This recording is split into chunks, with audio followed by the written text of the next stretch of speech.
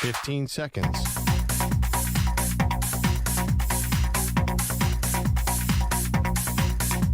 Break ends in 5 seconds.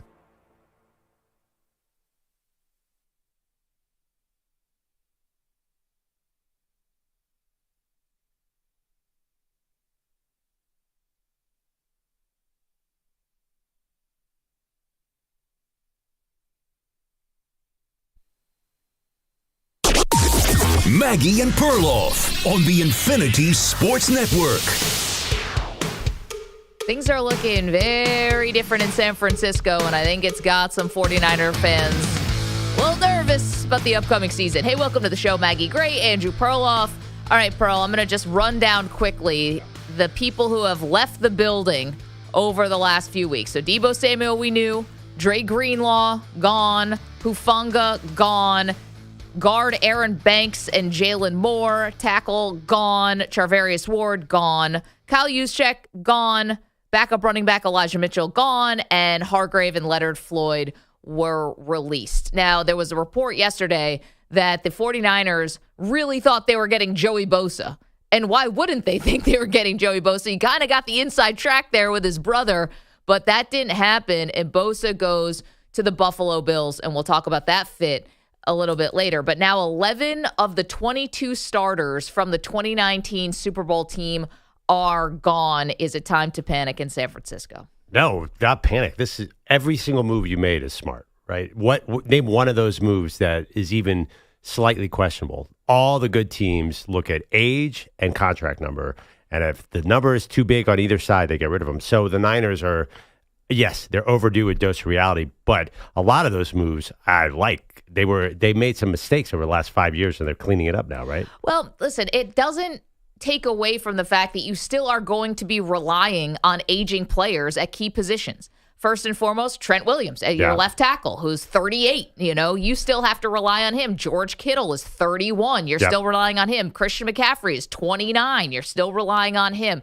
So you are still having to put a lot of faith into these veteran guys. And you also got rid of some of your depth. I hate it when teams get rid of offensive line depth. I do. But oh, my God. Understand, that deal was crazy, though. I get it. Someone else, obviously, the Packers and the Chiefs both thought that these offensive linemen were worth it. And so that's what kind of makes me panic a little, because so much more is going to be on Purdy's plate, because if they get this contract extension done and if it does end to eat into a lot of the money, right? You even had Micah Parsons, the Cowboys pass rusher, who can never take an opportunity not to troll on social media, responded to a tweet from Clarence Hill, who covers the Cowboys, who said the 49ers are gutting themselves. And Micah Parsons says, welcome to reality when you don't have a quarterback on a rookie salary. So I'm perfectly happy that we have Zimmerman. Oh, yeah. Doesn't know the name of his own defensive coordinator, but did have a good point on this one. That makes a lot of sense. Yeah. Again, Aaron Banks, 4 years, $77 million for a guard. I mean, that is risky to start with. Then the backup to go to the Chiefs. Yeah, Jalen which Moore. I think he'll be good because he's on the Chiefs, but still, has there ever been a backup offensive lineman who got a 2-year, $30 million deal in the history of the NFL? So these make sense. And he's not going to be a backup for the Chiefs, obviously. Right, but he was a backup this year. So I think he was backing up Trent Williams, though. So you didn't see him a lot. When you did, you liked him. Has it ever happened? Of course not. Not even close. I bet you that's the biggest. I'll bet you that's 3 times the biggest deal. A backup lineman. Anybody could start at lineman in the NFL today. This guy couldn't even start. Well, They're he's desperate behind for Trent Williams, who's going to walk into the Hall of Fame. Here's the thing: the fact that the Chiefs signed him, doesn't that make you think, oh, they saw something? Like if this was I'm trying to think of who's just a bad team, like Browns, Jets, Jags, something like that. I'd be like, all right, peace, see ya. Well, they signed Donovan Smith and Jawan Taylor, both of who are penalty machines. Oh, that's true. So, no, I mean, I understand what you're saying. You're right. I did pause because it's the Chiefs. But generally, they had to make all these deals. I think the one to me that struck the most, like Javon Hargrave, was such a mistake. 4 years, $84 million on a line that already had so much talent. They screwed up the last couple of years. You got to clean it up. I think I kind of like the path they're on. I know that sounds weird. It reminds me of 2019. They got to the Super Bowl. Everything fell apart the next year, and they had an immediate reset. They sort of started thinking differently about the way they were going to build their team, and they got younger and tougher, and it worked. So They had to, Maggie. Where were they going with this current group? Yeah, I mean, last year they're all in thinking they're going to go back to the Super Bowl, and everything obviously went off the rails. Yeah, So, I mean, they didn't have McCaffrey and they didn't have Ayuk. yeah, no McCaffrey, no Ayuk. I mean, some personal tragedies that happened off the field. Ricky Pearsall, get shot. Yeah. Like, just everything went horribly for them, and now they're definitely doing a reset. Now, the funny thing is so not to make it about my team, but my Buffalo Bills just did something like this. They got rid of a ton of guys last offseason. Everyone said, this is it. They're taking this huge step back. And what happened? They had the division sewn up by Thanksgiving. Go Bills. And got to the AFC Championship game. But again, very different, I think, when you're asking Josh Allen to be the tide that lifts all the boats, and then you're asking Brock Purdy. And this is what this debate will kind of always come down to. You can move the pieces on the chessboard around this team, but the question is when you start paying Brock like he is a top 5 quarterback in the league, are you going to get the bang for your buck? Are you sure that he's going to be able to play well enough where you can say, all right, we're going to say goodbye to a lot of familiar faces and a lot of good players, but we believe in this 3.0, 4.0 version because Brock's the guy who's going to lead us there. Well, okay, You see what I'm saying there? I see what you're saying. I don't think they pay him like a top 5 guy, though. Do you really think that he ends up in top 5? I think if he was not being paid like a top 5 guy, this contract would be done. And I know it's early still. It's only March, the 12th? I get that. But again, I don't, and nor should 49er fans, I think, blindly trust the front office that they get these things done quickly. They don't. Right, but if they were going to give him $55 million, he would have taken it by now. I that's think what I'm saying. they're trying to get underneath that number. Exactly. That's what I'm saying. If he was going to get paid like a top 5 quarterback, I think he'd have a contract I don't already. think he is. So I don't think they have to worry about paying him like a top 5 quarterback, especially with inflation. If they say they sign him, I think they want to come in at 50, a flat 50, which will make him about 7th or 8th. By the end of the contract, will make him 18th or 19th. I don't think that they want to really go all in on Brock Purdy because they don't have to. There's no market for Brock Purdy. There maybe could have been. I mean, look at who we're talking about: Aaron Rodgers, Russell Wilson, Kirk Cousins. Is he going to get released? We're talking about Daniel Jones being in the mix. Right. Those guys are all wildly accomplished. And I think 3 years ago, Aaron Rodgers was coming off 2 MVPs. Brock Purdy's not in that league. I guess, here's my thing. This is what I'm curious about for the 49er fans, and you can call us at 855-212-4227. How do you feel about it for this year? We can talk long term and, is the championship window closed? I don't, who knows?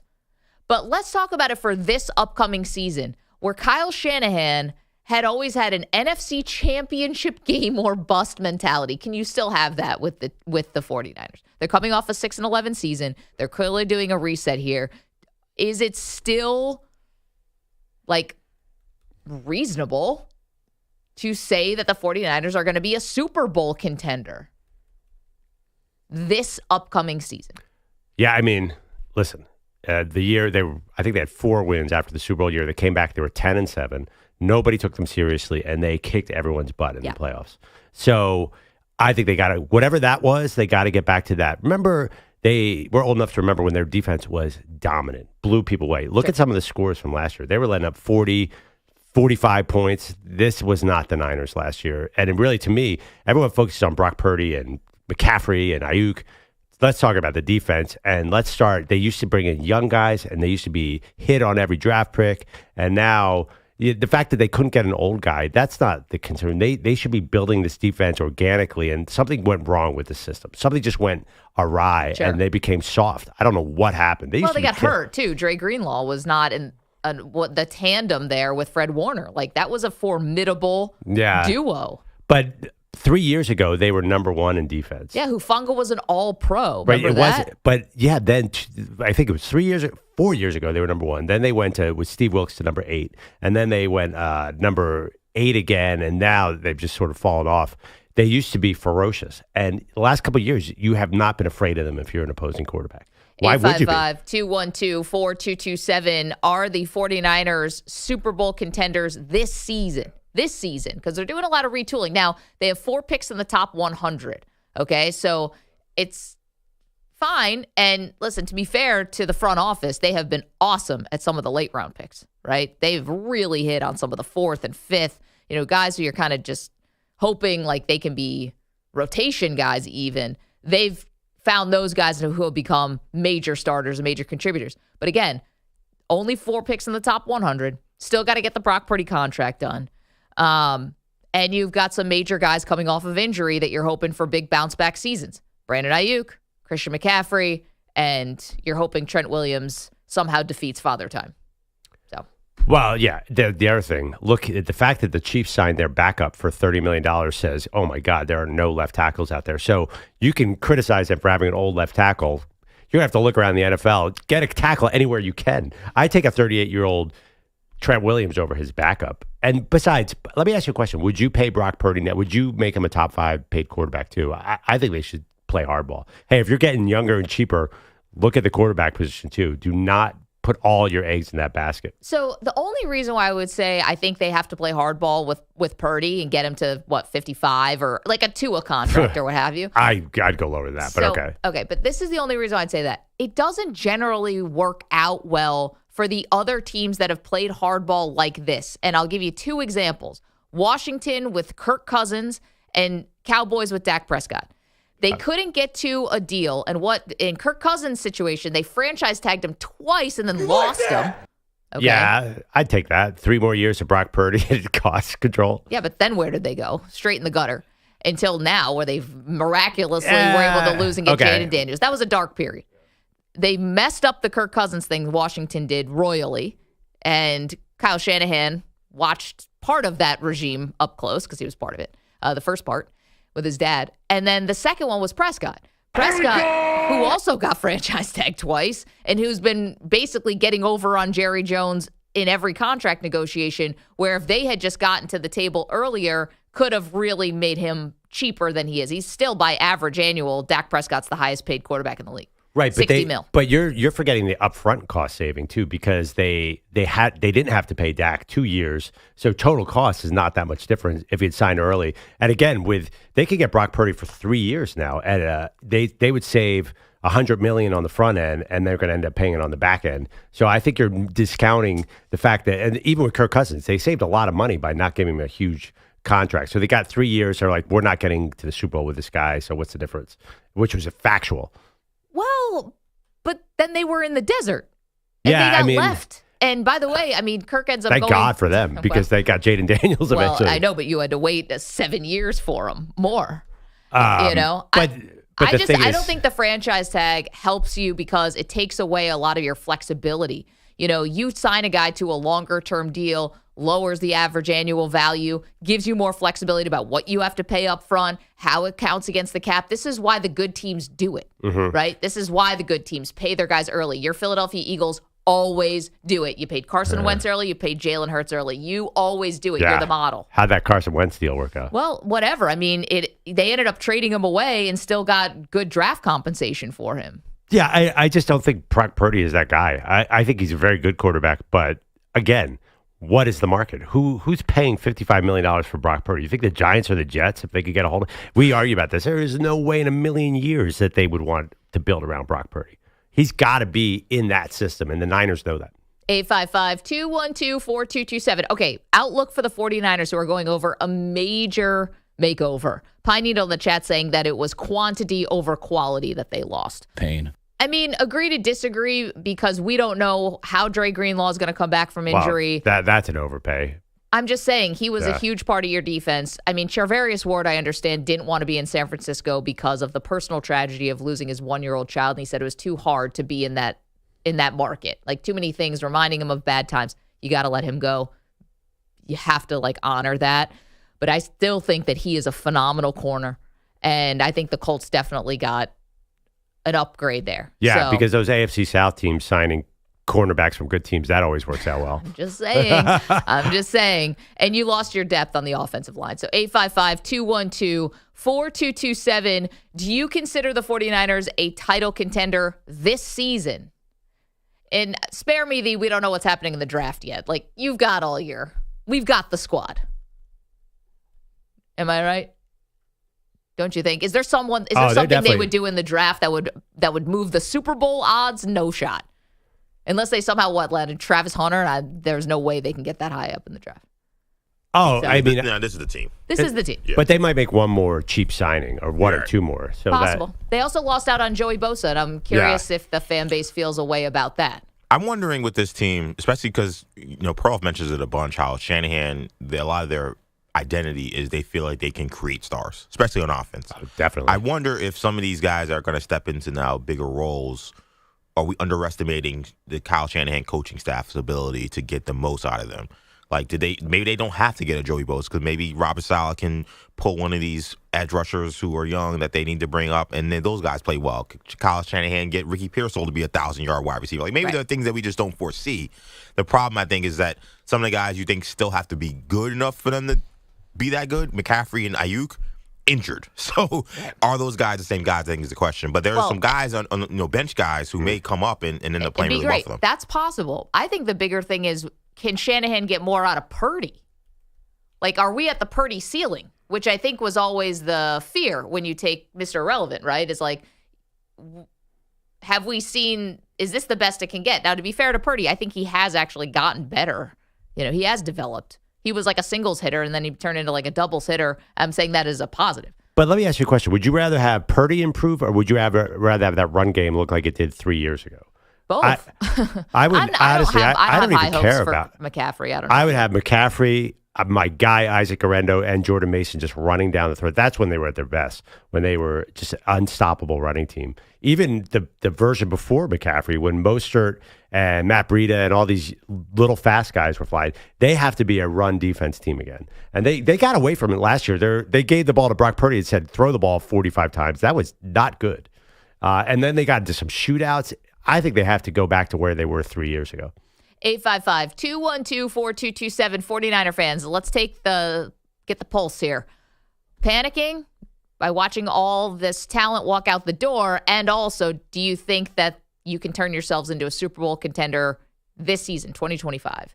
Let us know. Again, 855-212-4227. Chat up and running, youtube.com/Infinity Sportsnet, twitch.tv/Infinity Sports Network. And we say good morning to our Infinity Sports Network affiliates.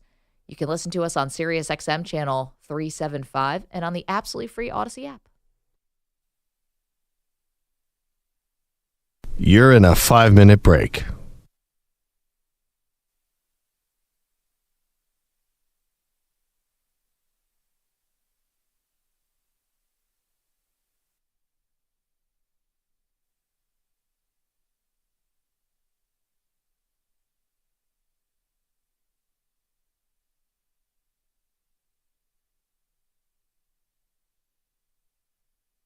Four minutes, 30 seconds remaining.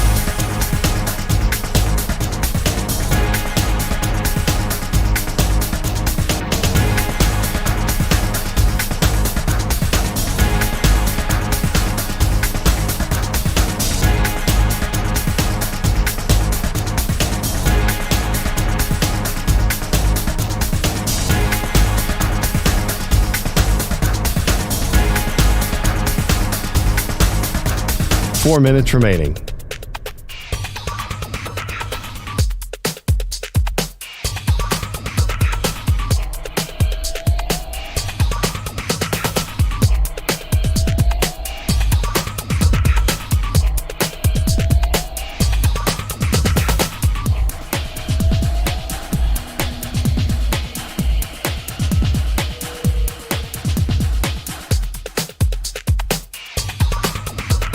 Three minutes, 30 seconds remaining.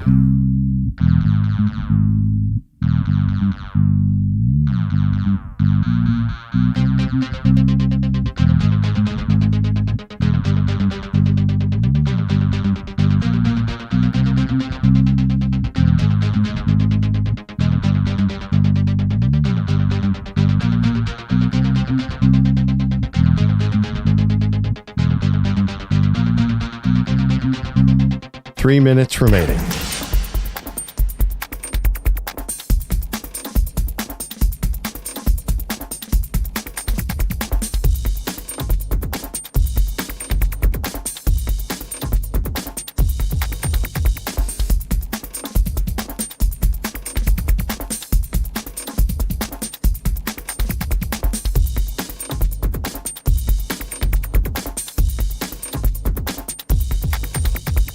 2 minutes, 30 seconds remaining.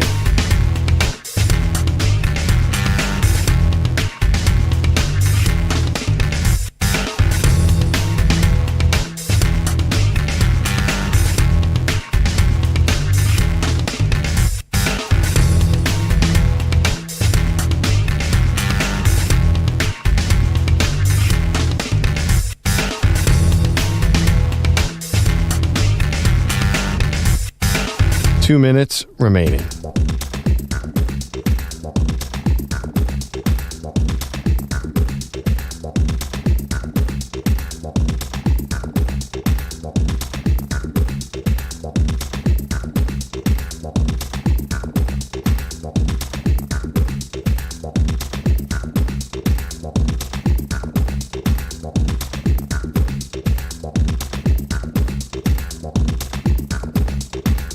One minute, 30 seconds remaining.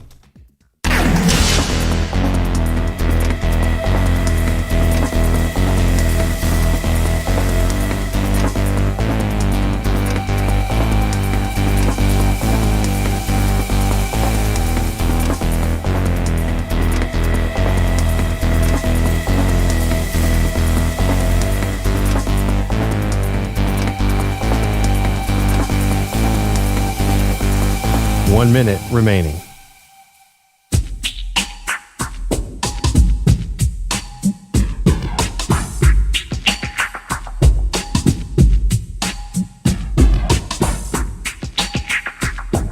.45 seconds remaining.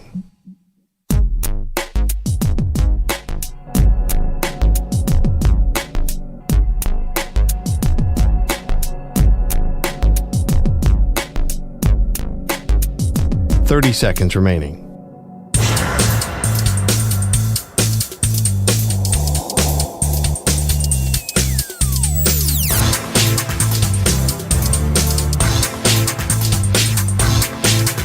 .15 seconds.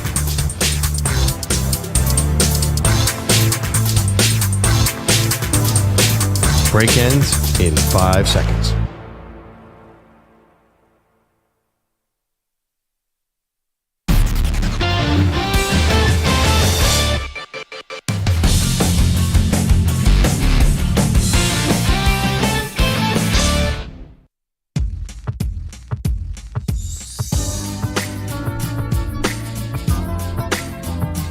Welcome back, Maggie and Perloff Show. Manny is spinning some old school jams this week.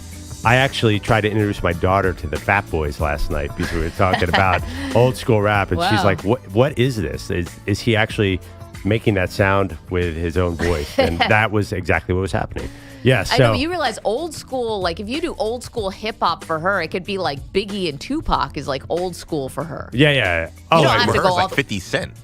Yeah. I know, Ashanti and Fat Joe. Yeah. I mean, Biggie and Pac are old school for me. Are you kidding? A$AP Classic Rocky is old hip-hop. school. My kid's 12. Right, exactly. Yeah. it's a Rihanna's greatest hits, you know. She's like a classic at this point. I think Sirius has an old school rap. We have show. an old school rap. We have a classic hip hop station. And okay, so Go check it out. I heard somebody told me classic rock, for example, starts 10 years. 10 years ago is classic rock. So things that we think of, like I think of. Wait, classic rock is like CCR. After 10 years, something becomes classic rock. It's really deflating. Trust me. So a classic rock So station. like the Strokes is classic rock? They're the White Stripes? They're too old. They're old school classic rock. Yes, that is classic. That's technically. It's my friend Seaton from the Dan Patrick Show used to work in rock radio. He's like, yeah, it's a 10-year mark, then it becomes classic rock. So what's Bruce? Yeah, so like what's Creed? That's dinosaur rock. It's not yacht rock. That's different. That's Michael McDonald. That's a whole other genre. 60s and 70s is dinosaur rock, and then but classic. I'm telling you, if you're a classic rock station, you can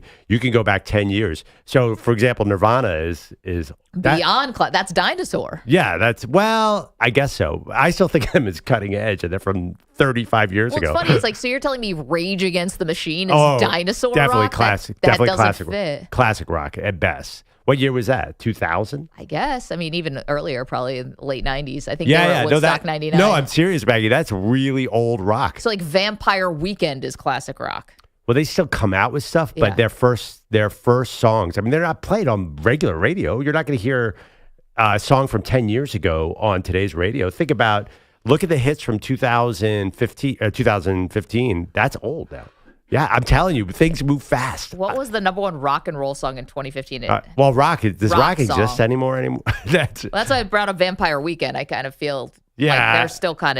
know if they have rock charts, but yeah, generally. No, I was pointing this out in a sort of negative way that I remember when Seaton, my buddy from Dan Patrick Show, told me that Nirvana was very, very old school classic rock. I was like, what are you talking about? and he was right. Go to a classic rock station, you'll hear Nirvana. Yeah, I guess that makes a little sense. So the Grammy winner in 2015 for Best Rock Song was Ain't It Fun by Paramore. Paramore is definitely old now. Yeah.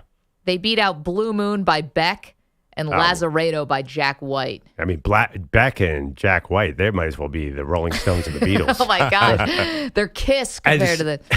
And EJ, you're a big rap fan. You know what I'm talking about. Things that feel new to you are probably 20 years old now. Well, rap is insane. Rap, it's like 3 years ago is old school. Like it's gotten ridiculous to me, which I actually kind of enjoy because it allows me to like listen to an old school station and I can get anything from 1985 to 2018. So I get all the.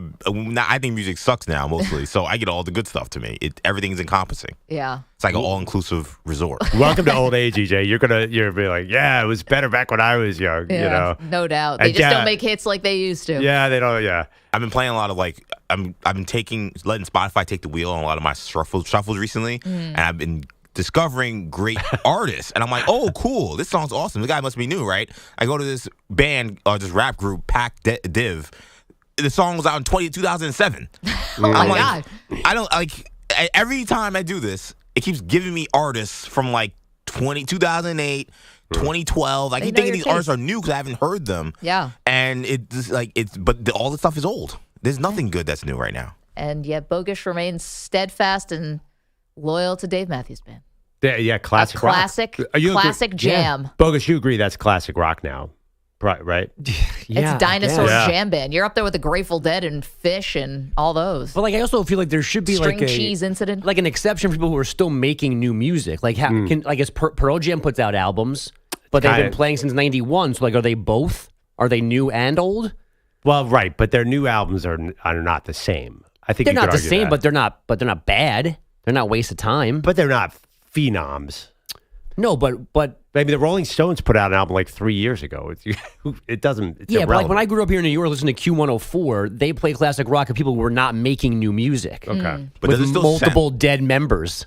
Does it still sound the same though? Because like I guess for me, like what I'm noticing is like I can listen to Kendrick Lamar, Good Kid, Mad City, and it's great. And that's 2012, 2013, or maybe not 2014, whatever it was. But then I listen to GNX. It's new, but it sounds nothing like Good Kid, Mad City. Like is rock the same way? Like does it sound the same? Artists sound different now than they did 10 years ago? I mean, Eddie Vedder is 55, 60. I mean, his voice is different, but it still sounds like a Pearl Jam song to me when they start playing the notes. Interesting. 855-212-4227. This all started with Manny discovering the 90s. Yeah, that was the 70s. It was the 80s right last there. week. There was that old school Michael Jackson that we just started with? No, that was actually SWV. Yeah. Oh, okay. Let's go to like music. Oh my God, I was thinking about Pete the other day because my kid found Hall & Oates. Sam is in Greensboro, North Carolina. Massive 49er fan. We're asking, are you considering the 49ers Super Bowl contenders this year? They've lost 11 of the 22 starters from the 2019 Super Bowl team. Hey, Sam, what's up? Hey, guys, good morning. And the answer is no. I don't disagree what's been done. We had, if not the oldest roster, one of the oldest rosters. But that being said, we just have too many question marks everywhere, and it's highly unlikely that all those are going to be resolved in one off season. We are not good on either side of the trenches.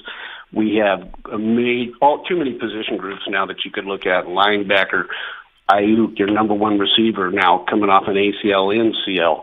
Yep. The one move I do like, which hasn't proven out yet, it might not, But the tender for the second rounder on Jordan Mason was smart. You need insurance because running back, after coming off. Still no guarantees with that, but hey, you got to try. But I will tell you also, our front office, ever since we've lost Adam Peters, that was our real rock star. Interesting. And I do think the talent on the field reflects the talent in the front office. And I know John Lynch and Kyle Shanahan have these great reputations.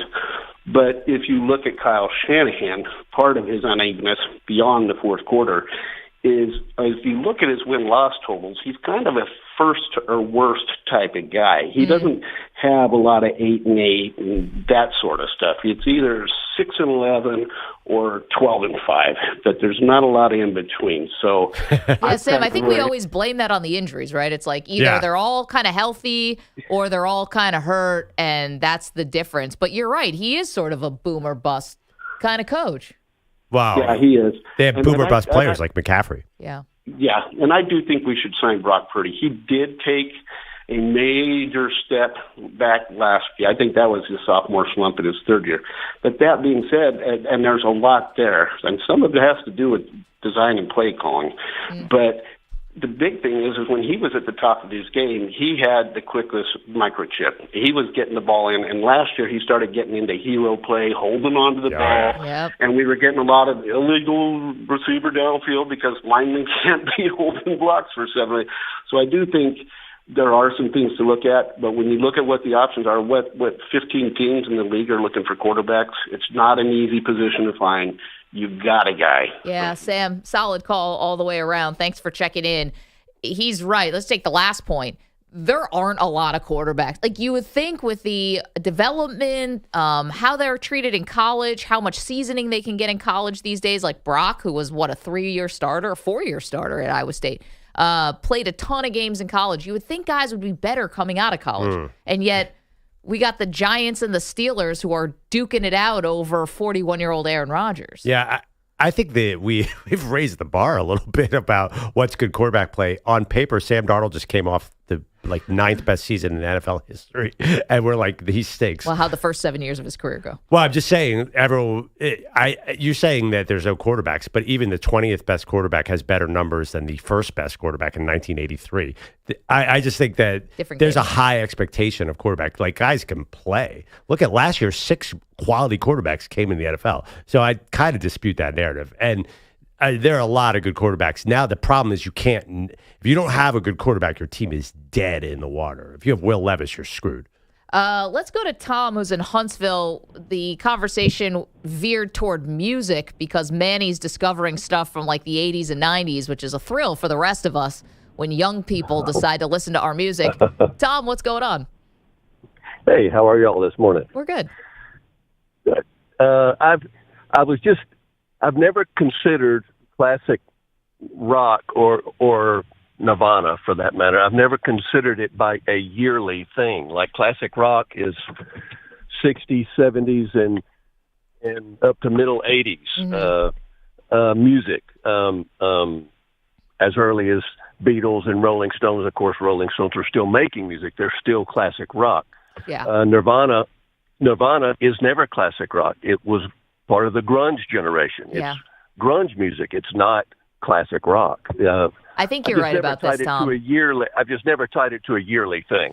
Yeah, it's the sound. I think you're right. Right, exactly. I think you're right. It's a genre. Tom, thank you for weighing in. Good to hear from you. Yeah, Nirvana's grunge. Like Led Zeppelin is classic rock because I totally know what you mean. But there's how to define it. I just offered my friend Patrick O'Connor, who worked at Sirius's classic rock channel, and they said they have a rule at 10 years. Now, it might not have been called classic rock. It was called like old school independent rock or something. But he said 10 years and you're in.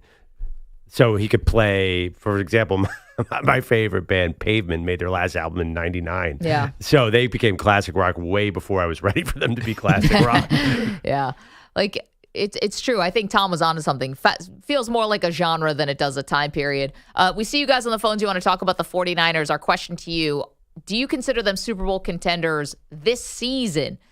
Andrew Bogusch has headlines for us. What's up? And these headlines are sponsored by Progressive Insurance. Your small business keeps you on the go. Progressive Commercial Insurance keeps your policy within reach with our easy-to-use mobile app. Learn more at progressivecommercial.com. We might as well put the Bills in the Super Bowl right now, and maybe they'll actually win it this time. The day after getting Josh Palmer for Josh Allen, Buffalo is signing Joey Bosa to chase opposing QBs. The former Charger guaranteed $12 million. Max value, $15.6 million for the coming season. Joey was apparently choosing between the Bills, the Dolphins, or joining his brother Nick in San Francisco. The Bills make me wanna. Baltimore is the next stop for veteran receiver DeAndre Hopkins, and Jacoby Brissett signing up to back up Kyler Murray in Arizona. Tiger Woods' new injury, a torn Achilles, suffered while training at home recently. He had surgery yesterday, expects a full recovery, but no timetable for his next event. His last competitive round remains last summer's British Open. And now to basketball, the play that has blown Pearl's mind. Nembhard will get it in. Here comes a three and a foul! A foul! A foul! As Halliburton, floating out of bounds in front of the Milwaukee bench, hits a three and draws a foul. Mark Boyle, Pacers Radio. What he didn't tell you was 4 Pacers lined up in the backcourt for this out-of-bounds play. They basically ran crossing routes, getting Halliburton open on the left wing for that tying three. With 3.4 seconds left, Halliburton made the free throw for a 115-114 win over the Bucks. Rick Carlisle drawing up the play of the year. I was watching it, and I was saying to myself, this can't possibly work. What is going on here? And then it completely worked. He likes doing those like passing routes plays on inbounds. He's very good at them. Has he ever done that play, though? Because they were saying that was somewhat unique. He's run that against the Knicks in the playoffs. Like, not necessarily sometimes to get a game-winning shot, but like to avoid a 5-second violation when a team's trying to foul. He put 4 guys in the backcourt and had them come up and cross. Yeah, and run like they're running like post patterns in like the football. It's great stuff. So he's a great offensive coach. I've seen it run as an out of bounds play, like along the baseline, the full 94, because I think the thought is everyone starts out of bounds and defenders can't stand on the end line with them and guard them, so they get a running start at the defenders who are in the court waiting for them, and you don't know where anyone's going to go. And then they do the same thing. They're crisscrossing, going deep, going short, and it's supposed to just kind of create mayhem. And this one worked, and they got the foul. Yeah, the foul was ridiculous. Giannis was so confused. Everybody was confused. They all covered the wrong guy. It was not a good job by Doc Rivers either. I thought it was funny, too. Halliburton said postgame that when they practice this, he normally doesn't get the ball, so he doesn't actually like this play. But it worked last night. By the way, back here, I was celebrating thinking this was a Gonzaga highlight when Maggie pointed. Yeah, I know. Because Manny's like, why are you celebrating? I was like, I thought this was a Gonzaga highlight. We have a Nembhard. That's what I thought it was, too. I pointed at EJ. I was like, Gonzaga won the conference tournament yesterday. Down here, Halliburton for 3. I was like, wait, no, this isn't it. I was actually thinking about that game last night. I was thinking this Gonzaga game is going way too late for EJ. EJ's going to be wiped out if he's actually watching this game. I was up. Yeah, is that why you were texting at midnight? Well, that wasn't why I was texting at midnight, but it did coincide with the fact that Gonzaga was playing. But yes, I was up. Did you sleep before that to be awake for them, or are you like on a bender all night? Well, I usually take like at least 2, sometimes 3, 4-hour nap during the middle of the day. We went from 2 to 4, just like that. Yeah, 4s if I'm lucky. That's rare. Yeah, you should not have picked a West Coast college basketball team to follow. I didn't know that when I was 10 years old. And I was like, you know what, these Gonzaga guys, they're pretty good. They did win that game last night, 58-51 over St. Mary's. I believe it's the 20th West Coast Conference tourney title under Mark Few. Those Gales settle for an at-large bid. UNC Wilmington stopped Delaware's Cinderella run, 76-72 in the CAA final. Robert Morris won the Horizon Auto bid, 89-78 over Youngstown State. And St. Francis of Pennsylvania upset Central Connecticut 46-43 in the NEC title game. And hockey last night, Ottawa 5-2 win in Philly, while Columbus was losing in Jersey 5-3. The Sens now lead the Blue Jackets by 3 points atop the wild card standings in the East. Back to you guys. By the way, the Robert Morris advancing brings back the oldest dad joke in college basketball history. Robert Morris is good, but how's he going to cover the other 4 guys? You guys, I've been making that joke since 1993. I did that with Troy yesterday, too. Yeah. Well, it's even better. There's a couple guys like, Oral Roberts used to make the tournament. Yep. They're gonna. Maggie's not cracking a smile on that one. I didn't get it until way too long. Robert Morris makes a tournament. Yeah. And I was right with him, so have a kid and it'll change. I knew exactly where he was going. Yeah, that kid pops out and all of a sudden you're like, never why heard did the that chicken joke? cross the road? It's just suddenly very exciting. That's what he meant. Robert Morris is one of those schools you never think about except the second week in March. Like, oh yeah, Robert Morris. And my wife is going to have them winning at least a game or two because if you have a regular person's name as a school, that's one of her things in the racket. She'll probably beat most of us. Like Troy, Robert Morris, if Oral Roberts was in, they would all have wins. You consider Oral Roberts a normal name? No, like a person's name. Just a person's name. Got it. Okay. Well, hopefully my GW Colonials, Revs make it in. James Madison. Right. Yeah. Anyone tell me? I just saw it on the internet. So where Robert Morris is? That one I see. Pittsburgh, right? Pennsylvania. Yeah, that one we know. Bogusch, thank you. I didn't know. St. Francis of like Pennsylvania. Pittsburgh. I'm like, okay. 855-212-4227. We're asking you this morning, are the 49ers Super Bowl contenders this season? They're undergoing a major shift, overhaul, lots of familiar faces out the door. Also coming up, quarterback competition, but is it real? We'll get to that next. You're in a 5-minute break.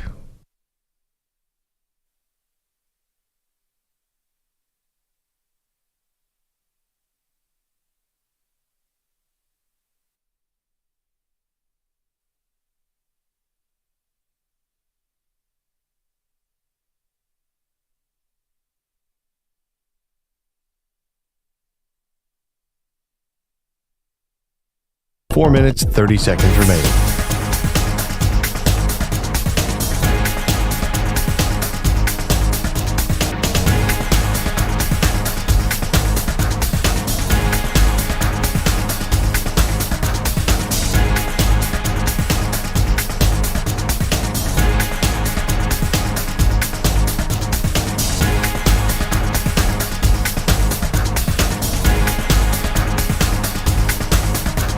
Four minutes remaining.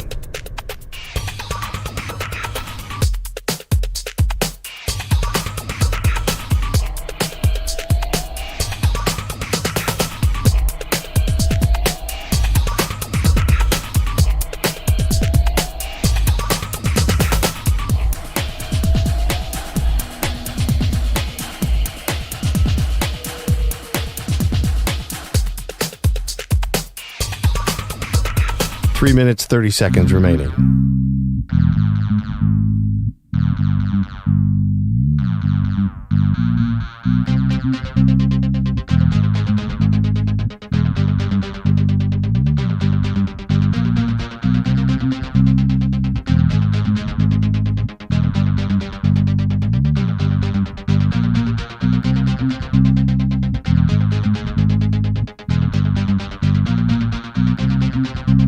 Three minutes remaining.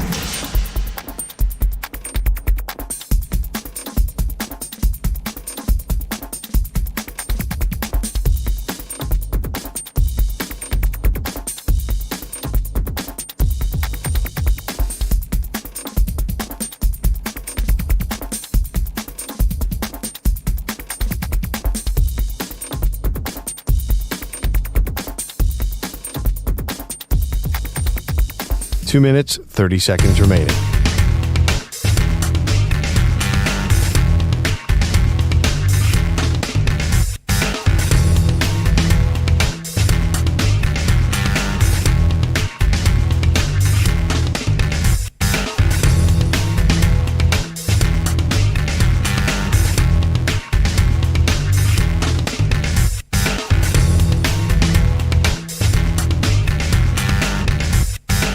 Two minutes remaining.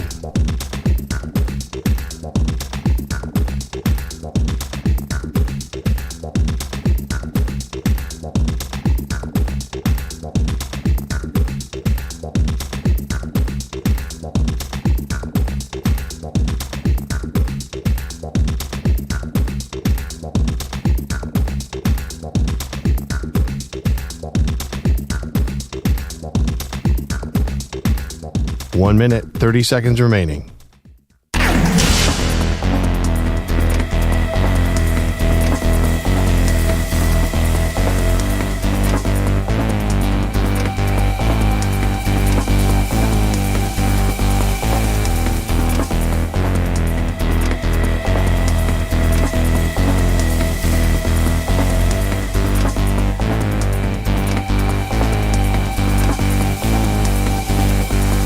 One minute remaining.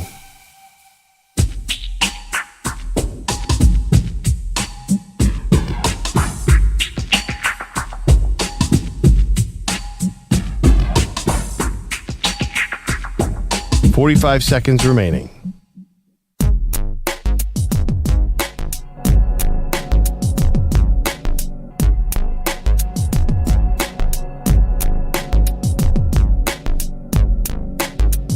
$30 seconds remaining.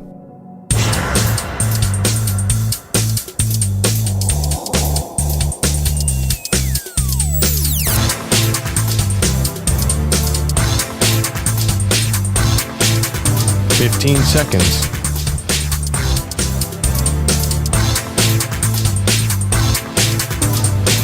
Break ends in 5 seconds.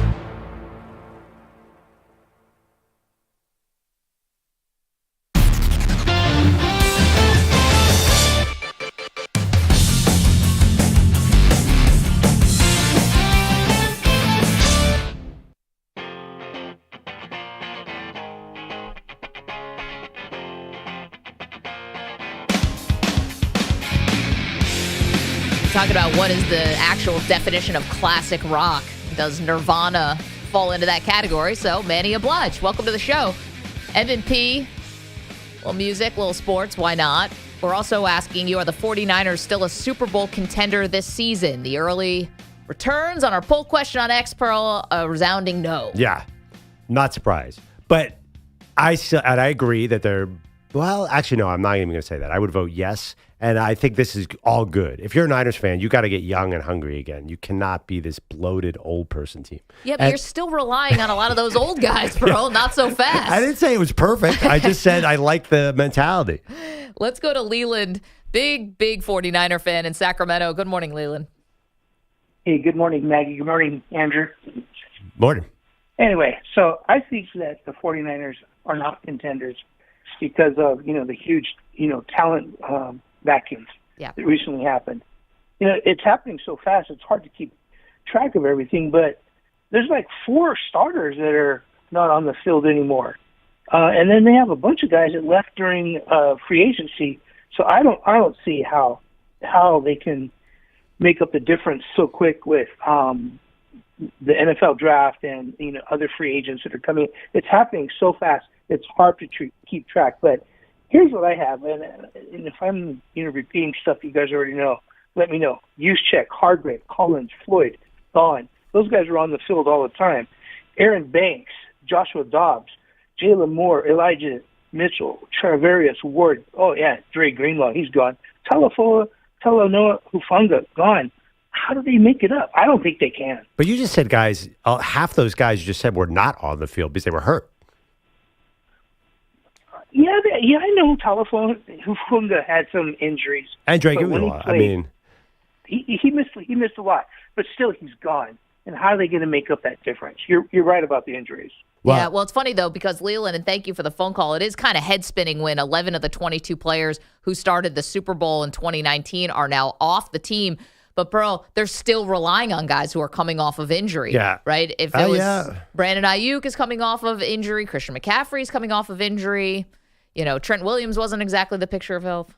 Yeah, this is why you have Kyle Shanahan. Kyle Shanahan's got to earn that reputation this year. And also, I definitely think we keep talking about this. Remember, they used to be a defense-first team. Whatever happened to that? You have Nick Bosa and Fred Warner, 2 surefire Hall of Famers. Mm-hmm. I think surefire Hall of Famers. So why aren't you great on defense, too? I think people got to talk about that. Again, these guys like Dre Greenlaw and Hufanga, these are all late-round picks who fit into a system perfectly. So maybe they can recreate that. So I am squinting and saying this is where the coaches have to earn their money. And, Shanahan and Robert Saleh is the highest-paid defensive coordinator in the NFL. earn that money. Well, we also had a caller last segment who said the real secret sauce here was Adam Peters. And, that could be. He's now the general manager of the Washington Commanders, who just made a surprise run to the NFC Championship game. Was he responsible, air quotes, for some of the late round picks? Well, could be. I mean, actually, they had a pretty good draft last year because they got everybody loves Dominic Pooney, who they got in the third round. Yep. Is on all the rookie teams. So he's a guard. And then I don't know who picked Ricky Pearsall. The guy got shot. I know. He was very productive Amazing. at the end of the season. And they so paid Deommodore Lenore. Like, it's not like they've totally let everyone go, but it's going to be an interesting one. Lenore, another 6th-round pick, I think. So they have done this in the past where they've filled guys in. They've filled late round guys in.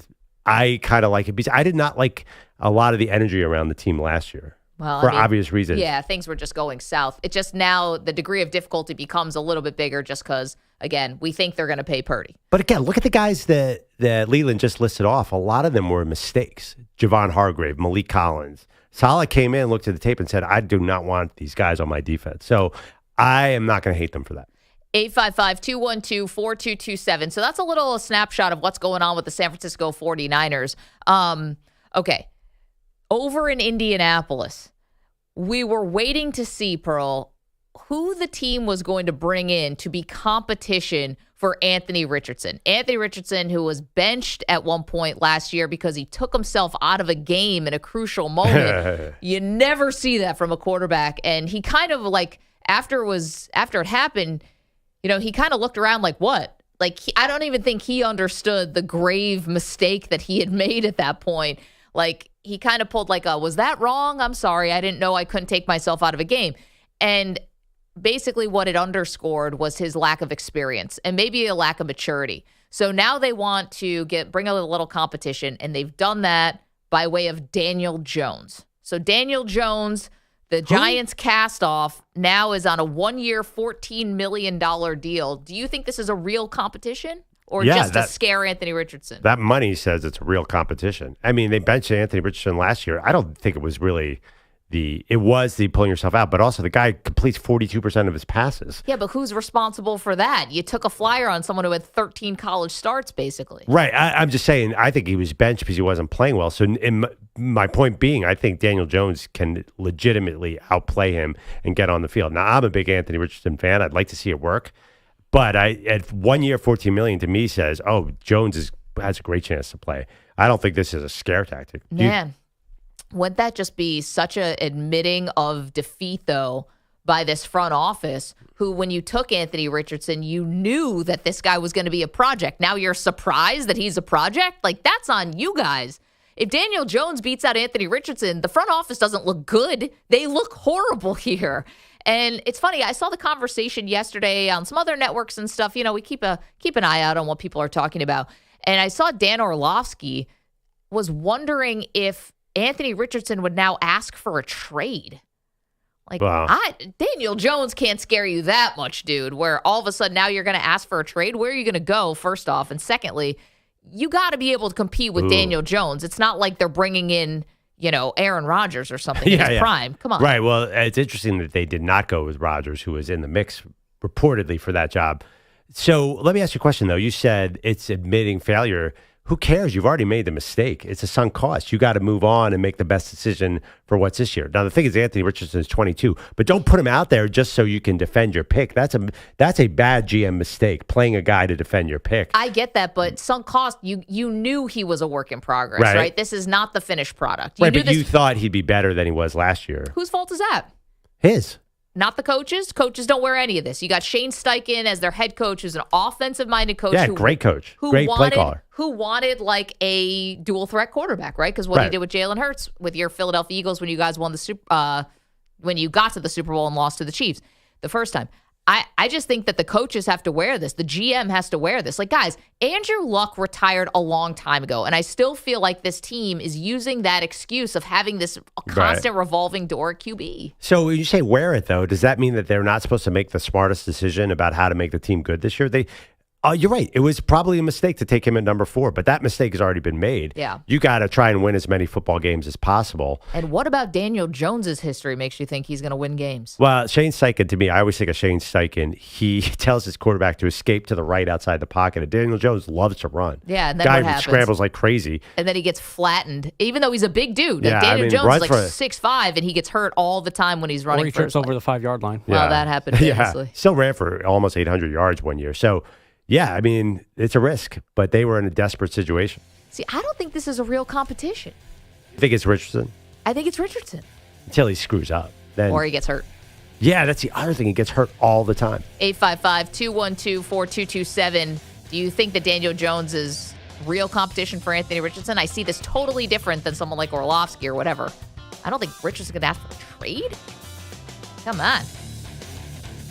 Coming up, do we have one new title contender?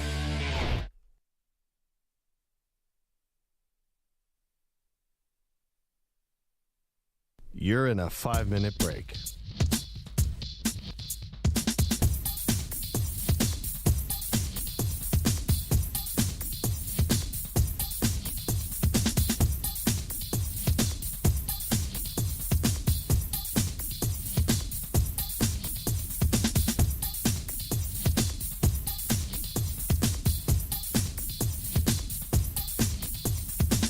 Four minutes, 30 seconds remaining.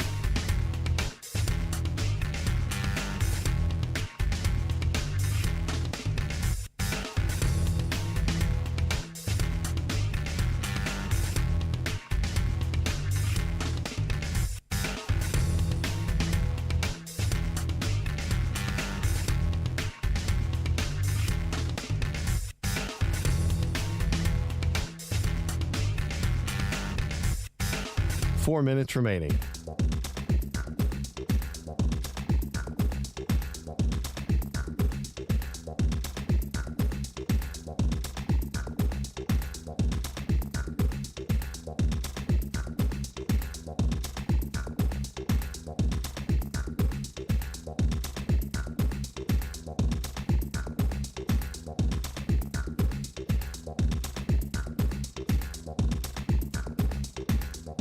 Three minutes, 30 seconds remaining.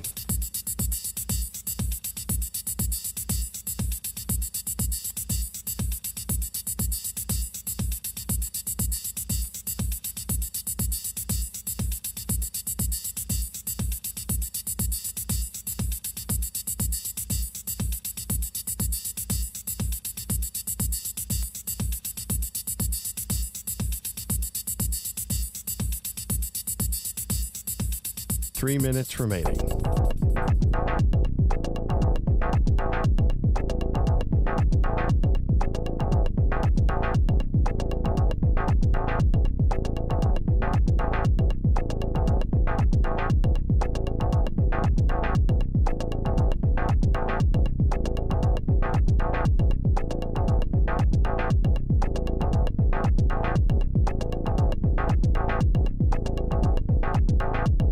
Two minutes, 30 seconds remaining.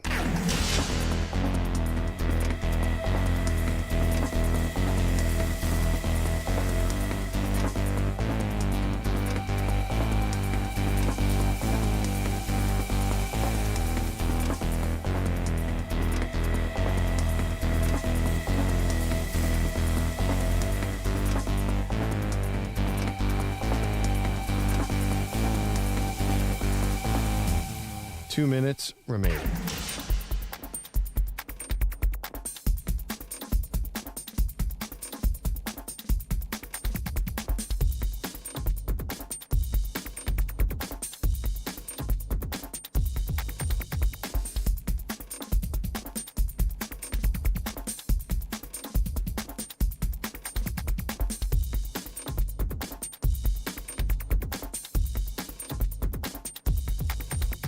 One minute, 30 seconds remaining.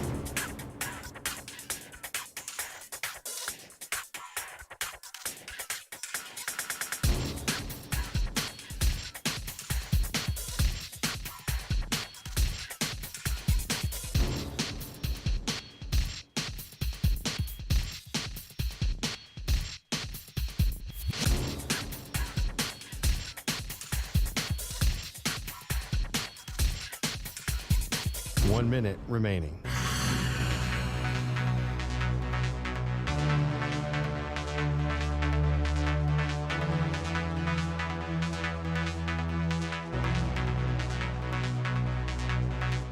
Forty-five seconds remaining.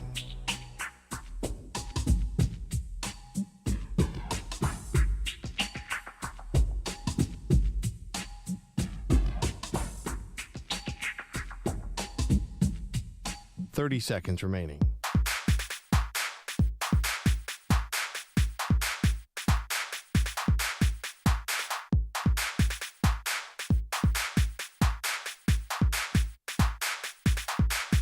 Fifteen seconds.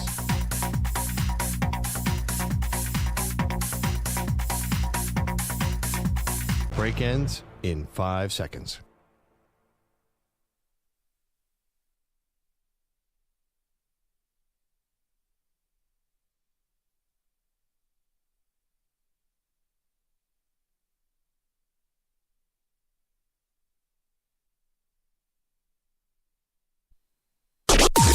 Maggie and Perloff on the Infinity Sports Network. I can't believe this is where we are with Aaron Rodgers. Welcome to the show, Maggie Gray, Andrew Perloff. I can't believe we went from unceremoniously dumped from the New York Jets, Pearl, to now holding the cards for like 3 different franchises. Like how? How did we end up back here where we thought maybe Rodgers was like, maybe this was over. Maybe this was the permanent darkness retreat. Maybe this was the permanent ayahuasca trip. And instead, he's the latest domino that has to fall. We wait until he decides essentially between Pittsburgh and the Giants, and that's kind of how it's been framed. And then we see about Russell Wilson, and then we see about maybe who Minnesota goes to bring in a veteran or what have you. Like Aaron Rodgers now the linchpin of free agency. How did we get here? I'm going to my darkness retreat. By the way, you're sure he's not going to call it quits? Oh, that's interesting. You think he's contemplating retirement right now? I just think that you made it sound like he has all these wildly great opportunities. The Giants is obviously one of the worst spots in the NFL because they had 3 wins last year and they're bereft of talent. And their coach is probably in his final year and their GM's in his final. And the Steelers Arthur Smith is the offensive coordinator. That's where offensive numbers go to die. So I just think that you made it sound like he had these great opportunities to be a big time player. I don't think these are great spots. Well, I'm going to disagree there. Usually I'm the negative one and you're the more positive one. I'm going to go a little glass half full on some of these teams. I mean, the Steelers make the playoffs with worse rosters than they have now. They did make a trade for DeAndre Hopkins. Like if you're not going to use Hopkins and Pickens, then, what are you doing? And the Giants have actually made some nice upgrades in free agency. They do have Malik Neighbors. I have no idea what the offensive line is going to be like. You do have a desperate team, chip on their shoulder. Like I'm going to squint and say both of these teams, I don't think the Giants are going to be as bad as people think. And the Steelers are the model of consistency. These are not bad options here. For Rodgers, who the Jets just said, don't let the door hit you where God split you. I mean, it's not like he had this big market, and now he does. He's got a market. If you think the Giants is a good market, then and you could squint and see that as a good opportunity, then you must think all 32 teams. I mean, honestly, there's no way that's a good opportunity. That's got to be one of the bottom 5 opportunities in the league. Well, okay, they're coming off a 3-win season. They do have the 3rd overall pick. He's got 1 year to do this. That's my point. He only has a time. Yeah, the Giants could build something nice. They have some good young players. It's hard to imagine that they're going to be good this year. Does he really want to end his career at a 6-11 record with the Giants? I mean, I must say beggars can't be choosers, but right, that's my point. He's a beggar. But clearly it's not a slam dunk situation with Pittsburgh, or else don't you think this deal would be done already? Right, because I think if an indoor team had called him and said, hey, you can be our indoor team with some receiver talent, had called him and said, you can be our starter, he'd be in already. I think they're trying. First of all, Pittsburgh, we know is going to lowball him. So these teams with non-ideal situations are offering him very little money. So I think he's hesitant. Do you think Aaron Rodgers is going to retire? 855-212-4227. Here's the reason why I do not. A little like Kelsey coming off a bad performance in the Super Bowl, like I'm not going out like that, which is exactly what I said and what he ended up saying. Like it left such a bad taste in his mouth to be kind of a non-factor in that Super Bowl. I think Rodgers has such an ego and has the career to back that up, to fizzle out after a bad Jets year. Yeah.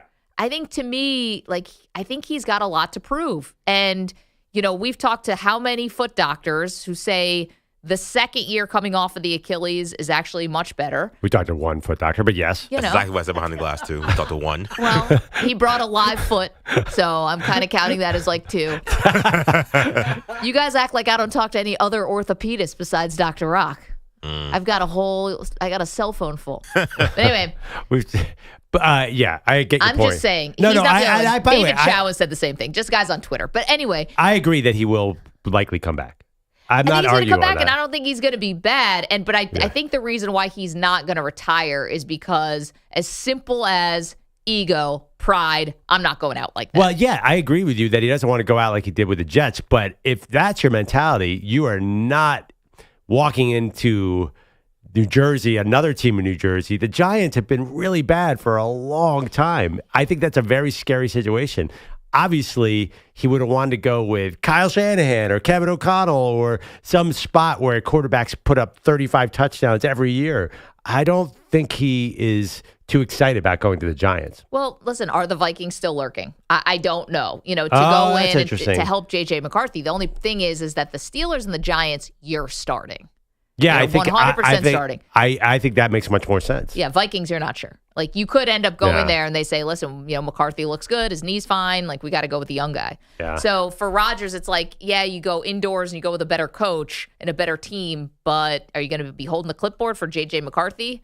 That's probably too much to handle. I also remember when Tom Brady hit the market, only a couple teams wanted him. Teams are very hesitant about 40-plus-year-old quarterbacks. It was a mistake for sure, but I think a lot of teams, I'll bet you the Steelers are really lowballing Aaron Rodgers. And I say that because they lost Justin Fields, who they reportedly wanted, for $20 million guaranteed. That's nothing. Yeah, it's a drop in the bucket for the quarterback position. Yeah. And here's the other thing I think when you kind of walk this back, just how badly the Steelers kind of messed this situation up, which is when you got Justin Fields last year for basically pennies on the dollar, you could have signed him to a 2-year deal.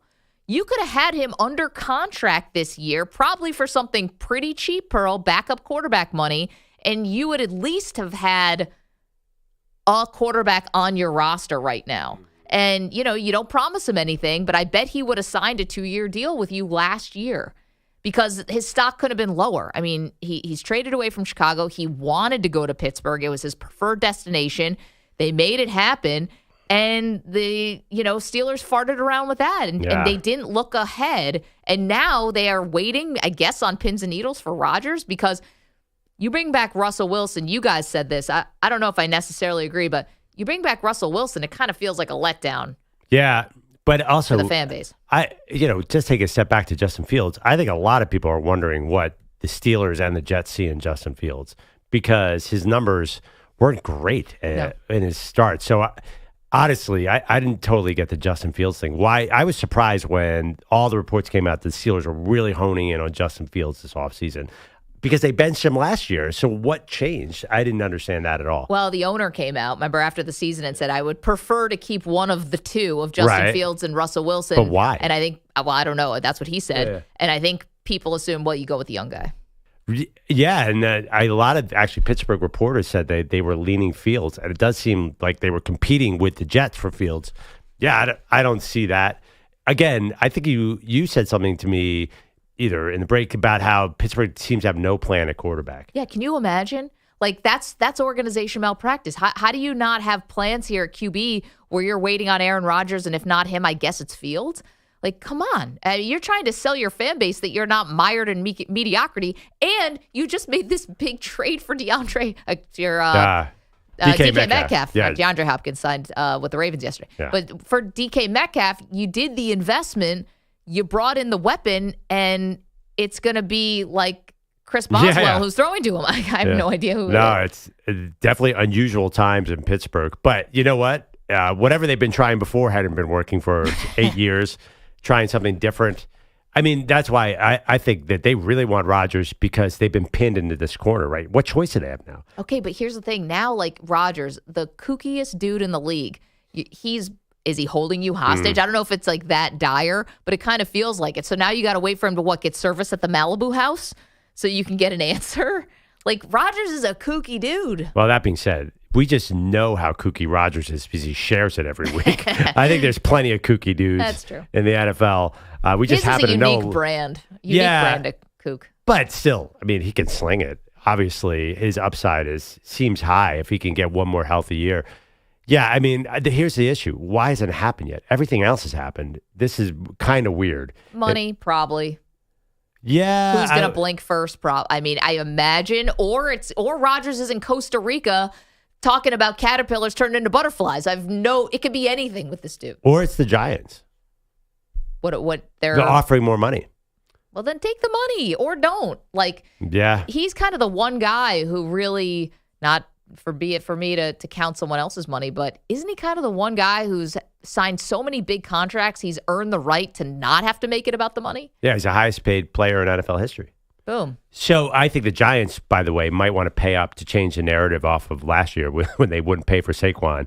Bring in Aaron Rodgers and all his stuff. That could make people forget that you gave away Saquon 2 years ago. That's always a good strategy. Let's overspend. Bring in a new mess.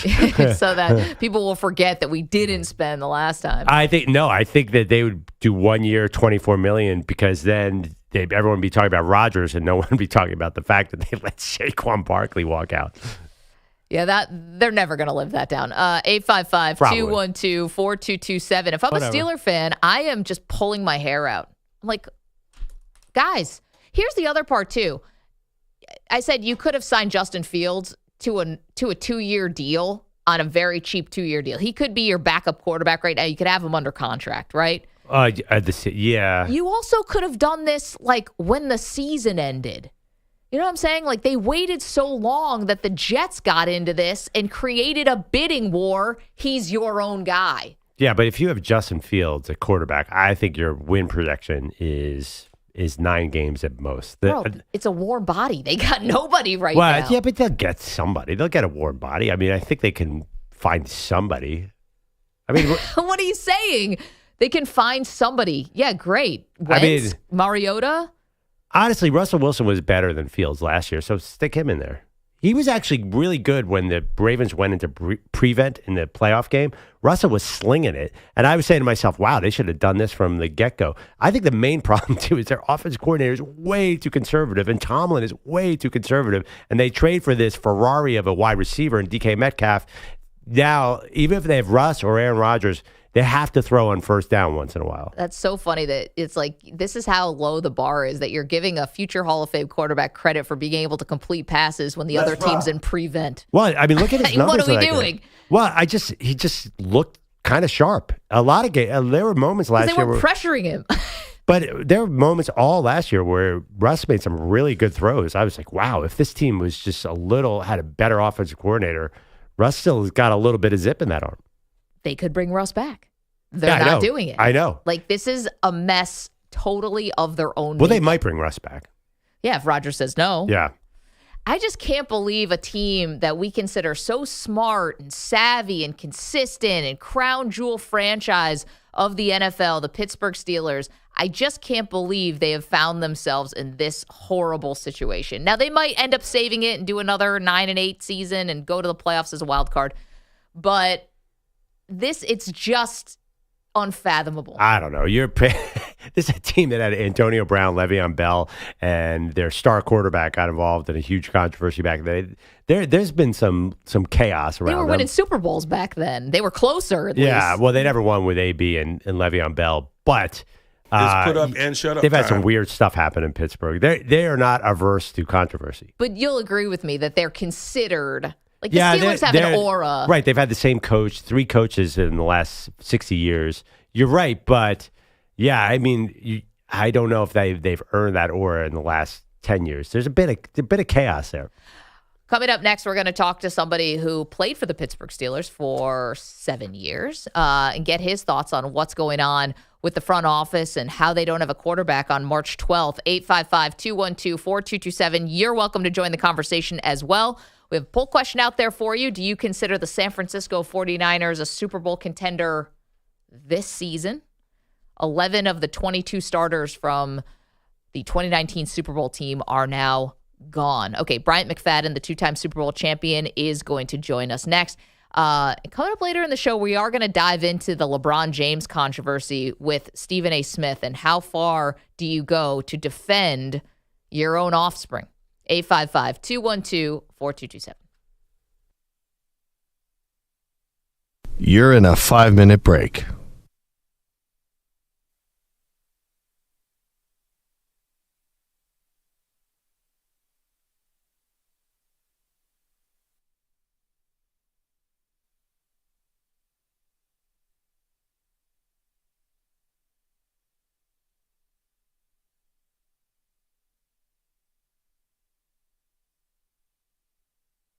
Four minutes, 30 seconds remaining.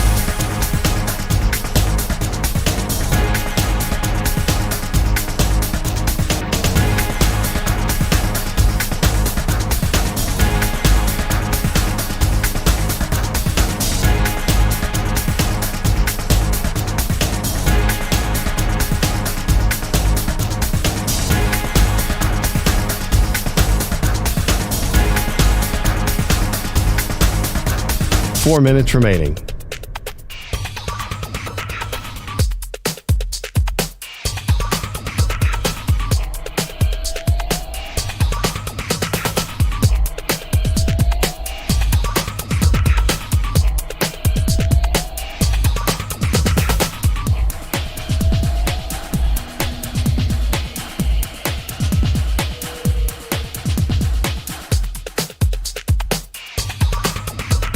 Three minutes, 30 seconds remaining.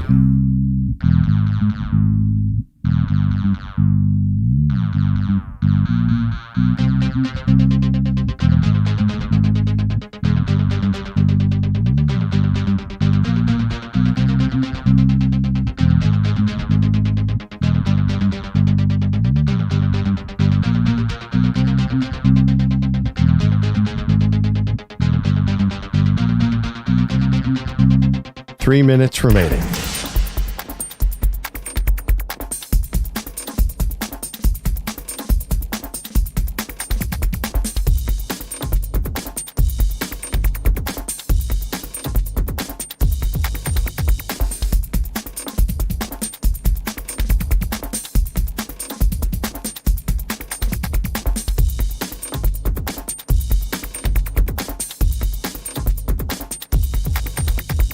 Two minutes, 30 seconds remaining.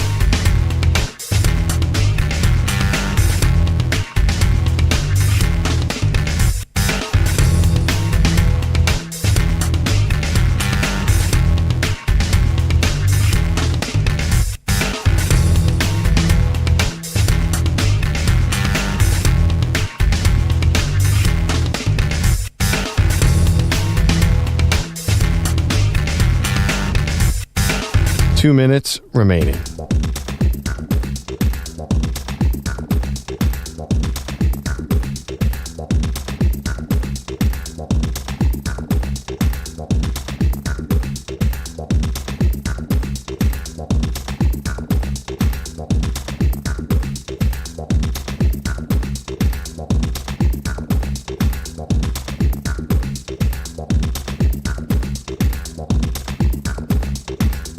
One minute, 30 seconds remaining.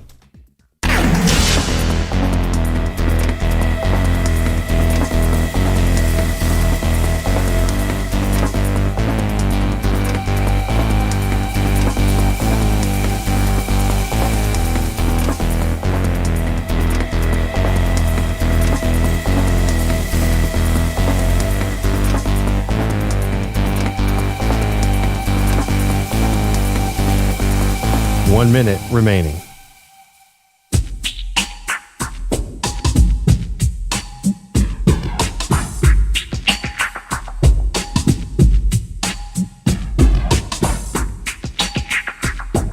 Forty-five seconds remaining.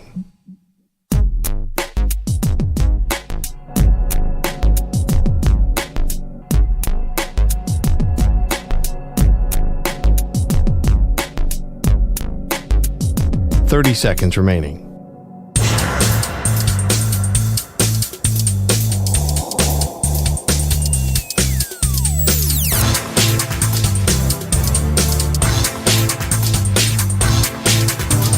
15 seconds.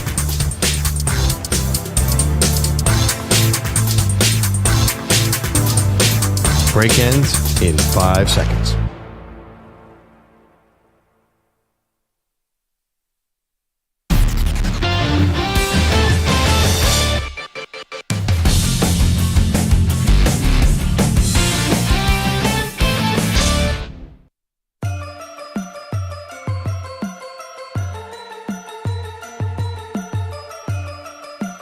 Welcome back, Maggie and Perloff Show. Is Aaron Rodgers holding the rest of the NFL free agency period hostage? Seems that way.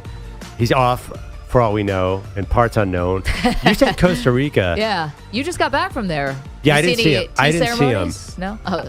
You got to watch the McAfee show to know where Aaron Rodgers is. Yeah. Because A.J. Hawk is Aaron Rodgers' best friend. His GPS. And McAfee said something about parts unknown the other day, like a wrestler. I don't know where Aaron is or what he's doing, but we could sure use a decision here, Maggie. Yeah, we can. A naysayer, no. He's the next domino to fall, and we would think it's a no-brainer to sign with the Pittsburgh Steelers, but let's get to somebody who knows the Steelers organization inside and out, won 2 Super Bowls with the franchise. It's Bryant McFadden, CBS Sports football analyst. And Bryant, thanks so much for getting up early for us. How are you, sir?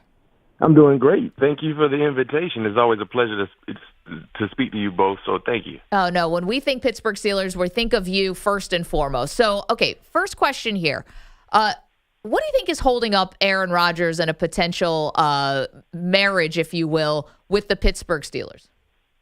I think it's more about finances than anything. To your point, you look at the offensive structure, adding a guy like DK Metcalf along with, George Pickens and Pat Freiermuth, everything they already have in terms of the skill positional players, that should be very, very enticing. But I think now for Aaron Rodgers, this is the end of his career, it's safe to say. So I think the finances are the things he's trying to get solidified in making his decision either with the Pittsburgh Steelers or another organization.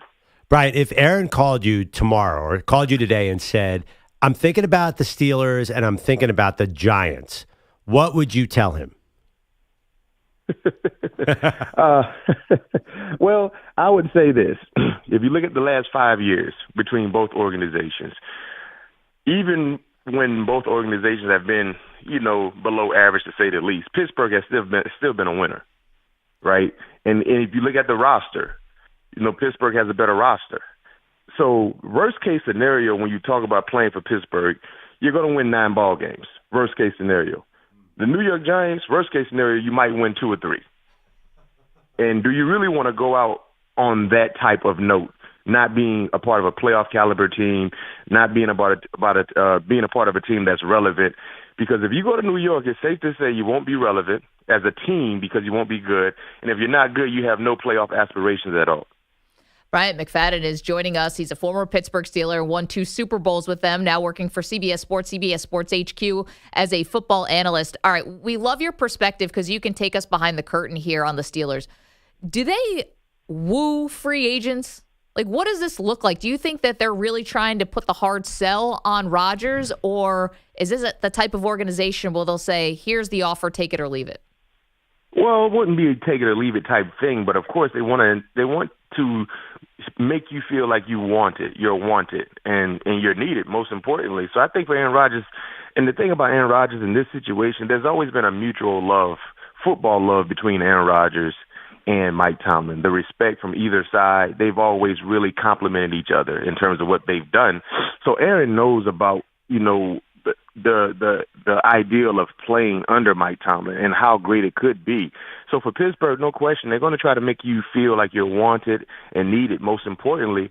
But, it's not like they're going to get on their knees and hit you with a Keith Sweat, start begging. But, they want to make you feel like you're wanted and you can really be a part of trying to, hoist the sticky Lombardi. Brian, I think I saw your reaction to DK Metcalf live on HQ. All I know is I saw a clip of how excited you were or seemed when the Steelers traded for him. So, but Maggie and I have been wondering, is it a little out of order to trade for the wide receiver first when you don't have the quarterback? But it's still exciting. I wouldn't say it's out of order because if you waited, someone else probably would have traded for him. Okay. Right? When it became a known thing that DK was, seeking a trade, now you got to start working the phones because you can't wait because if Pittsburgh didn't make the move they made a few days ago, another team probably could have made the move. You know what I mean? Another wide receiver needy team. So it makes sense because you couldn't afford to wait because think about it like this. The Steelers have been trying to add a significant playmaker at that position for over a year, going back to last year, getting ready for the draft, getting ready for the offseason and, of course, the end season, and nothing happened. And it really hurt the development and the production of the offense. Now you got another guy who's only 27 years old, a legit wide receiver one who is available. Yeah, we'll figure out the quarterback situation when we figure it out. But right now, let's make this move because it's the most important move right now. Bryant McFadden is joining us, the two-time Super Bowl champion, most notably Pittsburgh Steelers, basically played his entire career there, is now an analyst. CBS Sports HQ. Bryant, I know you have undying respect for the Pittsburgh Steelers organization. I think we all do, right? They're one of the crown jewel franchises in the NFL. But, man, they have messed this up. Like, can we just call it what it is, right? They might save it with Rodgers, and he might end up being good, or they bring back Russ. But are you a little shocked that it even got to this point where we're sitting here on March 12th, and the Steelers have no quarterback on the roster? I am because I really thought we would probably retain Justin Fields. That's what I was thinking initially, knowing this quarterback conundrum we was getting ready to embark on. But that didn't happen. So to your point, I am a bit surprised to see we're still waiting because it's slim pickings out there in terms of the quarterbacks that's available. You talk about Aaron Rodgers, you talk about Russell Wilson. After that, it's very, very slim. And, if you don't have a quarterback, good luck in winning ball games. Good luck in winning ball games. It's going to be hard. If you don't have a quarterback, the field, it feels like it's 150 yards because it's a struggle. You got to go an extra 50 to score, and that's what it feels like. So, I am a bit surprised now to see when you talk about where it's Wednesday and the Steelers still haven't addressed the quarterback situation. So hopefully some good news comes sooner than later. I hate to just do the blame game thing, and I'm not trying to do that sports talk radio, let's throw somebody under the bus. But to be honest, the reason why we ask you this is because I don't know the answer. Who is to blame for how they got themselves in this predicament? Is it Omar Khan, the GM? Is it Mike Tomlin being too picky about a quarterback? Is it the owner who has gotten involved at times, saying what his preferences are? Like, who should wear this, if anyone? That's a great question. And I think all of us on this call, we have no idea because we haven't been involved in those internal discussions, amongst the powers that be to that position. So that's a hard question to, answer. But hopefully they come together and find a way to get the best guy. You know what I mean? And it seemed like, me personally, Justin Fields wasn't a top priority for them because if he was, I don't think he would have became a New York Jets. If he was the top priority, you don't allow him to get to free agency to allow the Wolves to get into the backyard. You know what I mean? You go ahead and put a fence around that yard right now before free agency starts and lock him up. So clearly it seemed like he wasn't a top priority. They wanted him back, but not at that value. So I felt like if that's the case, they had to have another plan in place to execute. And hopefully they're able to execute their plan so they can go into this offseason and attack the draft the right way and get ready for this upcoming end season. Right. Well, now you bring up the draft.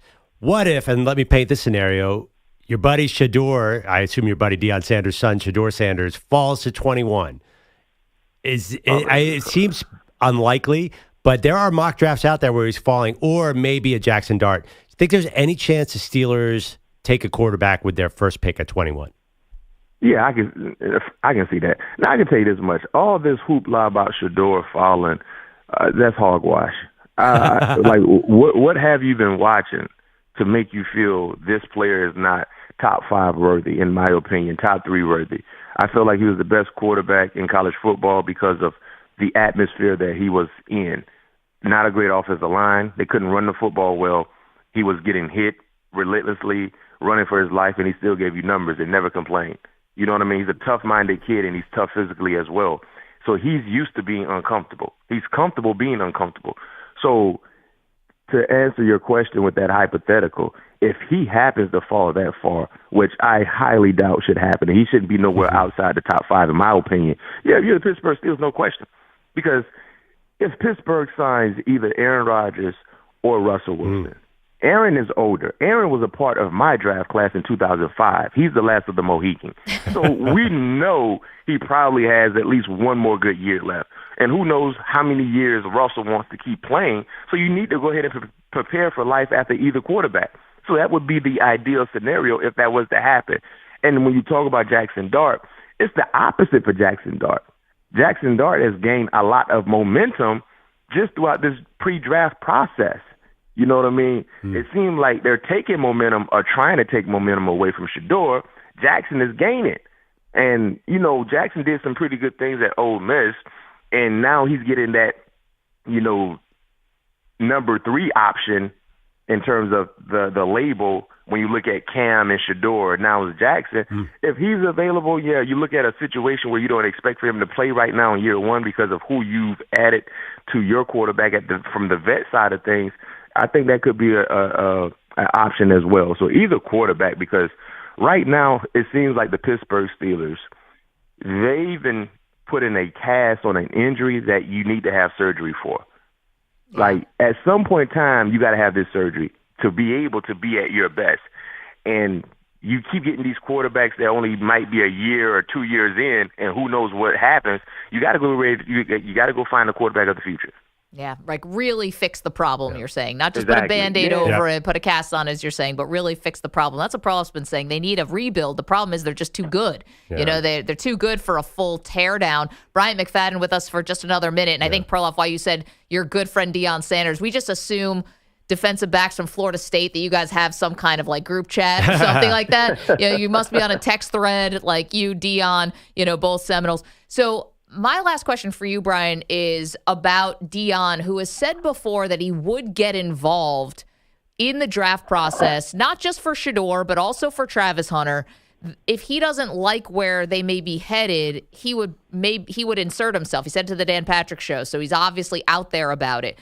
Do you think that includes the Cleveland Browns? Like, if Cleveland's there at 2 and they want to take Shedeur, would Deion get involved and say, this is where quarterbacks go to die, I don't want my son playing in Cleveland? I don't think so, because, you know, being a top 2 pick, that's a great achievement, right? And, yeah, Cleveland hasn't been a great destination for quarterbacks, like veteran guys or even young guys. But I don't think he would step involved. I think he understands this is an opportunity for Shedeur to do something no other quarterback has been able to do. Be able to set a nice foundation and revitalize the organization for the better. So, and that's just my personal opinion. I could be wrong, but I think, you know, if he goes to understanding they got to exercise patience, and Shedeur has shown the ability to really revamp bad situations. Jackson State, Colorado, and, you know, he's talked about it throughout the combine. You know, that's what he's done. So why would it change? Because that's his mindset, and that's how much he believes in his ability. So I really think he wouldn't really step in. Brian, some negative news. My shoe game is just not going where we thought it might go. We're talking New Balance, dad shoes. I need you to come up to New York and come in live to the Maggie and Perloff show and help me out. Anytime. What can happen is I come to New York. You know, we do a live show together, and after that, let's go sneaker shopping, because you really felt good when you bought those dunks. Yeah. Like, Maggie, his entire morale changed. It's almost like when he stepped foot in those dunks, we saw a different Perloff. And now he's kind of been complacent. Yeah. So what we got to do is let's do a live show, and after that, get some breakfast and go sneaker shopping. Yeah. Bring Sully up. Get the whole gang together, because it's sad. I'm looking at high arches and comfort, like Steph Curry shoes. Yes. It's bad. Some orthopedic shoe. No, Brian, you're right. When you guys went shoe shopping, I was not there. This was in Las Vegas 2 Super Bowls ago. And then Perloff was walking out like the beginning of Saturday Night Fever when it's John Travolta walking down the street in New York City. And now you've just lost it. I haven't even seen those dunks in months. You haven't worn them. Oh, and listen, I'm not going to put his business out, but Maggie, they were pretty expensive. He told me. Yeah. Brian, He's uncomfortable. How many shoes do you own? Do you think? Oh, my goodness, man. I'm always giving shoes away because I keep piling them up. That's a great question. How many? Probably close to 2. Wow, 200 pairs? Might even be more than that because I did a spring cleaning last spring. Might be anywhere between 2 to 3. Are they all different, or you have repeats? You must have repeats. I have a few repeats, and the thing that I realized, because I've always been a guy who really took good care of my shoes and everything like that. I have some shoes that I bought back in 2002, like some Jordans that are great condition. Might have worn them once. So yeah, I got a few repeats, but yeah. This is an indelicate question. I realize I'm asking it. You do not have to answer this, but can I ask what's the most money you've dropped on a pair of shoes? At one time? Just for one pair. One pair. See, Maggie, I've always been a bargain shopper. So when someone gives me a number, I'm always trying to lower my I love it. lower the case. Haggling. Probably in terms of like sneakers, probably just maybe a grand. Okay. A grand, yeah. Because what I do is when I was playing, I made really good relationships with a lot of different, of course, Nike reps and shoe vendors. So even now, anytime there's something that comes out, I try to get a good deal on it, and they usually look out for me. Like right now, Maggie Perloff, the Jordans are coming out this Friday, the bricks. They're all red. The Jordan 4s. Those are my next thing that I want to get. I haven't really bought shoes in a while because I've been trying to exercise discipline to what I have. But the bricks are the next joint that I might try to get. I'm probably going to get this Friday. Oh, wow. Well, good luck. Yeah. And we can't wait to see them. When next time you're on TV, can you find a way to get the shoe on the air somehow so we can take a look? Maybe you have a quarterback by then, too. A quarterback and the shoes. What happens we first? We better have a quarterback by Friday. Yeah. What happens first, the Jordan bricks or Aaron Rodgers? Okay, Bryant McFadden, the 2-time Super Bowl champion. You can watch him, CBS Sports HQ. Thank you for the time. We'll talk soon. Thanks, buddy. Thank you for having me. Appreciate that. I'm looking these up. I think I have them right. These all reds. Pretty cool. Wow. I love that a grand for a shoe. That's the bargain shopping. That's a haggle. I actually expected a much bigger number. I did too. And he's 200. He said he's given away a lot. Yeah. I've seen pictures of his closet. It's pretty crazy. And listen, a lot of athletes are like that. They also have the Nike and Adidas deals. That kind of helps. The connection helps for sure. Yeah. But Perloff you played it off very coolly when you went shoe shopping in Las Vegas with Bryant McFadden and our pal Sully. I don't know if anyone else was there. And you definitely dropped an uncomfortable amount of money. For me, yeah. Nothing like 1,000. I saw Brian at the Super Bowl a couple weeks ago, and I was wearing my lamest shoes possible. He just looked at me with such pity. You have the cool shoes. Why don't you wear? I mean, wintertime, maybe you don't want. Maybe in the spring now. I honestly, I don't. EJ, you have a lot of high-end Jordans and Dunks. I'm wearing some Concords today. Yeah, but also I know, and because EJ's probably the biggest shoe head here, right?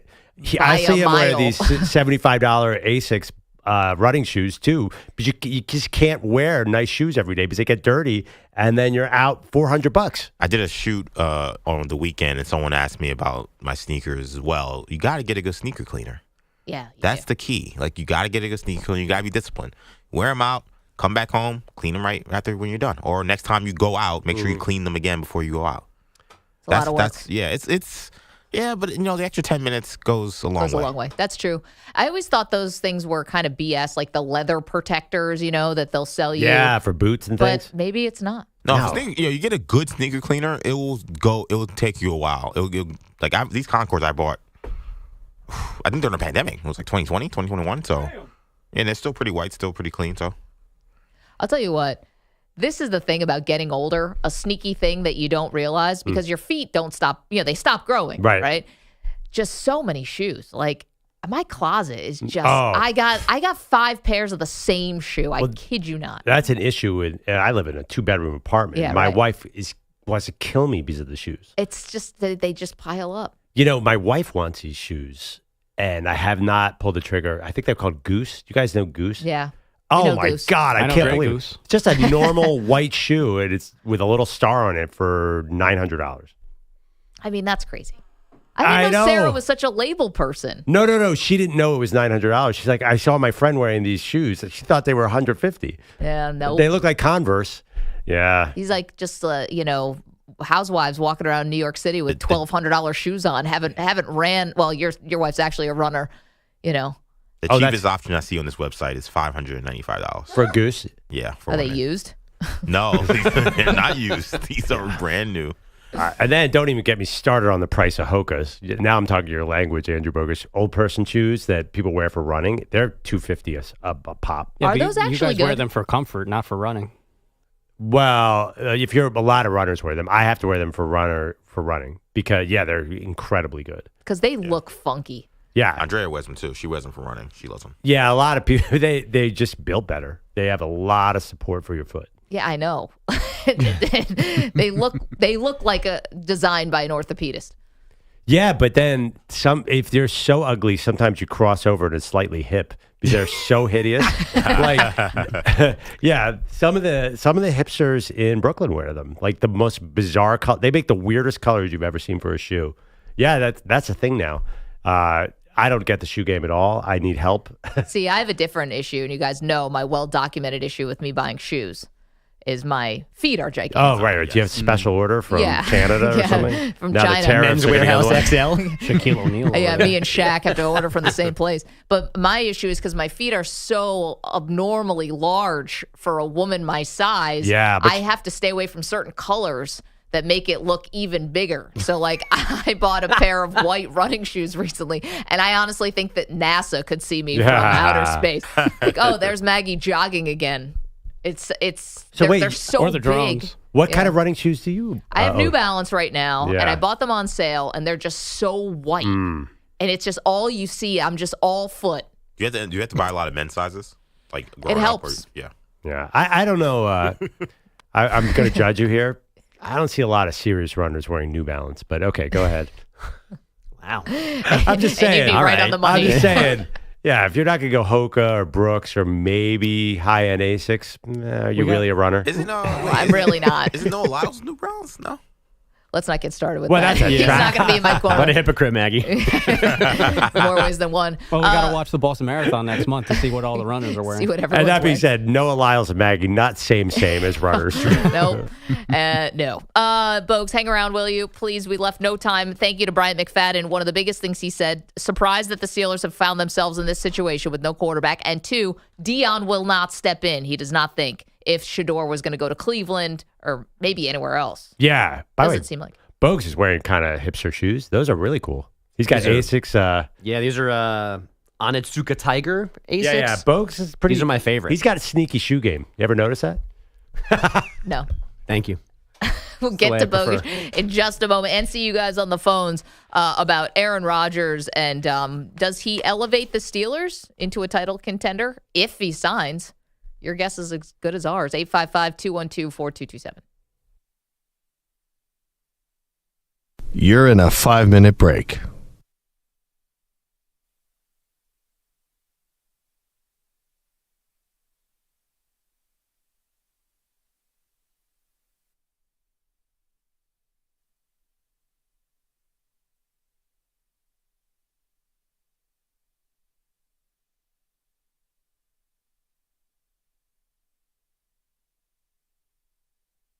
Four minutes, 30 seconds remaining.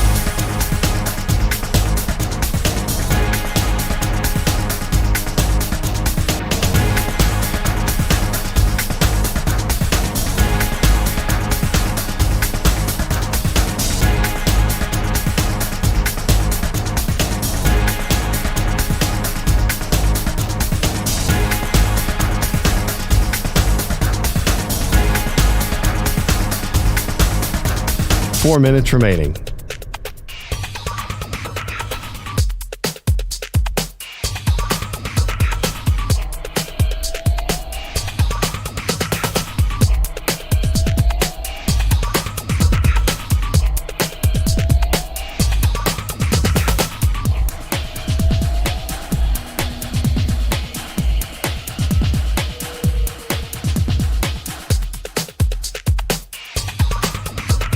Three minutes, 30 seconds remaining.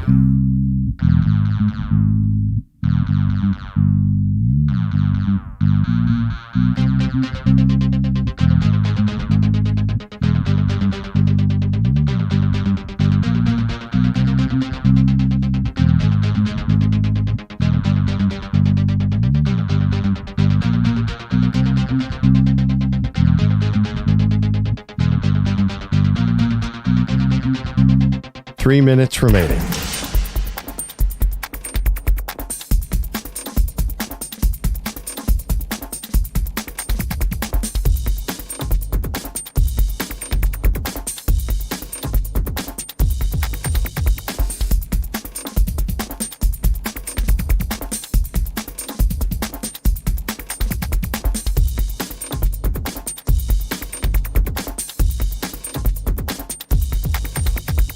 Two minutes, 30 seconds remaining.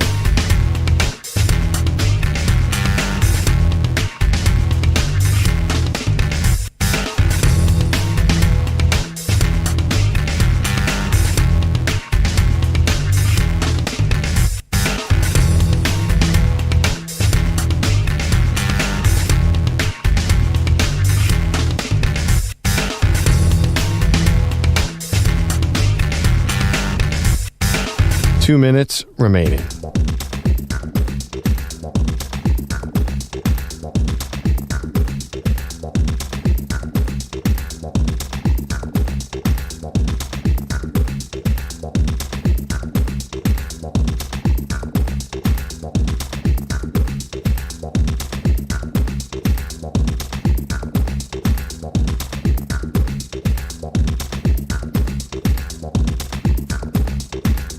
One minute, 30 seconds remaining.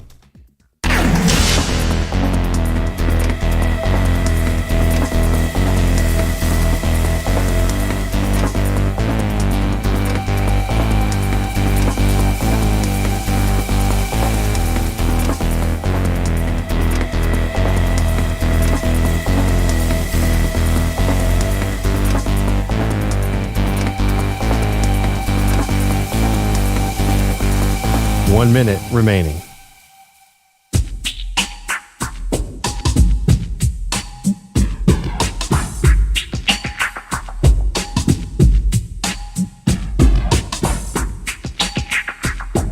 $45 seconds remaining.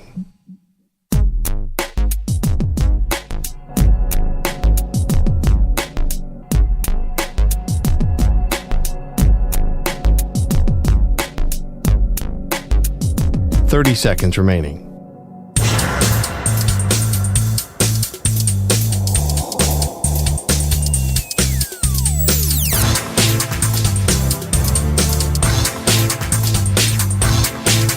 $15 seconds.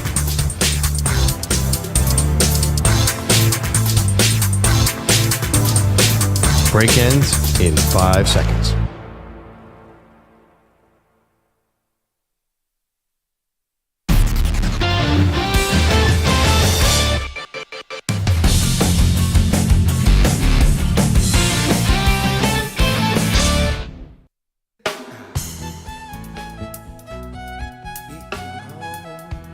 Like this little tailor-made music for Andrew Bogusch, who's here with headlines on this very, very busy Wednesday. What's up, Bogusch? I got breaking news from the NFL. The 49ers are, in fact, allowed to add players right now. They are signing former Giants safety Jason Pinnock and former Rams receiver Demarcus Robinson. He gets a 2-year deal, $6 million guaranteed after catching 7 touchdowns last season for L.A. Leonard Floyd, the Niners' last cut. He's expected to sign a 1-year deal in Atlanta. And the Bills win the Joey Bosa sweepstakes, guaranteeing him $12 million for the coming season. Bosa choosing Buffalo over Miami and those Niners, where, of course, his brother Nick plays. Go Bills. Anyone else think that's a little odd? What's that he didn't choose the Niners? Kind of, because, think about it. He's at the end of his career.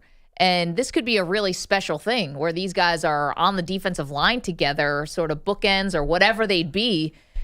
That's a once-in-a-lifetime situation. Yeah. And instead, he's going as far away as humanly possible with Buffalo for a couple extra mil? Yeah, it is. Yeah, now that you put it that way, that is odd. So what do you think's behind that? What do you read that they're... Josh Allen, easier division? No, I was wondering, is there some brotherly friction? Maybe some sometimes, competition? Right, maybe sometimes siblings kind of know each other. Maybe it's not great if we play. Although, weren't they college teammates? Maybe not, actually. They may not have been. Anyway, yeah, and also they're close, aren't they? I mean, I think so. I don't know. The Bosas, I get the Bosas and the Watts and the Gronkowskis all mixed up. They're basically the same But they're thing. all best friends. They're all tight families. I thought so. Yeah. But I have no idea. Ooh. You might be thinking of the Watts. Well, think about it. The Watts and the Gronks, like, I think they pull strings to get their brothers. Like, there was, remember, who's the other Watt? Derek, like on the Steelers. Right, because of TJ. Right. And I think there was a couple Gronks out there who got a little time in the NFL because of Rob. A fullback, right? Yeah. Another Gronk. Yeah. Anyway. No, it does seem. I love puppies. But I get it. You're saying that Buffalo, he could win a Super Bowl ring. And maybe, I'm but thinking, he could win one in San Francisco, theoretically. Well, as you guys are talking about where the Niners are going, I think that Joey is an example of they're not going in the right direction. But easier division may be AFC East, but not easier conference. Yeah, I was about to say. But I mean, Josh Allen over Brock Purdy, no matter what you think about Brock, has a significant advantage. I guess, but you also have Mahomes, Lamar. I mean, you got some significant quarterbacks that you. I mean, yeah, but at least if in Buffalo, in theory, you're in the mix. In the Niners, you might not be in the mix to beat anybody, to win games, to get far. Well, I mean, you look at. I pull up the Super Bowl odds right now with FanDuel, and they're pretty close. I mean, San Francisco's it goes Eagles, Ravens, Chiefs, Buffalo's 4, Lions, San Francisco 6. So at least betting odds. But how could the Niners even be on the board? We don't know half their team. I don't know. Kyle Shanahan. I mean, Vegas is always behind. Like the public still likes the Niners, but half their team they let a bunch of overpaid old guys go. But guys who they relied on last year. Like who? Who's replacing those guys? Like Elijah Mitchell? Who cares? Kyle Juszczyk? Who cares? Hufunga's not been out on the field enough. Either way, they're in the middle of a facelift. I don't know how you have any opinion on what they're going to be next year on March 12th, whatever today's date is. Because they have Hall of Famers. They have McCaffrey. They have Bosa. They have Fred Warner. They have really good quarterback in Lenore. They have some big time Pro Bowlers. They have, yes, but I think the Bills are a better team, and Josh Allen's a better quarterback. Well, that's for sure. Yeah, but they're snake bin. Yeah, and I don't think the 49ers aren't. Well, I mean, 2 leads in the fourth quarters of Super Bowls. Believe me, know the feeling. Go Bills. 49ers have definitely had more success. You know, they've gotten into the Super Bowl. You're right. The Chiefs are the main problem here. I mean, if the Niners were in the AFC, they would have this. They would be the Bills. They keep losing to the Chiefs. Yeah, they would be. Yeah, they really would be. The exact same basically, it's picking between the same team, but one is farther away and colder. Delaware men's basketball, the 12 seed, won 4 games in 4 days to reach last night's CAA title game against number 2 UNC Wilmington. The Fightin' Blue Hens would have been the lowest seed ever to win a conference tourney title, but they lost 76-72. Head coach Martin Inglesby. Really, really proud of our group and how they represented our university to come down here to do this 5 games in 5 days and to have a chance to cut down the nets. Obviously, it stings in the moment, but we'll step back and keep it in perspective, and just really, really proud of everything these guys poured into this team this year. UNC Wilmington dancing for the first time since 2017, first time since 2015 for Robert Morris. The Colonials of Pittsburgh winning the Horizon bid 89-78 over Youngstown State. And first time dancing since 91 for St. Francis, PA. They took down top-seeded Central Connecticut 46-43 in the NEC finale. CCSU owned the nation's longest active win streak at 14 games. Gonzaga and St. Mary's dancing like usual, no matter how the WCC title game went last night. The Zags won it 58-51. Ryan Nembhard, 10 points and 6 assists. In the pros, here come the Pelicans. Harden chests it over to Leonard for the 3. Air ball, rebound Z. We got a run out. Yeah, you got him. Z drives, lays in, lefty floater off the glass. That's a beautiful picture. Zion Williamson downhill. That's Pels Radio. Zion, 10 points, 5 rebounds, 5 assists in the fourth quarter to close out a 127-120 home win over the Clippers. He finished with 27, 10, and 12 as New Orleans pulled within 15 games of Idle Dallas for the last spot in the West play-in. Guys, back to you. Quickly, Bosa, Joey, and Nick did not play with each other at Ohio State. Missed each other by like a year or so. Yep, and because Joey only stayed for 3 years, and now they're not playing together in the pros. I once got in a big debate who's better, Joey or Nick, with a friend of mine who went to Ohio State, and I always thought Nick had a little more Tasmanian devil in him. I feel like Nick would chase the quarterback into the parking lot if he could, just unleash that guy, where Joey's supposed to be really good against the run. I can't believe you were not more excited about this signing. Listen, this is a guy, who's missed, 23 games over the last 3 years? I mean, right, but that's the kind of thing a fan easily ignores when he comes to your team. I would be happier if I thought that he was actually going to play 17 games plus the playoffs. I don't think that's going to happen. You're a little burned by Von Miller? Is that what's going on here? Well, yeah, I mean, they gave Von Miller $50 million. Now, it's not my money, and this is a pretty cheap contract, and so the upside is huge, and the downside is whatever. Right, But exactly. It's 1 year commitment. Yeah. This is good. I'm fine with it. Listen, I also don't think they already re-signed Gregory Rousseau. Like, it's not like they're ignoring their own guys to go out and take a risk on Joey Bosa. God, I'm fired up for this move. They need somebody to get to Mahomes. Good grief. 855-212-4227. Coming up, it's Wednesday, which means the great debate. We got a doozy for you today. Hold tight.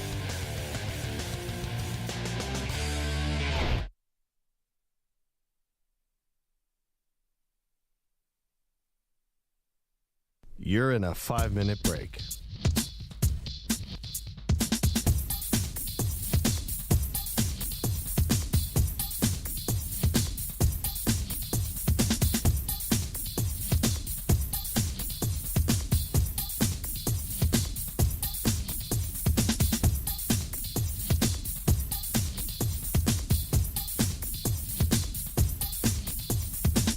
Four minutes, 30 seconds remaining.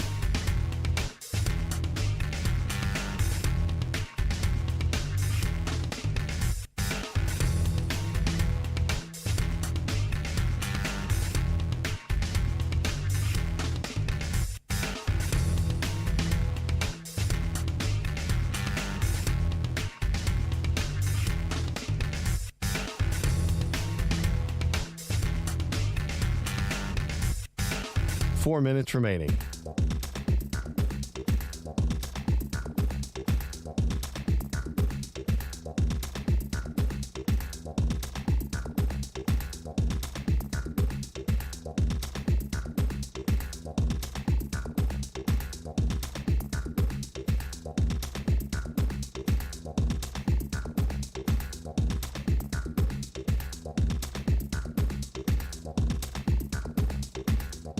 Three minutes, 30 seconds remaining.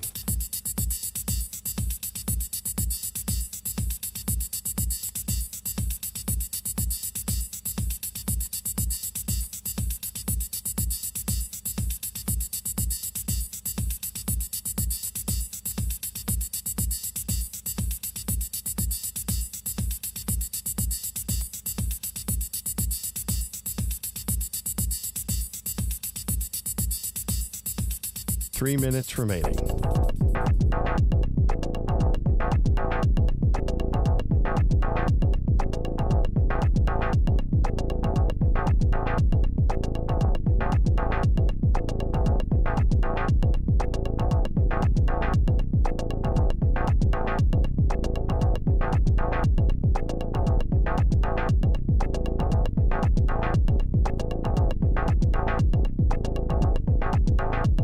Two minutes, 30 seconds remaining.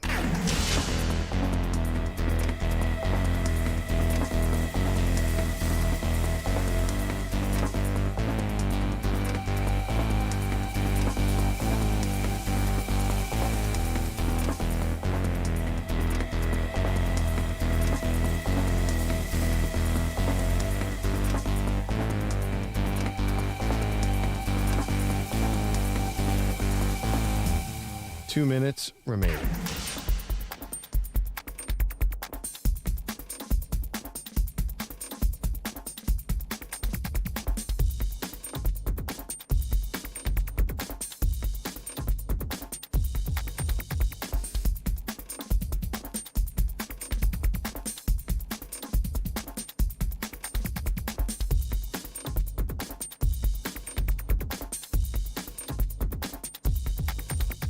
One minute, 30 seconds remaining.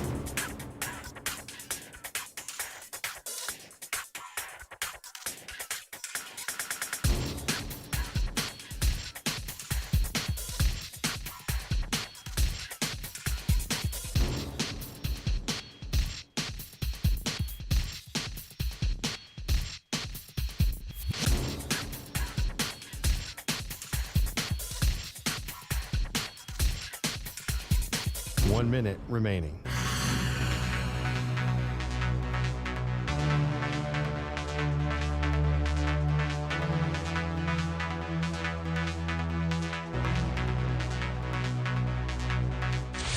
Five seconds remaining.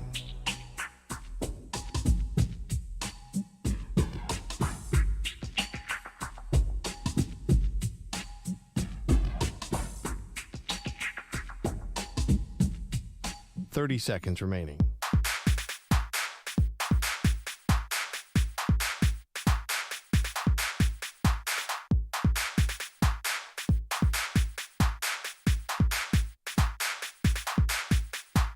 Seconds.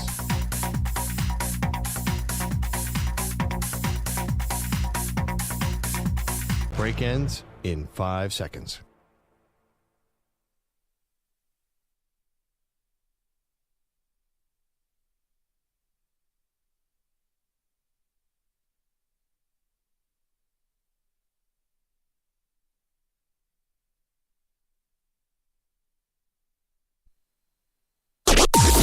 Maggie and Perloff on the Infinity Sports Network.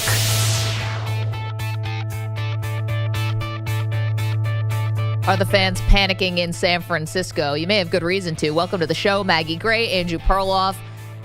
The dust hasn't even fully settled yet, Pearl, and 11 of the 22 starters from the 2019 Super Bowl season are out the door. Now, still some big things to decide. Brock Purdy's contract still out there, not done. How Christian McCaffrey and Brandon Ayuk are going to come back from injuries. What does Trent Williams still have? And how much is Robert Saleh coming back as defensive coordinator really going to upgrade this defense that had kind of slowly been falling off, you know, over the last couple of years? So major questions we're asking you today. Do you still consider the 49ers a Super Bowl contender for this year?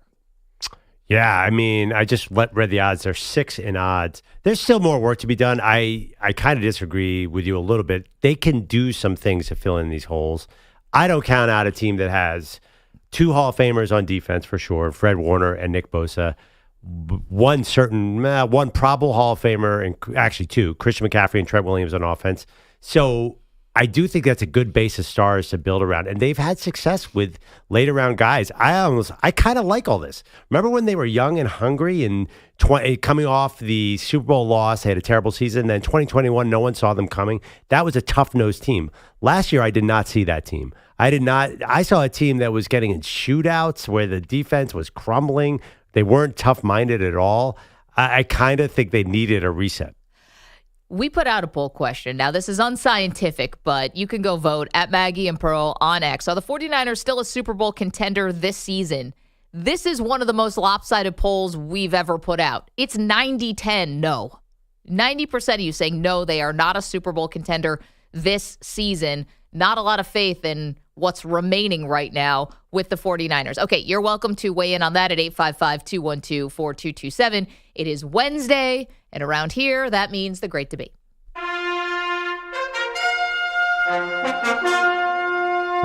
The Great Debate Series. All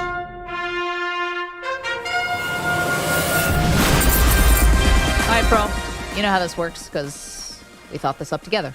We loosely base this on the news. So, what's going on right now in the NFL? Free agency. Yes. The worst free agent contract of all time. And we're actually not just talking about NFL. We're opening this up to all of the major sports. The worst of the worst of the worst. Would you like to go first? Yes. Go ahead. So, when you think about bad free agent signings, there's a couple things you need. You need huge numbers, a lot of years, and no production. I have that. But I have a twist on mine that makes it even better than all the other ones, or worse. The Yankees signing Jacoby Ellsbury to a 7-year, $153 million deal in the offseason of 2013 is so deliciously bad because not only did he do nothing with the Yankees, didn't fit at all, did not produce, they signed him off the Red Sox when that rivalry was still red hot. The fact that they took a player who was good in Boston, that he stunk in New York, just makes it all the dumber. And honestly, I would say the modern era Yankees are low-key even dumber than the old spend-everything Yankees. This move is so bad because not only did Boston not have to overpay him, the Yankees got him, and he just did absolutely nothing, and huge embarrassment. Wow, that's funny. I mean, they made the World Series last year. Well, not with Jacoby Ellsbury. No, that's true. Well, I'm excited to be a New York Yankee. Definitely very excited for my family and I. I'm excited for this opportunity, coming to a storied franchise, looking outside today, seeing the banners on the wall, seeing the great players that have played here. It's just a truly honor. The Yankees showed a great interest in me and let me know that they really wanted me. What I think it actually, man, as a Yankees fan, the bad signings. Remember they had the core four and they were awesome and they won every year, and then they went out and spent money on all the wrong guys. I think that era went from what year? 2001 through today. Current.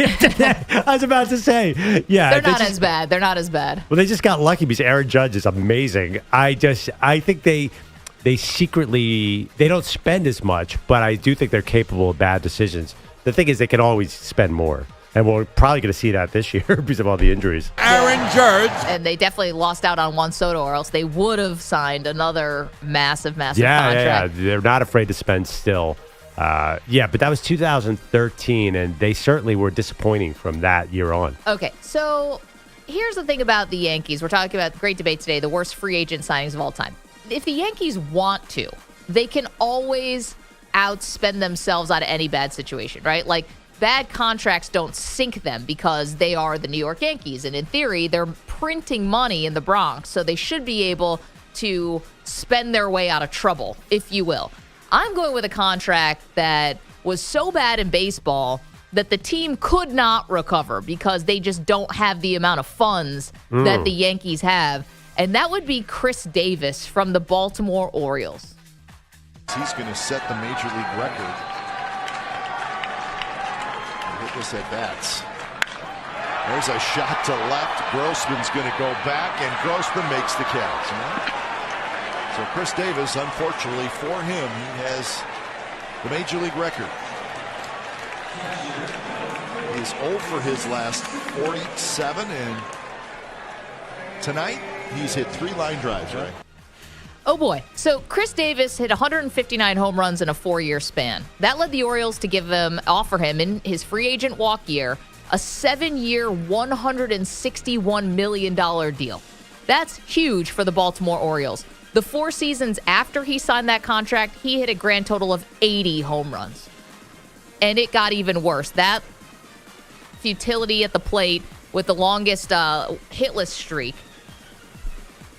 But this was so bad because the Orioles couldn't spend their way out of trouble. 2 years after he signs this contract, they had a season where they went 47-115. Is that bad? The other part about the Chris Davis contract, it's got a little Bobby Bonilla in it, which is that they're still paying Chris Davis, and they will continue to pay Chris Davis until the year 2037. He is still going to be collecting a check from the Baltimore Orioles. And what would have made this a little better is if maybe he got busted for PEDs or had some kind of injury like Ellsbury got hurt. Chris Davis just disappeared. That's it. He just got bad. Not even sure really what to point to. So Chris Davis, the worst free agent contract signing of all time. Yeah.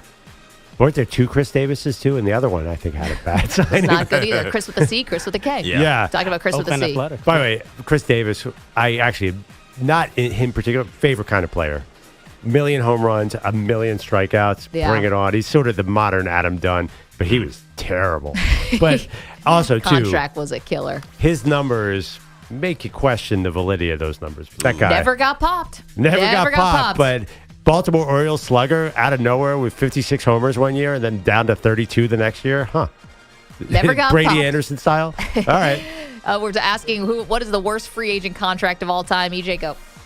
Okay, so sometimes is you kind of forget how good a guy was before these terrible contracts because all we think about is the infamous contract they got and how bad they were with their new team. Albert Haynesworth for the Tennessee Titans was a 2-time All-Pro back-to-back years before signing a 7-year, $100 million contract with Washington. And I'm one of those folks who believe what people who are around you say about you says all I need to know. So after his first year where they go 4-12, Jim Zorn gets fired. He only had 4 sacks in his first season. He decided that he didn't need to be a part of OTAs or minicamp. This is a 300-pound man who said, I don't need any of this conditioning. LeVar Arrington, who had recently played with Washington, went on local radio and had enough. I ain't never seen somebody get carted off a field and come back and play. That's not heroic. Nobody's looking at you like, what a hero. Nobody's looking at you that way. They looking at you like you a lazy A-cat that had to get carted off the field. Who knows what they did for you while you was in the locker room, give you some oxygen or something like that so you could come back out and play. Nobody looked at it as heroic, and you need to know it. And LeVar Arrington very concerned that Haynesworth was going to be a bust if he kept acting like this. If you don't stop that, all you will be known as is the guy that came to Washington and was a part of a long list of free agents that came here, took money, did nothing, and left. And that's pretty much what happened to Albert Haynesworth. it. He nailed it right on the dot. So Albert Haynesworth didn't show up to training camp, minicamp, came to training camp, failed all of the conditioning tests. Came in fat, came in out of shape, failed the conditioning test. This is not a guy, again, who was holding out because of money. He just got paid. He just didn't want to show up to work. Showed up to work, was out of shape. His last season, he only plays 8 games, only records 2 sacks, and his teammate Chris Cooley called him, quote, a awful human being. Every year, every team, someone signs a big contract, and they turn into a piece of dump, said Cooley. He was then asked what contract was worse, him or Arenas. He said Haynesworth, because Haynesworth was trying to get released by the team. His goal was to come here, make a large signing bonus, and then get released. I mean, what do I have to say? Yeah. His teammates literally thought he was giving up on purpose. So, Albert Haynesworth, you are the worst free agent signing of all time. Dark moment in Washington sports with also, Gilbert too. Arenas and Albert Haynesworth fighting to the bottom of who has the worst contract. He could be on this list, too. But that wasn't the only. Washington, that was Dan Snyder came in and paid all the old guys tons of money. DeAndre. And Yep. There was like 6 or 7 other guys. But like I said, though, Haynesworth, he just came off all pro years back-to-back, first team. He was a superstar in Tennessee. No, he got paid and mailed it in. Yeah, and then he just gave up. We're asking, what is the worst free agent contract of all time? That's the great debate. Manny, who you got? All right, guys, who can forget? Let me just get my numbers here, right? Back in 1991, when the New York Mets inked Bobby Bonilla to that mammoth 5-year, $29 million contract.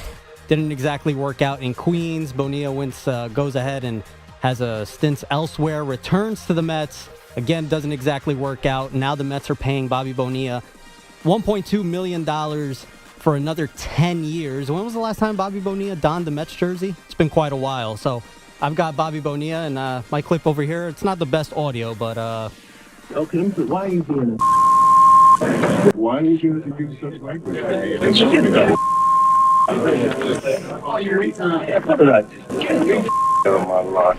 So this is pretty much your normal vocabulary and the way you lie? Pretty much, but Bobbin is a normal vocabulary. You got a problem with that?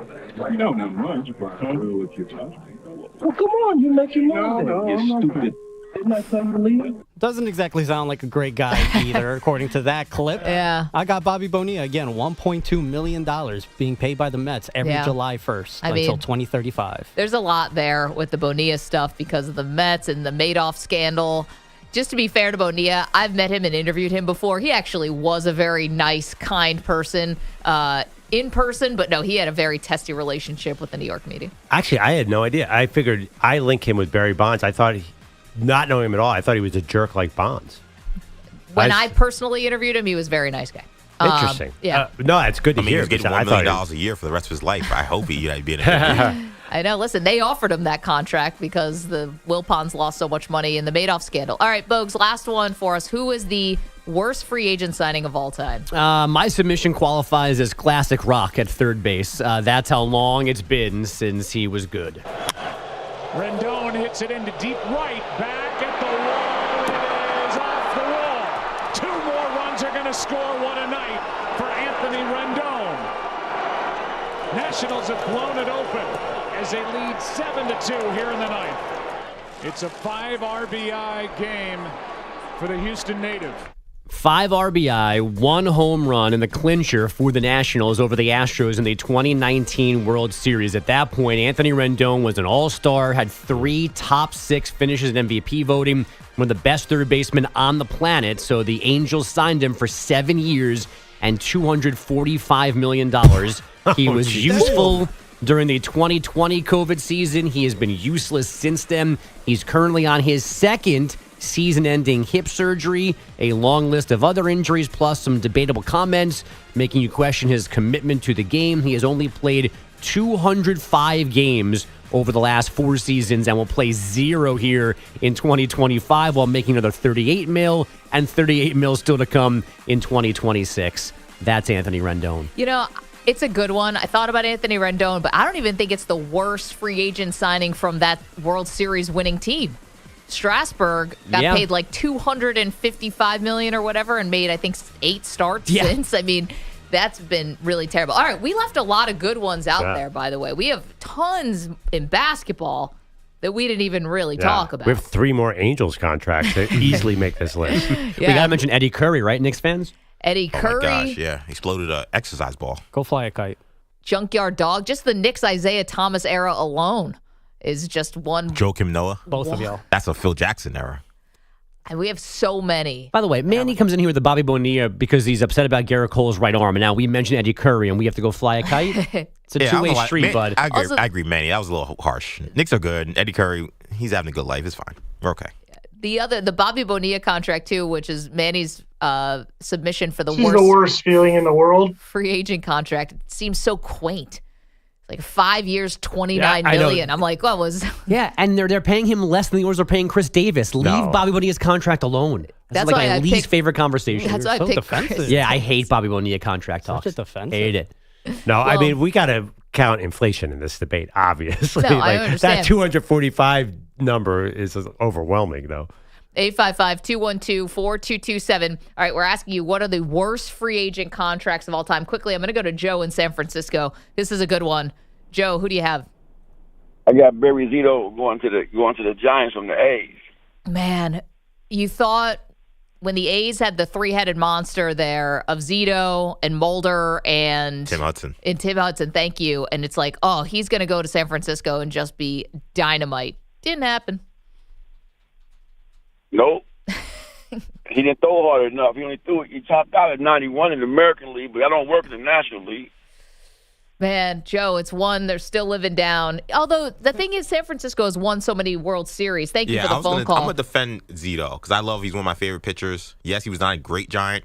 He was very good in the postseason when they won their first championship. Right. Yes, that's why I didn't pick Strasburg or Rendon. Those guys are winners. Like, I picked Chris Davis. He didn't do jack. Jacoby Ellsbury is part of one of the most famous teams of all time with the Red Sox. Yeah, he flamed out with the Yankees, but he's like grandfathered in as like an all-time baseball player. Zito's interesting, though, because in some ways it was like he wasn't like terrible enough to where they could be like, you know what, just go away. Like Chris Davis, some of these other guys, like they kept him around because he could at least throw innings and be you know, serviceable. Awesome. But he was a Cy Young, like lights out guy and went to the Giants and was just nothing close to that. Now, let's be honest, super handsome dude. Zito? Surfer hair. Oh, yeah. He was the Guitar man. player. Actor. He's like, he was pegged to be in movies, and I think he did some acting gigs because of his looks. He seemed like a cool dude, too. Oh, yeah, but he's very California. Yeah. What are you guys talking about? Free agents. That's what we're doing today. Worst free agent contracts of all time. Let us know, what did we miss? Again, a lot of basketball ones out there. We'll get to your phone calls next. It's M&P. You're in a 5-minute break.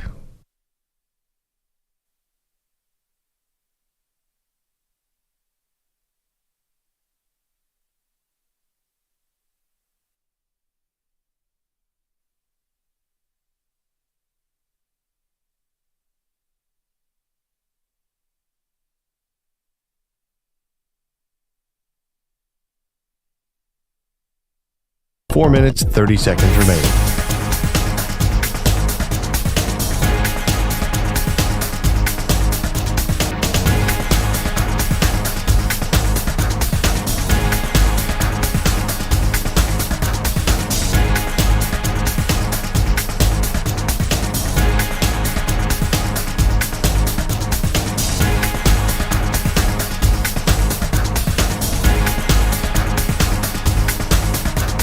4 minutes remaining.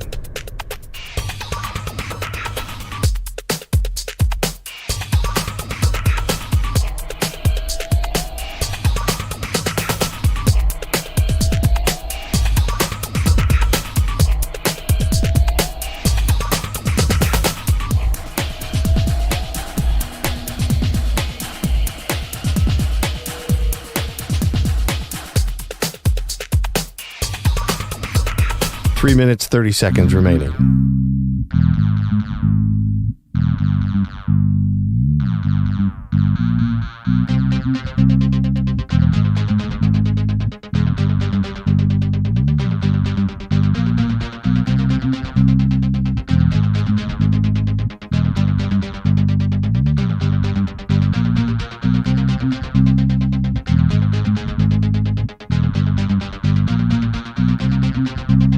Three minutes remaining.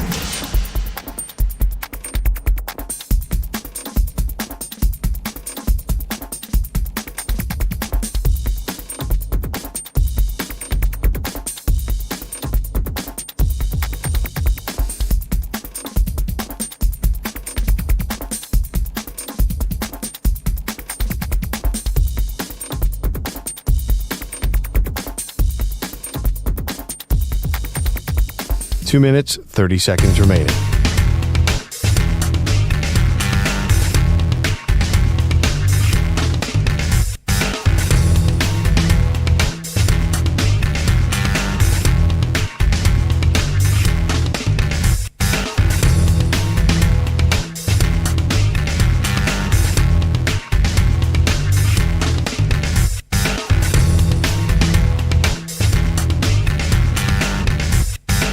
Two minutes remaining.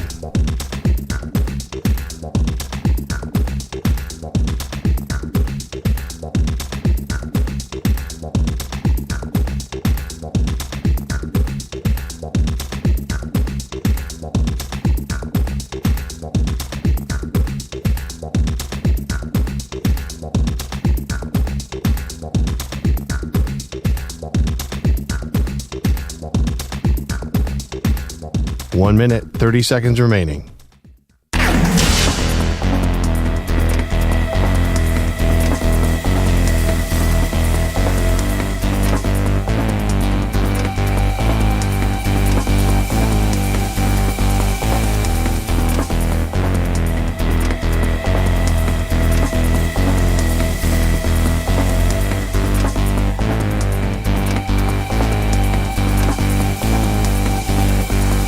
One minute remaining.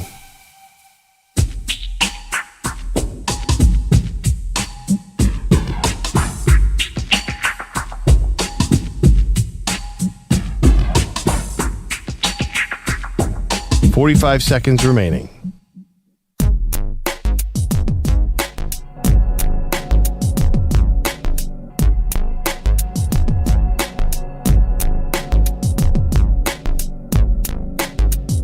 $30 seconds remaining.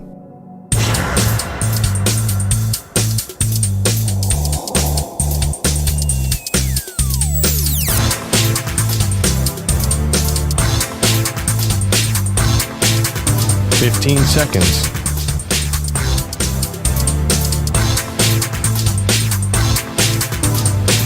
Break ends in 5 seconds.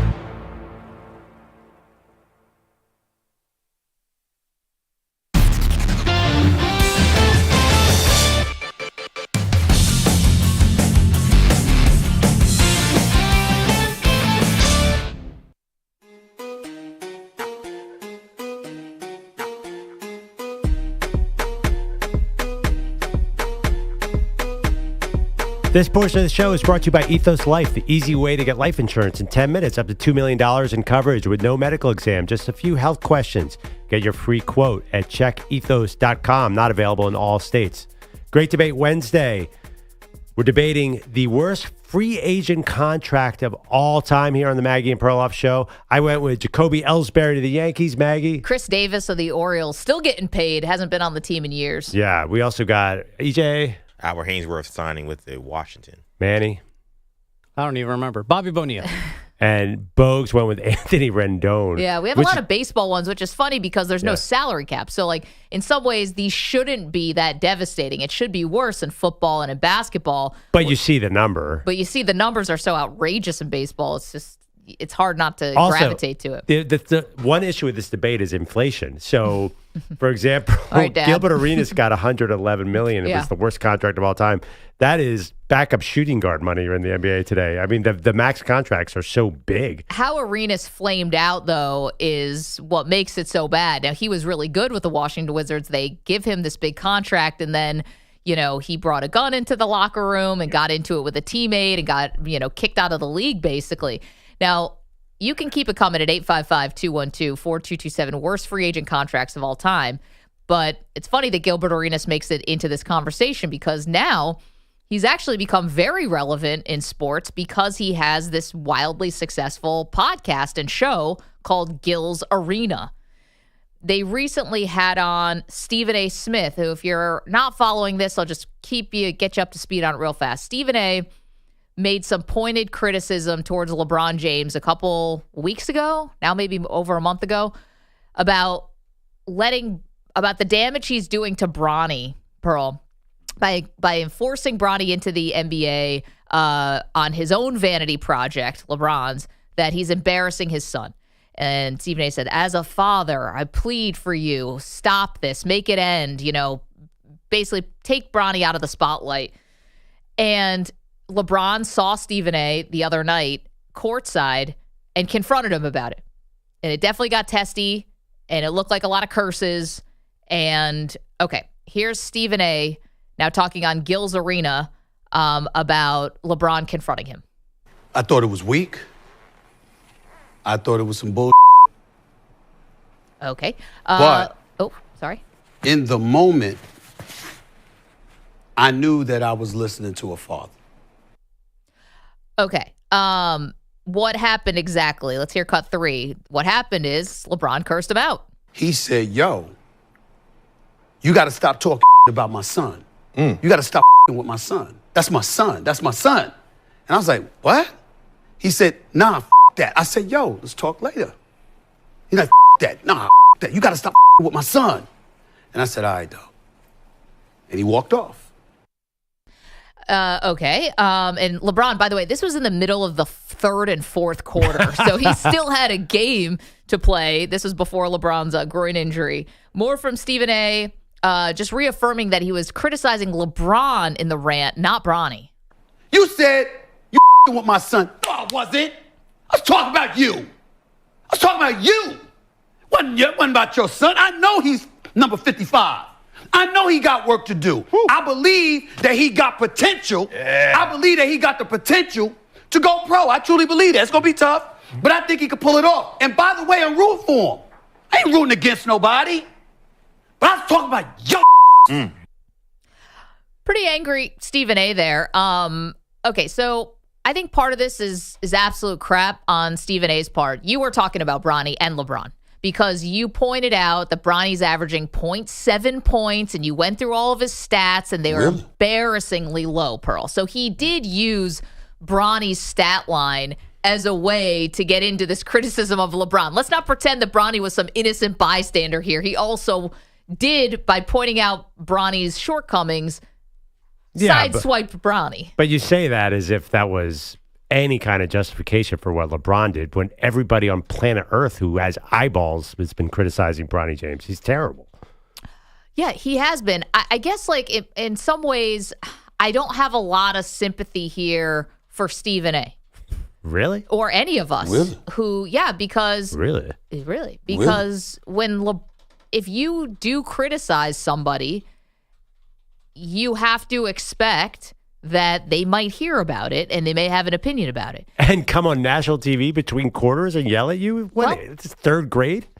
Stephen A's on national TV every day. In the middle of a game? That's insane. Okay, but why does Stephen A's criticism get to be public and on TV to a mass audience, but then LeBron has to handle it behind closed doors? Because that's the NBA product. That's sports. You don't go up to a reporter who rips you and in the middle of a game and tower over him and threaten him.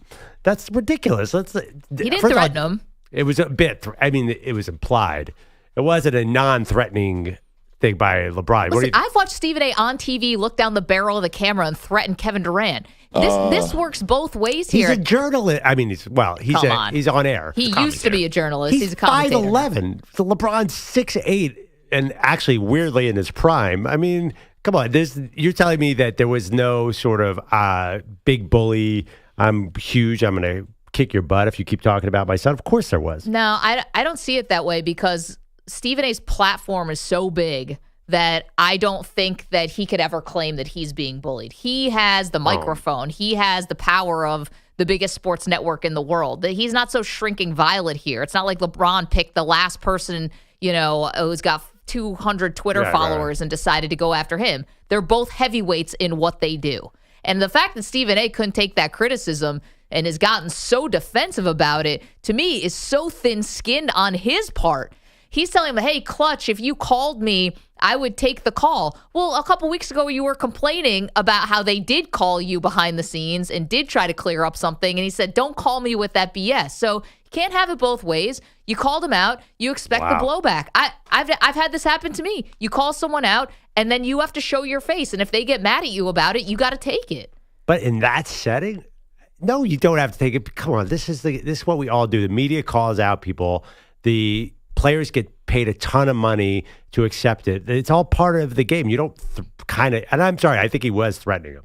He's like, basically, the implied message was, if you keep talking about my son, I'm going to kick your butt. That's not the message that was being sent there? I just think that the threats can go both ways. And Stephen A. can't threaten LeBron physically, but he has threatened Kevin Durant to, on TV. He basically threatened to expose him or something. I mean, Stephen A. all the time will say, the things I know in 20 years of covering, you don't think I can, he says that a lot. I think he make uses, an enemy out of me. Yeah, you don't want to make an enemy. Good fake, man. I just think that LeBron could have used his physical stature to be imposing, and Stephen A. uses the threat of the microphone and his platform to be imposing. That's ridiculous. They both use their biggest tool. Go get out of here. It's not appropriate for athletes to use their biggest tool being physical threat to a reporter or a broadcaster. So what is their totally not appropriate. In the middle of a game when you're supposed to be focused on the game, it was ridiculous. I don't even think LeBron could defend his own actions. What are you doing? You're coming after Stephen A. between the third and the fourth quarter?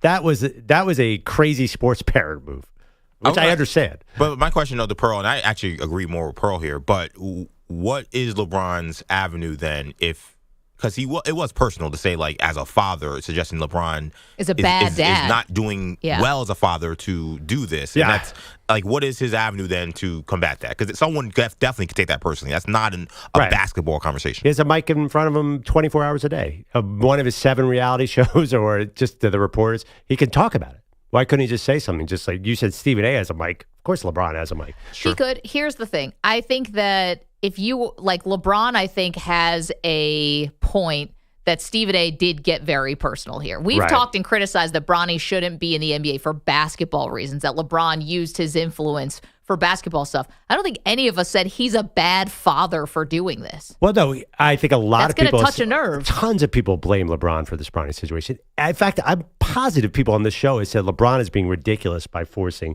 Bronny to the Lakers. No, everybody said that. It's the most common take, and it's right. Okay, but have we said you're a bad father for doing this? Even if you don't agree with it, right? And it's the height of nepotism and all that. I don't think anyone believes that LeBron is coming from a bad place, right? That he's hurting his kid. I think most people think this is unfair to Bron. I think the more common take is, this is terrible for Bronny. LeBron forced this situation. I understand what your distinction is. No, I think LeBron's a great dad, of course, and I see the documentaries that he's on, and he seems like a very engaged dad, which is awesome. But this was a mistake. And I think almost everybody agrees with that this whole Bronny situation was LeBron's fault.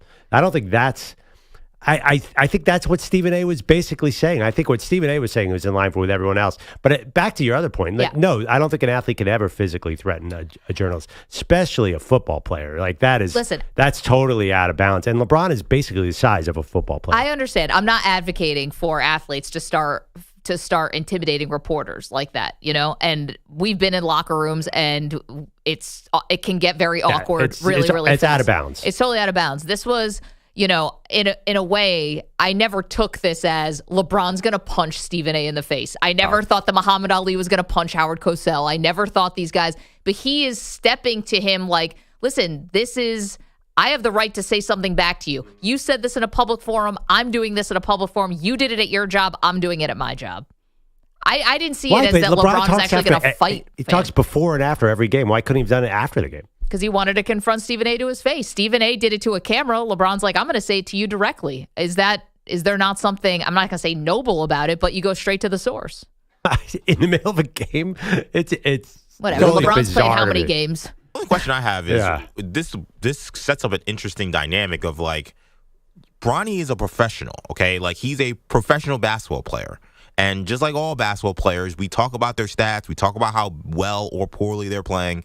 And yes, there is a heightened expectation, heightened visibility for him. But LeBron, as Perloff said, pointed to that. So what, like, LeBron, you can't just jump at everybody who's talking about a professional basketball player. It doesn't matter if he's your son. I'm sorry. Right. I know, like, but this is a little he's different. a minor. That's one thing. I get it, EJ. I totally get it. And Bronny's got to stand on his own 2 feet. But I do think he took it personally that he said, by keeping Bronny here, you're being a bad dad. That's a little different than Bronny shouldn't be here.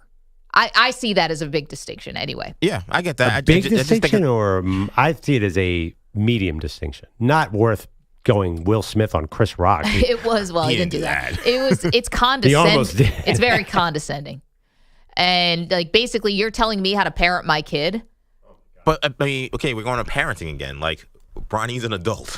I mean, let's have, like, it's maybe uncomfortable for LeBron to like really come to that grips. And I get it. I'm not a parent, but I'm sure parents who deal with this, where you have adult kids and you're like, they're still your babies. I understand that. Sure. But Bronny is not a child. He's an adult. He is a professional basketball player. Yeah. Like, I even thought the whole thing, stop messing with my kid, was a little like, well, like, he's an adult and he's in the league. Like, I don't know. Like, so we're just not gonna talk about anybody. Like, we can't talk about Steph Curry because Del Curry's gonna come in and get upset at somebody, or no, I Klay think Thompson's off. Like, what's the age limit to we're talking about young NBA former? I get it, but you know that all of these situations aren't apples to apples, and like, nobody is saying that Steph Curry doesn't belong in the league. No one went to Del Curry and said, "Oh my gosh, how dare! What are you doing? Get him out of here. You're embarrassing him, your family name, all that stuff." Like, Stephen A meant it to be personal, and now he's trying to walk it back. And I think if LeBron's going to go after people who have gotten that personal, I mean, he's going to have to attack,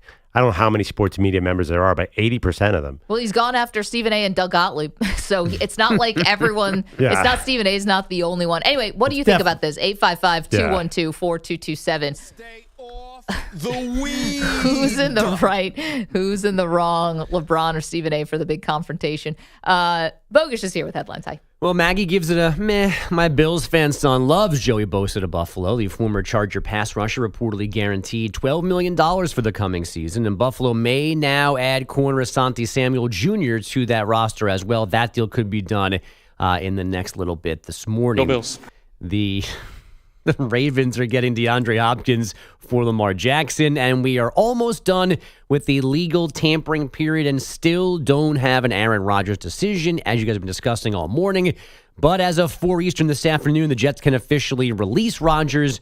That maneuver, as you know, not necessary for Aaron to pick his new team. For the second time this season, the Cavaliers on a 15-game win streak. They were down 18 in the third quarter last night, but rallied for a 109-104 W over the Nets. Head coach Kenny Atkinson's team doing that without Donovan Mitchell, DeAndre Hunter, and Ty Jerome last night. Our depth and our grit and our resiliency is really, it's something to behold. The Cavaliers also clinched the Central Division with this win last night. They are so good. They are so far ahead. It's so early in the season, they apparently, not all of them knew that they had clinched the Central Division after the game last night. Tyrese Halliburton's 4-point play with 3.4 seconds left got the Pacers past the Bucks 115-114, and the Pistons beat the Wizards 123-103. Cade Cunningham, 27 points and 10 assists. 4 more spots in men's March Madness claimed last night.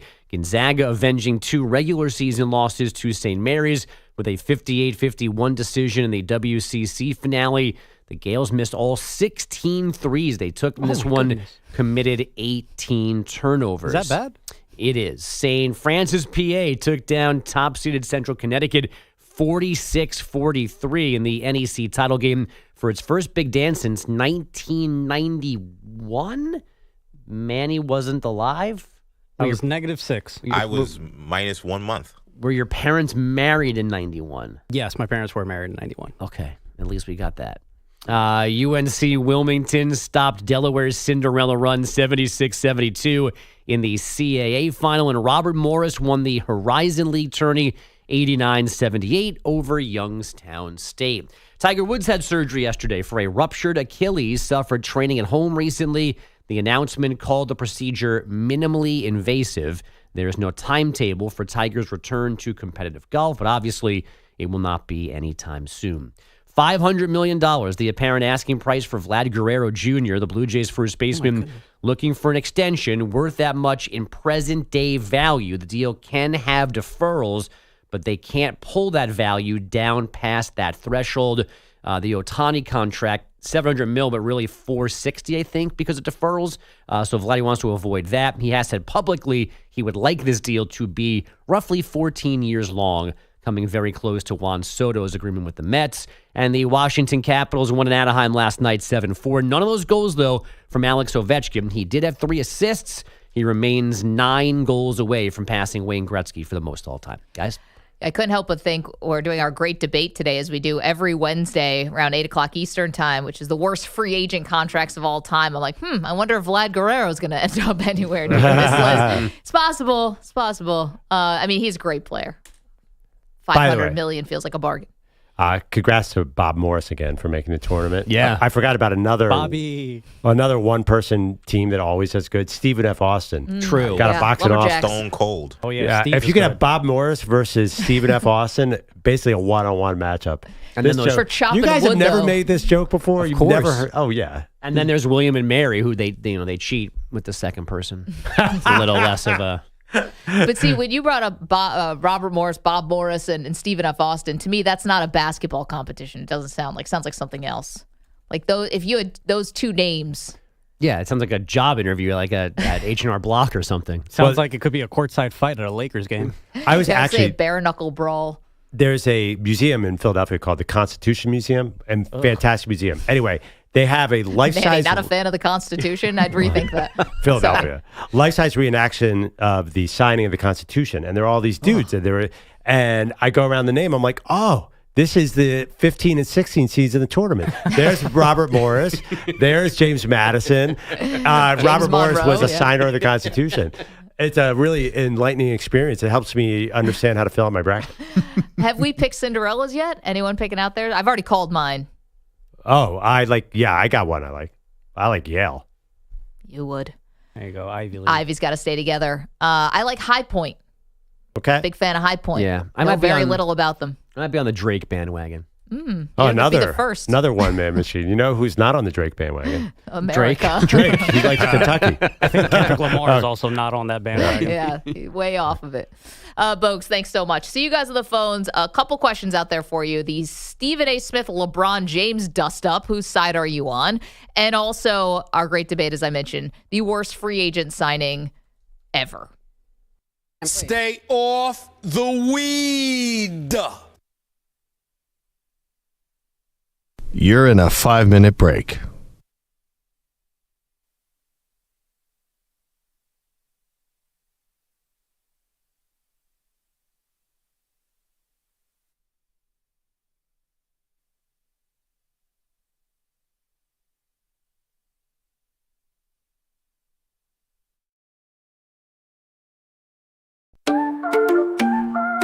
Yo, Danny in the chat saying Captain's got a plan, but let me set the record straight.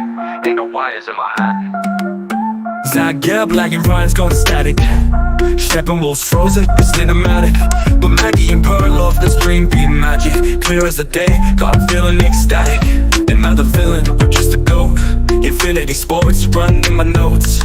Daily you tripping, I'm pressing these buttons. Ain't my fault that Bilotti ain't rushing. Kaplan ain't crashing, Kaplan ain't stopping. My stream's so smooth, man, they never be dropping. Bilotti still ghosting, stakes ain't arrived. Dudes at home, while I keep it live. Sabotage, man, that's just a joke. I make it run clean, while your Wi-Fi's broke.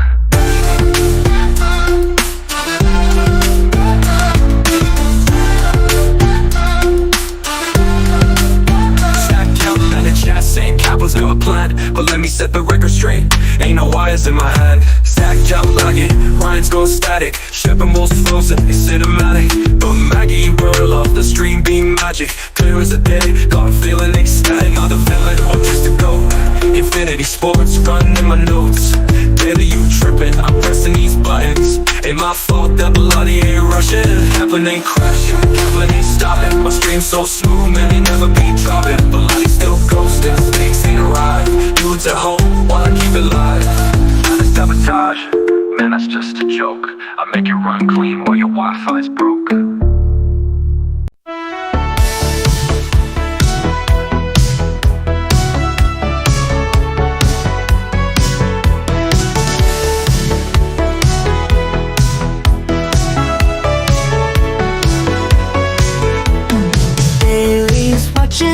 Throwing blame, saying I'm playing some digital games.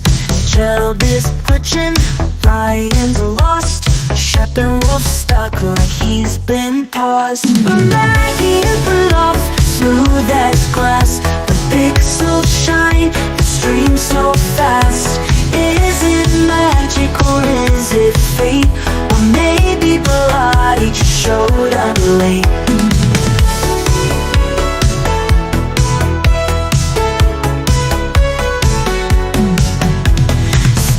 That's made, but never paid. Bilotti's track record is so delayed. Maybe, just maybe, if he'd do his job, we wouldn't be stuck in this digital fog. Maggie Perloff, smooth as glass. The pixels shine, the stream so fast. Is it magic? Babies in the chat, flowing out doubt, saying my stream skills are playing tricks now. Shotguns glitching, Ryan's cutting out. Stepping most frozen with the pixelated shout. But Maggie and Perloff, smooth as can be. Crystal clear feed, perfect HD. Never asking, is it sabotage? Or just a case of technical mirage? Blame it on Kaplan, yeah, go ahead. Sand pulling wires while the lights go red. But if it's true, then answer me this. What's the light? Always missing shit.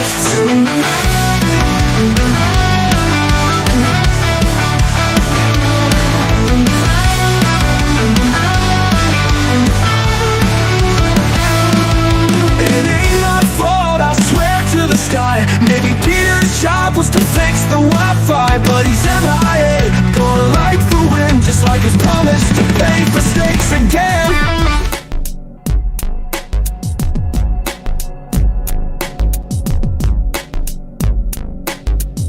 30 seconds remaining.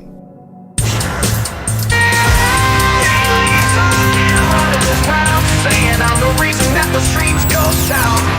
Job is crashing, Ryan's gone dark. Every more stuck like an old 15 seconds.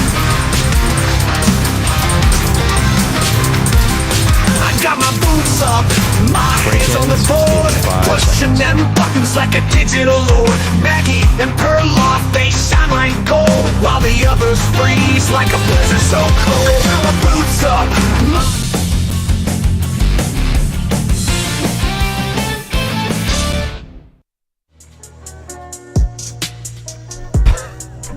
Let's get nerdy here on the Maggie and Perloff show. I have a trivia question. How many people that signed the U.S. Constitution went on to have colleges to play Division I basketball named after them? All right, I have 4. Hit me. Robert Morris, because we just talked about it. Okay. James Madison. I knew that one. George Washington, where I went. Yep. G-Dub. And I want to say, is George Mason, did he sign the Constitution? According to my research, George Mason refused to sign the Constitution because That's of some un-American. philosophical problem. That's really? un-American. All right. Yes. More of an Articles of Confederation kind of guy. Yes. That didn't work out. No. So there's a couple that are iffy. Alexander Hamilton. Are they play Division I though? They don't play Division One. Yeah. Then Great there's probably musical. some that I don't know about, but there's one on here that's a bit of a trick, and I got to find his name here. Jonathan Dayton. Oh, Dayton, Ohio? Yes. So Jonathan Dayton is a Revolutionary War hero that the city of Dayton, Ohio, was named after. And ipso facto, also the college. Yes, who is often in Division One, is often in the tournament. So that's my trick. I'm going to put this out on social media. What? What's that? Why not? Count. What? If you're named after a city, and then by extension, the college is named after the city? Yeah, I feel like. Oh, yeah, I'm I making feel like It's there would not be- called Jonathan Dayton University. Right. Yeah, I'm with EJ. But actually, do we know anything about the founding of Dayton College? I thought you had the answer to this trivia question. Was it- You don't have the answer? Well, Was it I'm founded as counting the- Jonathan Dayton. As the Jonathan College at Dayton. I don't. Well, I mean, I think it counts. Like, I'm going to put it out there. Well, while you think about that, let me go to the phones at 855-212-4227. We'll get you the definitive answer to that trivia question. 2 questions out here for you from us. Whose side are you on with the Stephen A. Smith, LeBron James dust-up? Bronny James right at the center of it. Really? And then also our great debate today, which is, what is the worst free agent contract of all time, any sport? Bernie is in Vancouver, Washington. What's up, Bernie? Not a whole lot. I am on the side of LeBron James. I think Stephen A. crossed the line when he talked about how LeBron is raising his son or how he is helping his son to get in the NBA.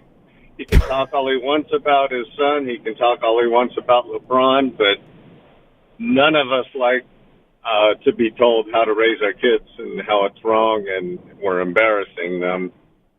We each have our own opinions on that. And I think Stephen A. not to want to be called out on it, well, that's his own bad luck.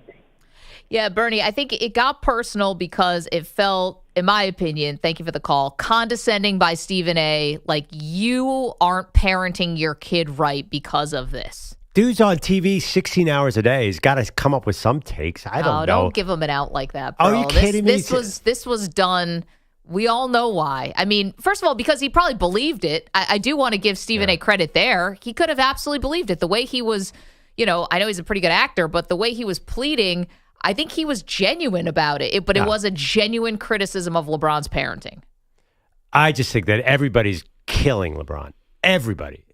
Stephen A. on down to the lowest person in sports media. We criticized him for this. We did, but we never said he was a bad father. Right, but it's implied that he's made a huge mistake with Bronny. So I think LeBron has to call out all those people then, or admit he made a mistake, because the whole situation has been crazy awkward from the beginning. Mm-hmm. I mean, maybe you could blame the Lakers for they didn't have to listen to LeBron and take him in the second round, but yeah, the whole thing is a mess. Well, it's embarrassing for the whole James family. The other part about this, where, listen, you can see both sides. I could see as a parent, being upset about this because it did feel so personal. But LeBron is not blameless in this, obviously, because he orchestrated this whole thing. And also, I think the cringe-worthiest part about this is not, to me, was, I guess how Bronny's playing, which is not well. But the other part is the Griffies being there courtside for that first game. That felt like the Griffies really did this, because Ken Griffey Jr. was the number 1 overall pick in the draft and clearly had the talent, whether his dad was Ken Griffey Sr. or his dad was Al Smith, was going to make it to professional baseball. To have the Griffies there, like this is on par with them, felt a little like calling your shot. And I think LeBron turned some people off with that and the whole thing. Well, yeah, I mean, doesn't mean he's a bad father. I don't think there's any debate about whether LeBron probably overplayed his hand bringing Bronny in here. I mean, I get it. I was actually into it. I thought it was going to be really cool. Mm-hmm. Yeah, but you were into it. It hasn't totally worked out. But here's the thing. Stephen A. gets way more personal all the time. I mean, he attacks people, and so does everyone in the sports media. They attack players' efforts. They attack their personal habits. They attack them for a million reasons. They say fire them all the time. I just think that you have to accept that as a player and either deal with it verbally, but don't get up in the middle of a quarter and tower over this guy and be like, you better stop it. Implied, I'm going to beat you up right here if you don't. Like, there are so many more personal attacks than that. That is one of 100 different attacks on LeBron. I guess, because there's so much of a track record here with Stephen A., because everything he does is in front of the camera, basically, is that you do have audio of him from several weeks ago before this Bronny thing. A different situation came up, and he goes, and Clutch is calling me, Clutch Sports is calling me behind the scenes, stop calling me, I'm going to say what I'm going to say. And now for this situation, he's like, well, why didn't someone reach out to me behind the scenes? Well, you can't have it both ways. You're out here, you're talking about this guy, to think it's never going to boomerang back onto you is also kind of crazy. And you're sitting courtside at the dude's game. Yeah. Isn't LeBron focused on the game? That's the other thing, too. I saw him actually at a Knicks game. He was having a full-on debate with Maverick Carter about something that had nothing to do with the game. I wonder why people think the NBA season's too long. What's going on here? It's like their office water cooler, Even the most dedicated worker takes a 5-minute break. I can't believe you're defending the athlete in this situation. I am. Because that's ridiculous. Like, you cannot do that to anybody in the media. It's not acceptable. 855-212-4227. Keep them coming, guys. Get back to you in just a moment, and more winners and losers from free agency.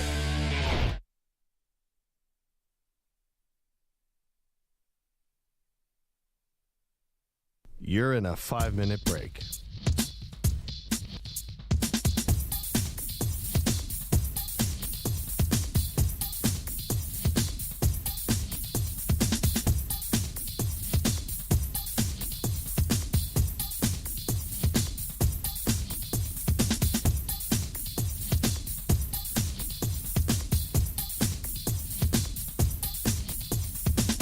Four minutes, 30 seconds remaining.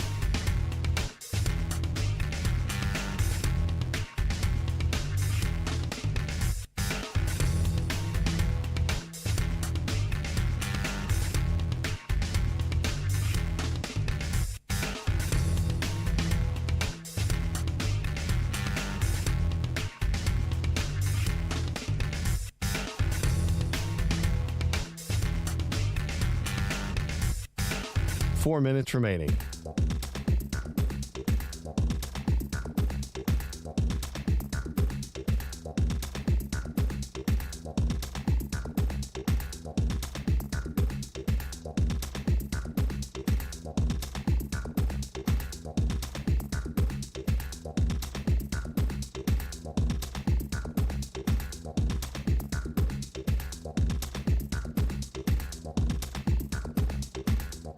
Three minutes, 30 seconds remaining.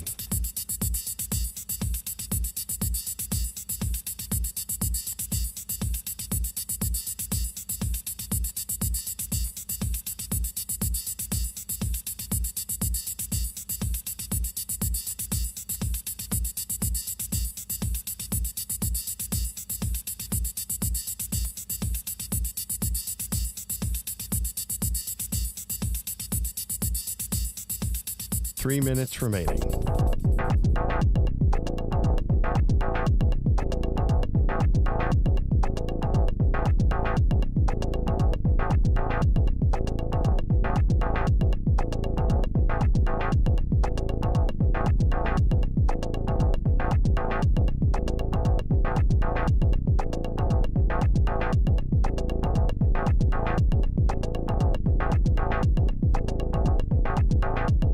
Two minutes, 30 seconds remaining.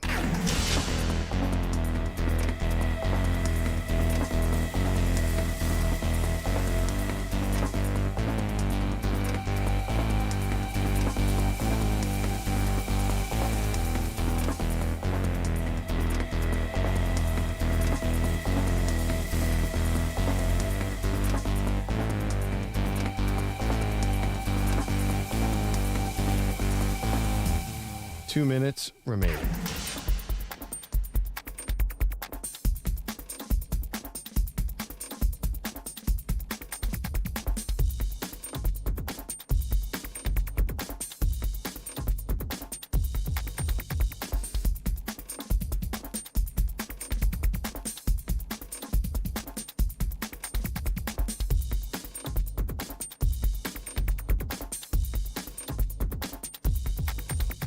1 minute, 30 seconds remaining.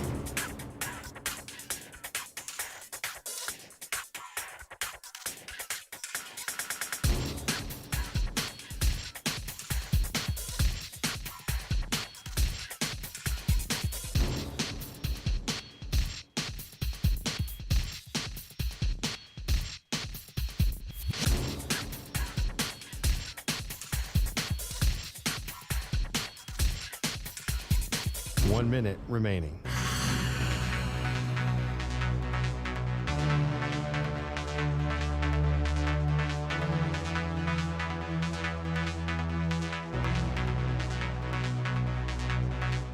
Forty-five seconds remaining.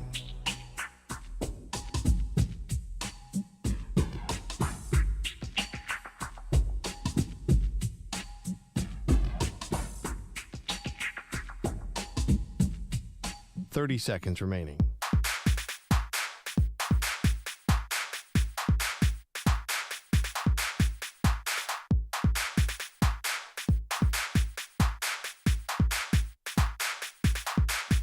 Fifteen seconds.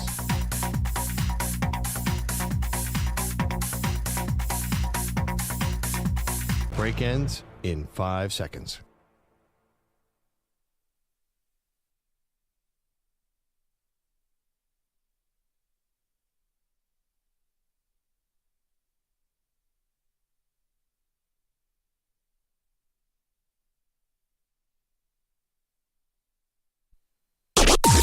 Maggie and Perloff on the Infinity Sports Network. One question. How?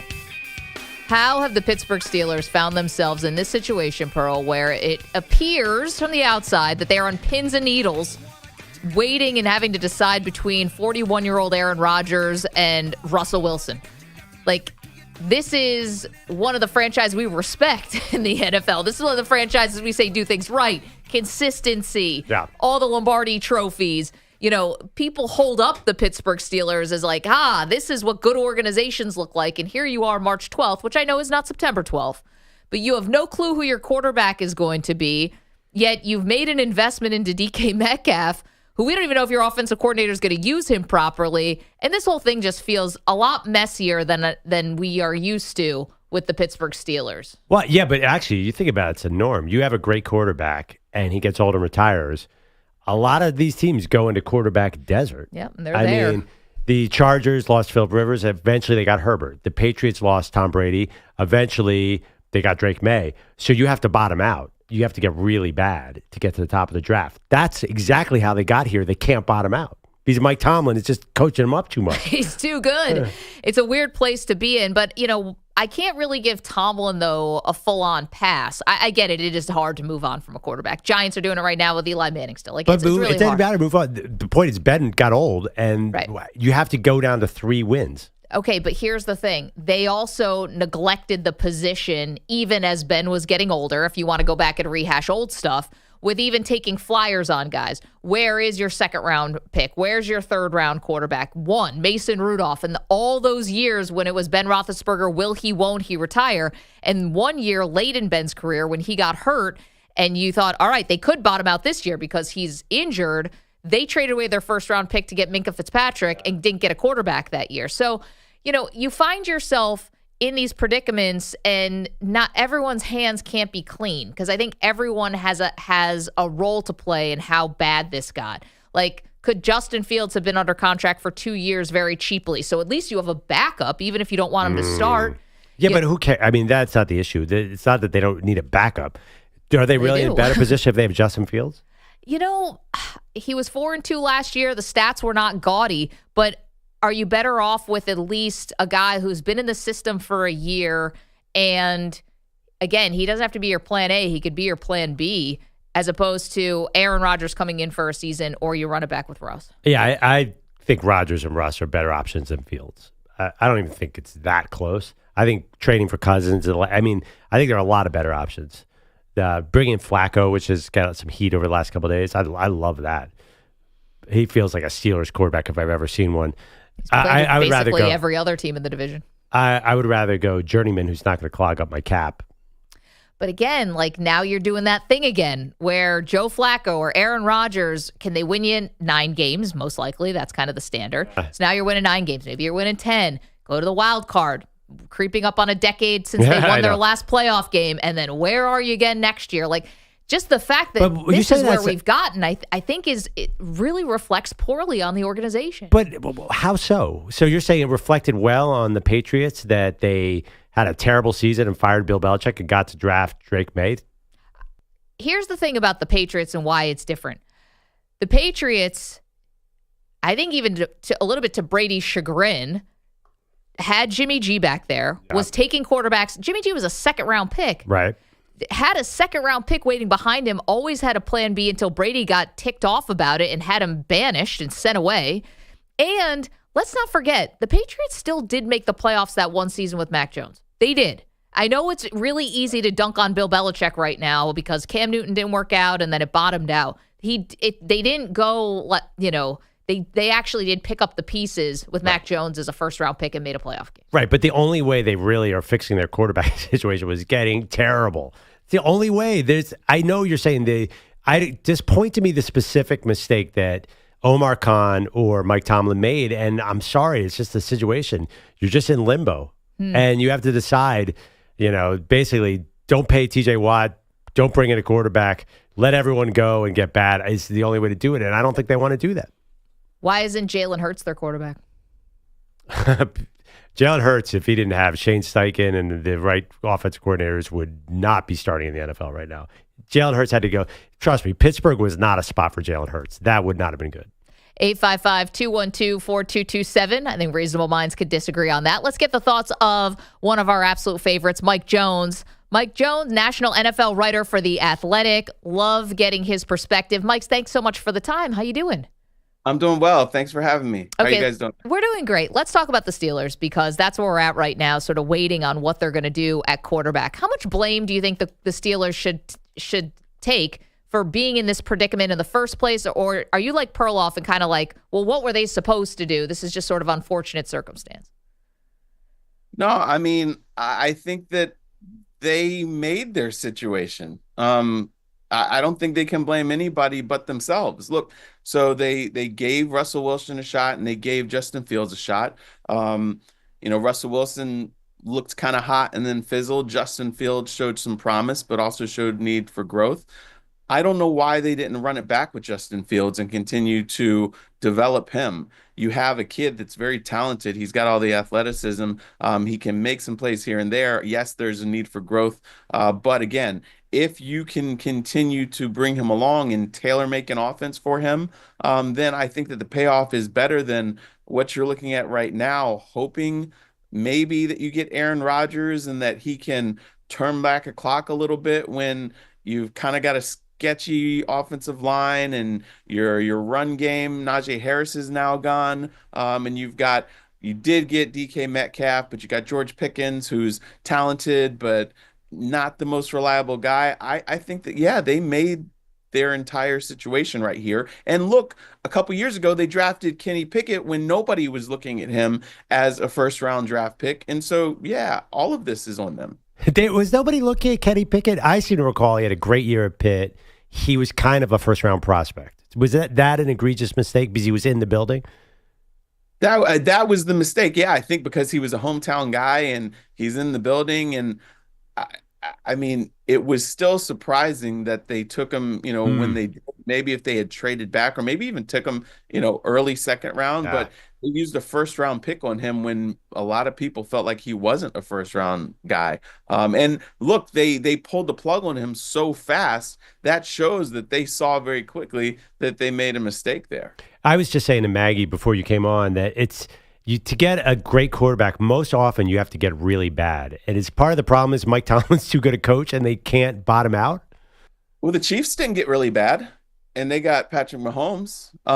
The Baltimore Ravens didn't get really bad and they got Lamar Jackson. You just have to be able to evaluate talent, project that guy into your system, or find a way to build a system that accentuates the guy's strengths and masks his deficiencies. Again, Kansas City, They got Mahomes when they had Alex Smith and they had him sit for a year and then they turned things over to him. Lamar Jackson, he was there behind Joe Flacco, and then they really did overhaul their offense to build around him. You don't have to get really bad to get a good quarterback. You just have to be a good talent evaluator. Philadelphia didn't get really bad, and they got Jalen Hurts and figured out how to get the most out of him. So you just have to be talented in your front office and talented and imaginative on your coaching staff. But so I think Green Bay made it an art form, yeah. Yeah, just go draft a Lamar Jackson at 31. 30 teams passed on him. It's not that easy.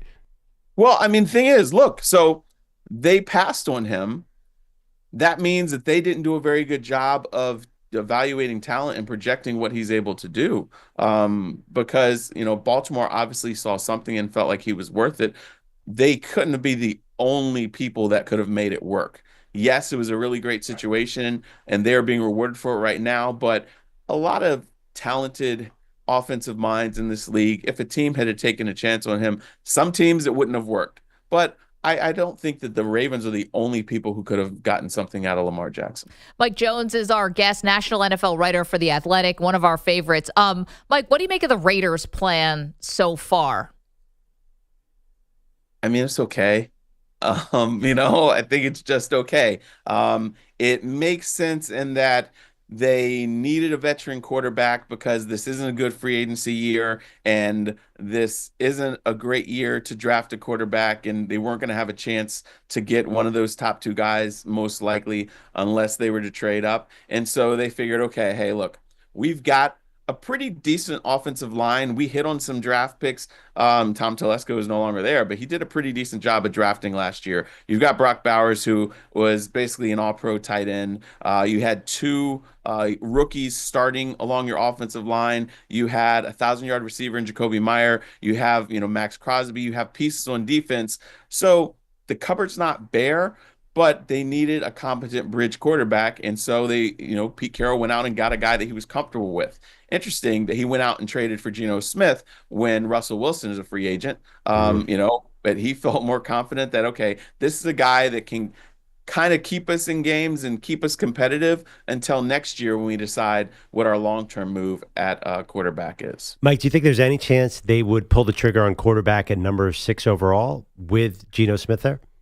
Yeah, I mean, say Shedeur Sanders happens to fall to there, then I think that they would. That's a guy that we know that Tom Brady is a fan of him. They have worked together. They've done some training and things like that. So yeah, if he happened to fall, then that's a good guy that you can draft and you can develop behind Geno Smith. Don't turn it over to him right now. And then next year you see if he's ready to take the reins. Mike Jones joining us from The Athletic, national NFL writer, for just a couple more minutes, and thanks for the time. Is that the best fit for Shedeur, Mike, or do you think that there's a better team out there for him? I don't know. I think it is a really good fit for him. I don't know that it's the absolute best. I still think that, of the quarterback needy teams, none of them, I don't feel great about any of them, and their offensive coordinator situation, and I am not a huge Chip Kelly fan either, but I do think that as far as organizational support, that probably is maybe the best fit for Shedeur. But either way, whoever drafts who needs a quarterback right now, if it is a bad team, it's going to take some time and you're going to have to get a lot around him. And talking to talent evaluators, people think that, that Shedeur could be a Jordan Love type if he has a lot of support early on.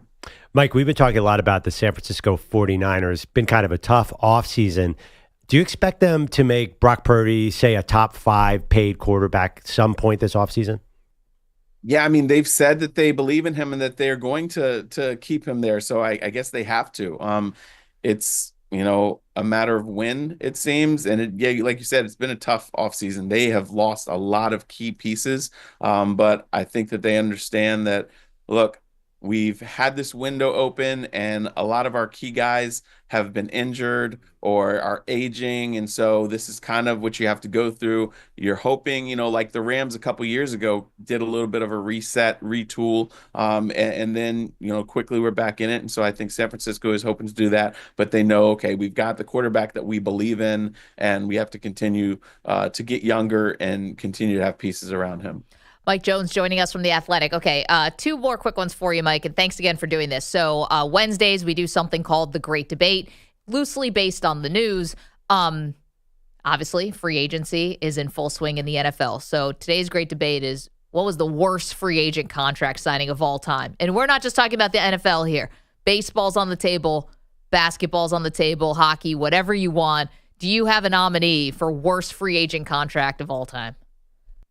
Yeah, I mean, you think, like, when you think about basketball, I think Gilbert Arenas' $111 million was really bad, and I think he wound up playing something like 13 games after that. And then, his knee just kept giving out on him, and then he had the guns in the locker room, and that was bad. Albert Hainsworth with Washington, I think it was $100 million and $41 million guaranteed, and he wound up being, gone, I think, in 2 years. But nothing's worse than Deshaun Watson. I mean, the fact that $230 million fully guaranteed is just. And they will never, even if he hadn't gotten hurt, they would never get the return on that unless they won a Super Bowl or at least contended. But he can't stay healthy, and they are strapped still with this fully guaranteed deal. There's nothing worse than that deal.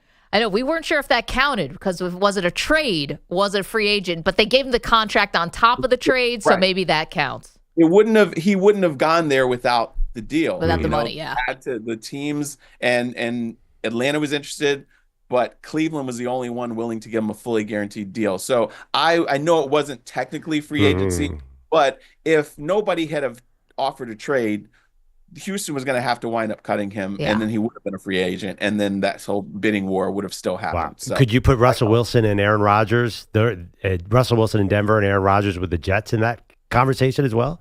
Yeah, I mean, they have to be in there. Oh, boy. I'd forgotten about that. Yeah, the Russell Wilson one was terrible. But again, they were able to get out of it. So that makes it okay. We're okay. We paid a little more than we wanted to, but we're out of it. We're free. Cleveland is stuck. More than stuck. It is bleak. Okay, last one for you, Mike. We love reading you in The Athletic, national NFL writer. You got a big winners, losers column, or, basically kind of evaluating everything that's been going on. Give us one move you loved and one move that just is a total head scratcher in terms of what we've seen so far in this frenzy of free agency. My biggest head scratcher is the Sam Darnold one, not because Seattle went and got Sam Darnold, but because of everything they did before getting him. And that they trade away DK Metcalf, and their offensive line is not very good, and Tyler Lockett's going to be leaving. And so then you get Sam Darnold, who did have a really great season and revived his career, but he was throwing to Justin Jefferson, who's one of the best wide receivers that we have ever seen in the history of the NFL. They have a really good run game. They have a really good offensive line, and that's why he was able, a good tight end as well, good defense support. So now he goes to a situation where he does not have much support at all, and you're expecting that he's going to be this, $110 million quarterback for you. That's the one I'm scratching my head. Get him, yes, but make sure you have plenty of support around him. That was really confusing for me. And one that I really liked Baltimore getting DeAndre Hopkins yesterday. It's, not a big contract, but I think that him coming at this stage of his career to be the number 3, or even the number 2, but he's a precise route runner. He can still get consistent catches. Maybe he's not a burner, but he's a guy that having a whole offseason with Lamar Jackson, he'll be able to be productive and help them out. Mike, can't tell you how much we appreciate this. Love reading you in The Athletic. Mike Jones, NFL reporter. Thanks, Mike. Thanks for having me. Appreciate that. Okay, lots more to do, including your contributions to the great debate, the worst free agent contract ever. And I can see you guys on the phones. You got some really good ones. I wish I had thought of these are good. These. Yeah. Okay. We'll do that in just a moment. It's the Maggie and Perloff Show, 855-212-4227. You're in a 5-minute break.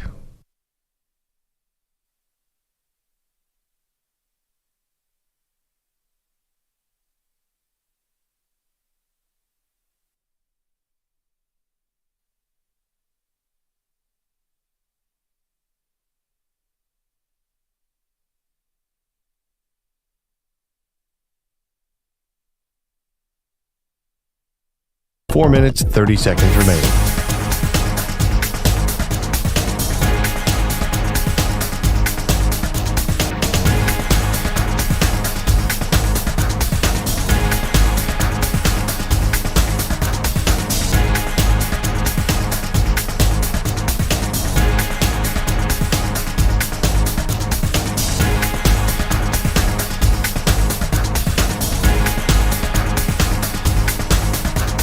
4 minutes remaining.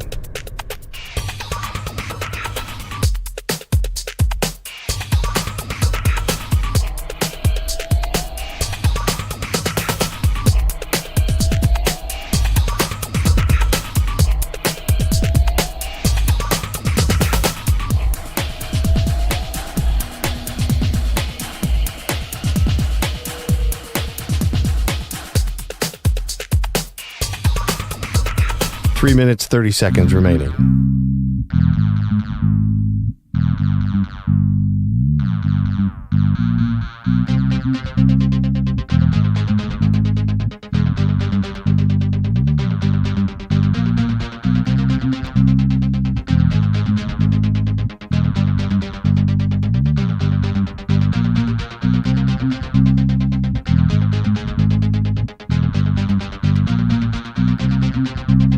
Three minutes remaining.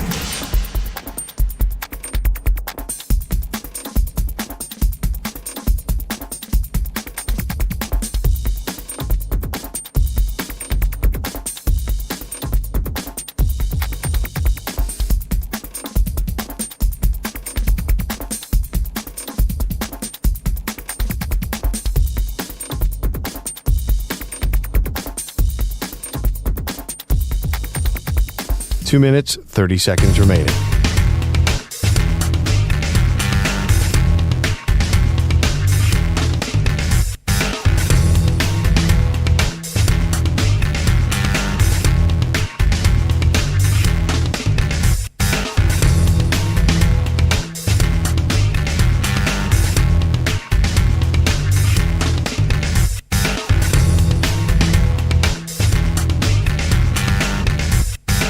Two minutes remaining.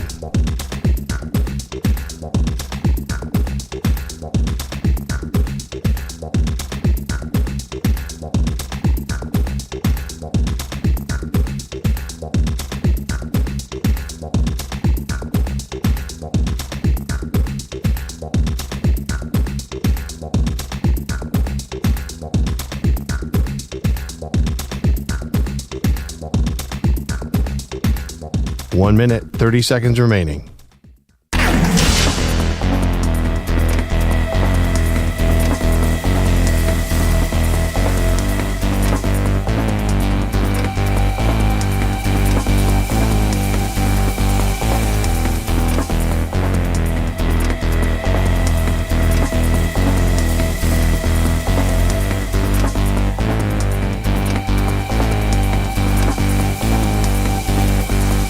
One minute remaining.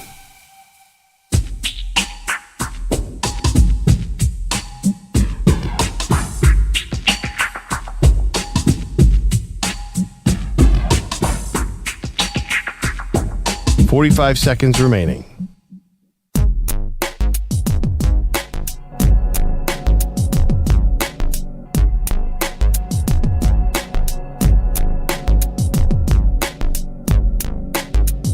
$30 seconds remaining.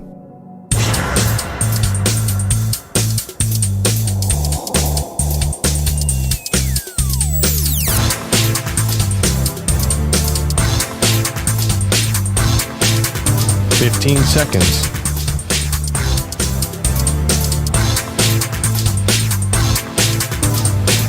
Break ends in 5 seconds.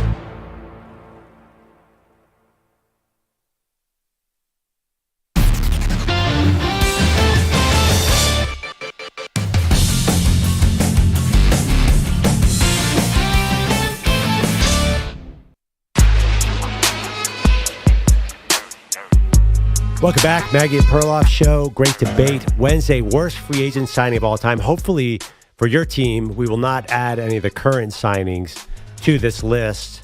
I have a feeling Milton Williams, $104 million, former Eagles defensive tackle, could be on the list. It's my opinion.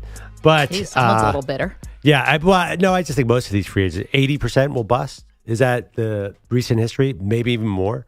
That feels really high. It is really bad. Look at last year's top 10. Look at any year's top 10 free agent signings. You're like, whoa, that was bad. It's just generally good teams know how to keep the good players, the good guy, and the older guys, injury-prone guys, get the free agency. Do you guys mind, actually, can you look up the top 10 free agents from last year? while I get to the calls here and see. Let's see how they went, because now I can't remember. Well, it's got Saquon was a hit. That one. Yeah, and that was Jacobs and Henry, those guys play well. Yeah, but generally, look at free agents. I'm telling you, the good teams, free agency is bad. Whatever happened to that Saquon guy? Never heard from him again. Funny. I didn't. Popped up at a championship parade. 855-212-4227. We're asking, what's the worst free agent contract of all time? Andy is in Michigan. What's up, Andy? Hey, how you guys doing? We're great. Awesome. Hey, so back when, I'm from Michigan, and back when the Lions actually had a defense, they finally hit on a defensive tackle called Ndamukong Suh, and they eventually couldn't afford to keep him. And he went to Miami for like some outrageous amount of money. I think he was the highest paid defensive player at the time, 6 years, $114 million, $60 million guaranteed. He just didn't do it in Miami, and they ended up cutting him after 4. So I don't think this is the worst. I think Hainsworth was the worst because he got cut after 2 after doing absolutely nothing. Yeah. Suh he was just okay. He just didn't really amount to the force he was in Detroit. Yeah, Andy, you're right about that. He was a second-team All-Pro 1 year in Miami, made 1 Pro Bowl, but yeah, I mean, it was not the same. Now, he did rebound, and thank you for the call, to win a Super Bowl with the Bucks, right? He was on that Super Bowl championship team. 2 Super Bowls, right? I thought it was just 1. I don't know if he was on the Brady one. Right, was he? He was. Oh, sorry, I missed. So he wasn't with L.A. The Rams. No, he was with the Rams in 2018. Oh, okay. Yeah, he was in Tampa for the 2020 season. So that's where he won the Super Bowl. But yeah, Suh was so good in Detroit. College. Oh, in college. He's the best defensive lineman I've ever seen in my life in college. But he definitely didn't deliver. I thought he was going to be the best defensive player in the history of the NFL. Well, he looked like it in Detroit, except for stepping on that guy the one time, but he was fearsome, man. I think his name is on one of the buildings at Nebraska. I think it's like the Ndamukong Suh Athletic Center or something. He earned it. He was awesome. He was awesome. Mike is in Syracuse. Mike, the worst free agent contract ever is what? Well, this one sort of broke the mold for long contracts, high dollar amount for goaltenders in the NHL for a long time. And that was that 12-year deal for Rick DiPietro. Yeah. Which, by the way, he's still receiving $1.5 million until the end of 2029. The Bobby Bonilla of the NHL. Yeah. Exactly. Same colors for New York sports team. Right down the road. Mike, that's a good one. Yeah, Rick DiPietro, who does morning radio now. You should say that. And also, I've met him a couple times, and he is very funny and very, very nice guy. 15 years, $67.5 million, which, again, looks kind of quaint right now, but that was back in 2006. And obviously, he got so injured, he just could never. Bodies fell apart, basically. Make good on that. But yeah. I've seen him recently coaching travel baseball in Long Island. Very good shape. Rick's around. The rest of the dads don't need Rick DiPietro showing up to the ball field at 6 o'clock on a Wednesday. Who wins in a fight, Mr. Bogusch or Mr. DiPietro? Which Mr. Bogusch? All of the Bogushes? Could your dad? Yeah, well, not my dad. Yeah, it's funny. Every once in a while when you run into, that's happened to me, a professional athlete who's now just totally moved into dad mode. Yeah. But they're clearly not like any other dad. Yeah. Like seeing Scott Stevens, another NHL player, show up. It's like, dad, not a dad. Yeah. Dad. Could you just step to the side, sir? It's like, your calves just look different than everyone else's. Also, Scott Stevens had these like crazy scars all over his face, probably from a couple run-ins with Eric Lindros and whatever. But yeah, didn't look like the other dad bods. No, don't need that comparison. All right, I got the list. Okay, who are the top free agents from last season? Okay, number 1, Kirk Cousins. That's a bust. That's a bad one. I thought about him for today. I mean, no matter where he goes after this, it's terrible. Number 2, Christian Wilkins. I would say that's a bust for now. Oh, God. He got hurt. Yeah, I mean, come on. He's a good player, but he's still Raiders won youngish, out of that one. It's not great. How old is he? He's 28. Okay. Danielle Hunter, 29. Number 3, I would say that's a good one. Yeah, that was good. I mean, Texans defense was good. Yeah, Tyron Smith, Jets, that was not good. But that wasn't a lot of money. No, but he was ranked number 4 on this NFL list. Number 5, Saquon Barkley. Who? That one was pretty good. Really good. Jonathan Grenard, Vikings, that was pretty good. Calvin Ridley, Titans, not good. Mike Onwenu, Austin lineman. Oh, it's who resigned with the Patriots. Guy? Yeah. That one's a TBD. Yeah, they might move him again. They moved him inside. Now they're moving him outside again. Number 9, Leonard Williams resigning with Seattle. I think that's good. Leonard Williams is good. And then number 10 was Chauncey Gardner-Johnson, the Eagles. Oh, who just actually left yesterday, Pearl. Did you see that? Yeah, last year was a banner class. Let me give you 2023. Greg Rosenthal does a great job, NFL.com, top 101 free agents. He had number 1, this is the year before that, Javon Hargrave to the Niners, unquestioned bust. Number 2, Orlando Brown to the Bengals. That was pretty good. Number 3, DeAndre Hopkins, Titans, bust. Number 4, Chauncey Gardner-Johnson to the Lions, huge bust. Number 5, James Bradbury to the Eagles. They re-signed him, and he didn't play again the next year. Jesse Bates, good. McGlinchey, bust. Draymond Jones, Seahawks, bust. Zach Allen, Broncos. I think he's actually pretty good. And Odell Beckham to the Ravens. I mean, that was... Yeah. It's just generally, my point was you get older, overpriced guys in free agency. Maybe 80% was too strong, but it's been a lot. Like our guy Warren Sharp is a huge critic of free agency. He said the other day, you're paying Wagyu prices for basically generic steak. And I agree with that. I think the really great teams tend to re-sign their own guys. Your Bills, for example, have re-signed a lot of guys. Yeah, but, then they just brought in Joey Bosa yesterday, and I guess he's a finishing piece. I don't know. What did you say you liked about that deal? It's short and not that expensive. So there you go. Yeah. Andrew Bogusch is here with headlines for us. Hi. And we, of course, begin with the NFL. Some accounting work this morning in Kansas City before the new league year begins at 4 Eastern this afternoon. Contract restructures for Patrick Mahomes and Chris Jones, creating $49.4 million in cap space. So again, nothing matters. They can just go, whoa, 50 mil. Here we go. Thanks. Who's that for? Anyone know? Like literally to do any business. There's a couple of guys that they have agreed to terms with and keeping people that they want to. It's not that there's a huge thing coming. This is just them finding cash to pay the regular people, so to speak. Is this not something to bother people? Like this is starting to become the deferred in contracts in baseball thing for me. Like, I mean, come on, it's like you're cheating the system. Like you sign a contract, that's your contract. If you take a pay cut, that's one thing. But being like, oh, we're gonna give you your same money, but now it's bonus money, not salary. Yeah, well, this is all figment of our imagination. It's weak. Maggie and I, since we have good teams to root for, can't relate to this. I don't know what your problem is, EJ. Yeah, just wait till you get a quarterback you actually like, and then you're going to be thanking your lucky stars you can do this kind of junk. A quarterback? A quarterback? What's that? Speaking of Maggie's team, the Bills busy in these final hours of the legal tampering period. Joey Bosa guaranteed $12 million for the coming season. And now Steelers D-tackle Larry Ogunjobi comes aboard, guaranteed $8 million. The Bills also being linked to free agent corner Asante Samuel Jr. The Niners apparently considered Joey to pair with Nick Bosa. They don't get him, but they do get Giant safety Jason Pinnock and Rams receiver DeMarcus Robinson. And the Ravens are signing DeAndre Hopkins, whom Lamar Jackson has been asking for multiple years. The Pacers beat the Bucks last night, 115-114 on a 4-point play with 3.4 seconds left. Indy running a football-style side-out-of-bounds play that got Tyrese Halliburton open. He had a shot. He got knocked down on the floor, hit the free throw to get the win.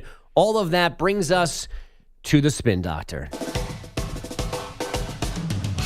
Sweet Doc Rivers on how in the world his team failed so badly defensively on that last sequence. There was no reason to switch, and we just did. We got off he was open the whole play, and so there was miscommunication there. I always think that's on me and on my staff, not on our guys, and we'll have to figure it out because that's a play that should never happen.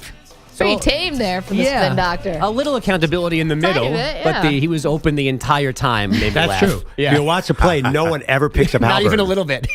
Which is it's funny, when we first created the Spin Doctor is when Doc Rivers was still the head coach of the 76ers, and he was doing work. Maybe now he feels like with this Bucks job, he just doesn't, a little more job security or something. He's with Giannis. Team's a little better.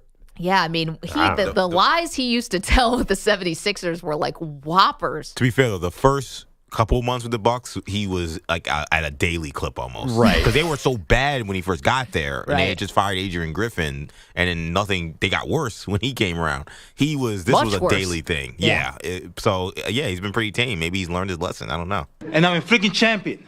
The Cavaliers climbed out of an 18-point third quarter hole to beat the Nets last night, 109-104, extending their win streak to 15 and clinching the Central Division, which definitely Jared Allen knew about. We clinched, or what did we do? What was it? The division. Yeah, we clinched the division.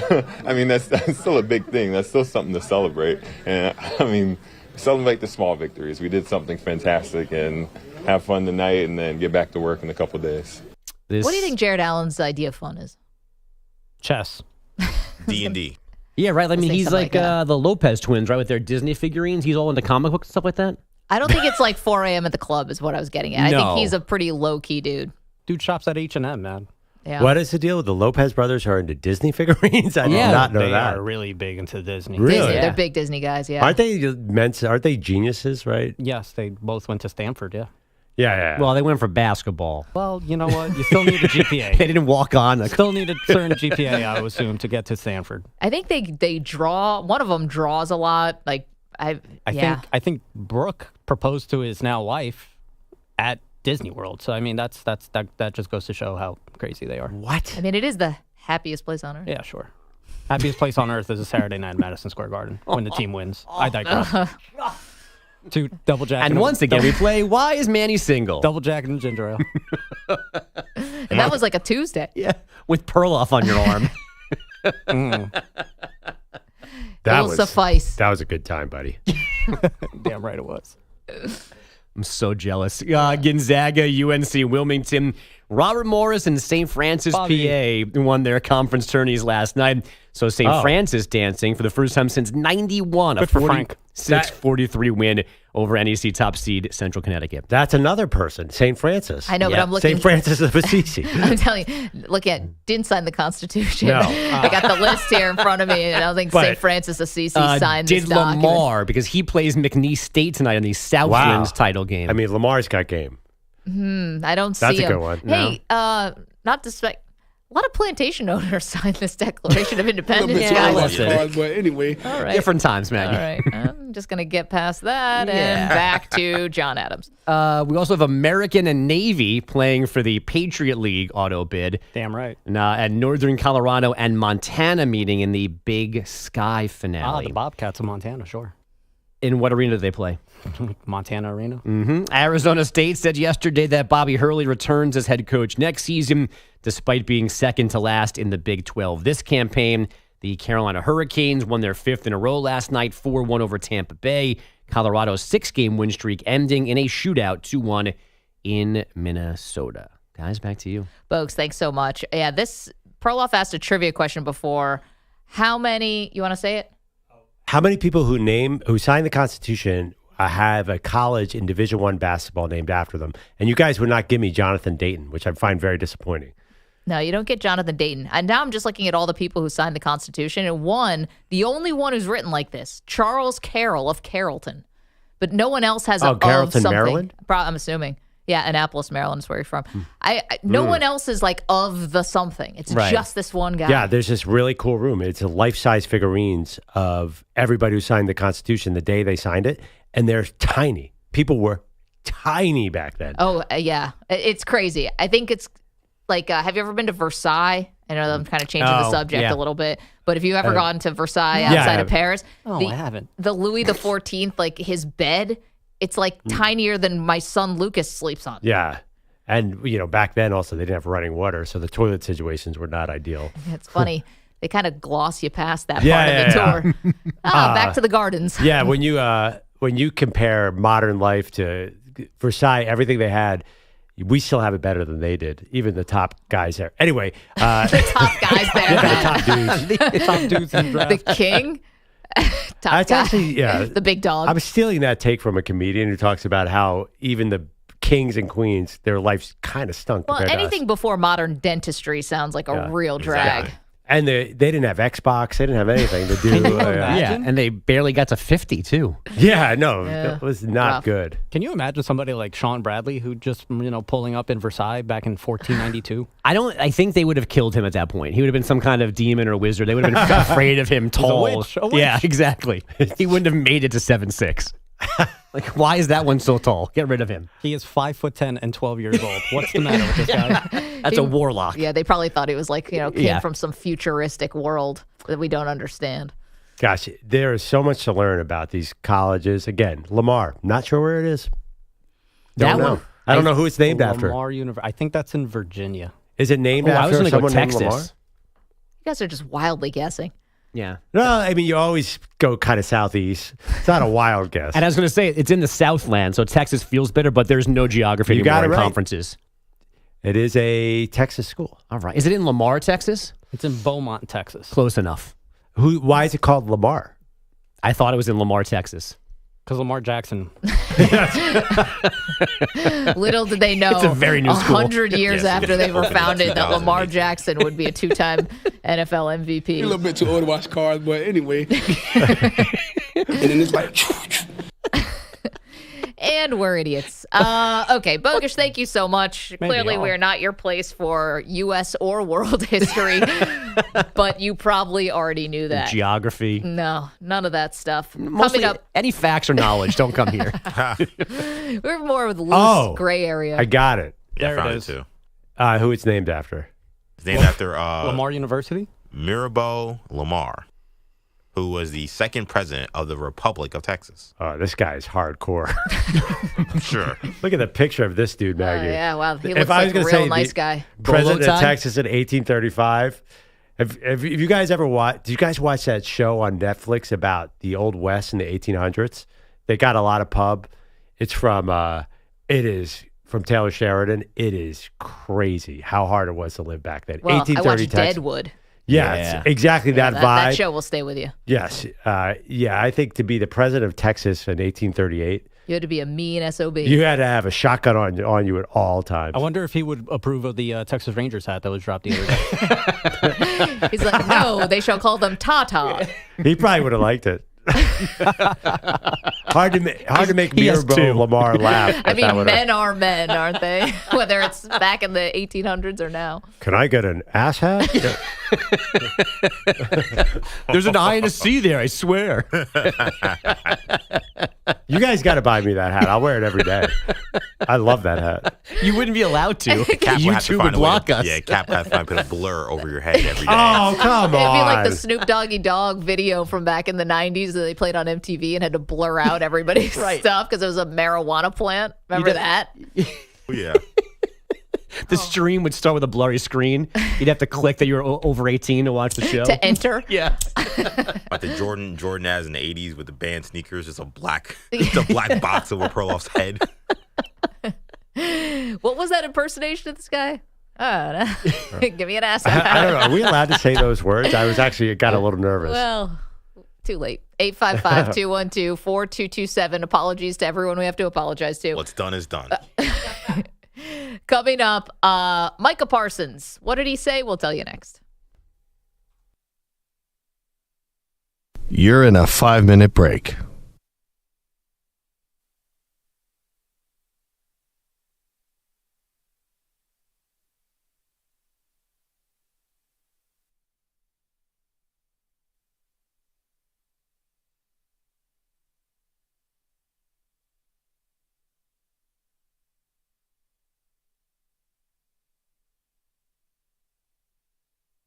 Four minutes, 30 seconds remaining.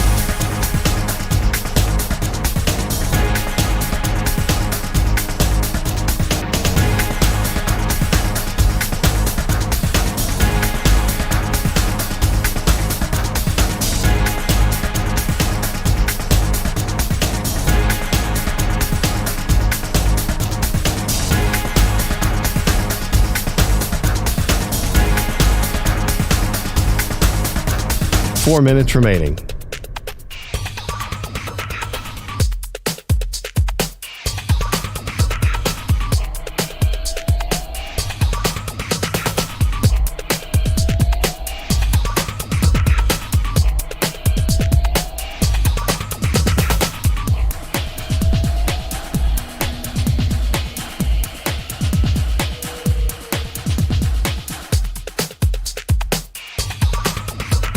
Three minutes, 30 seconds remaining.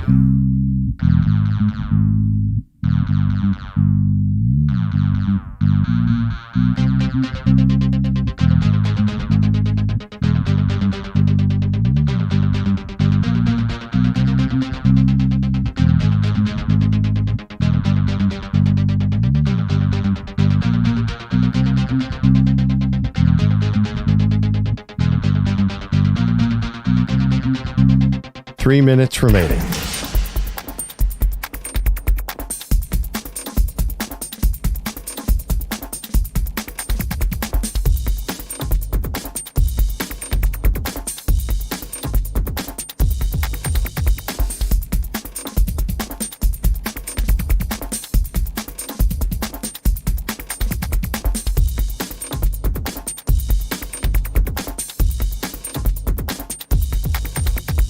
Two minutes, 30 seconds remaining.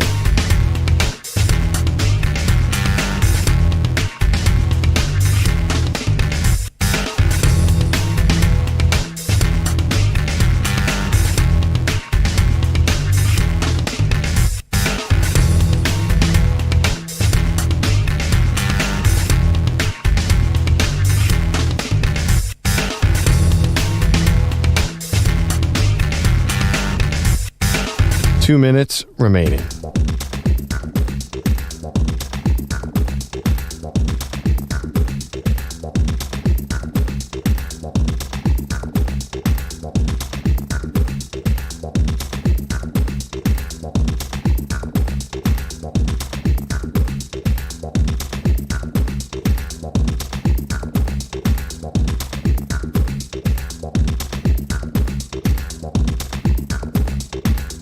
One minute, 30 seconds remaining.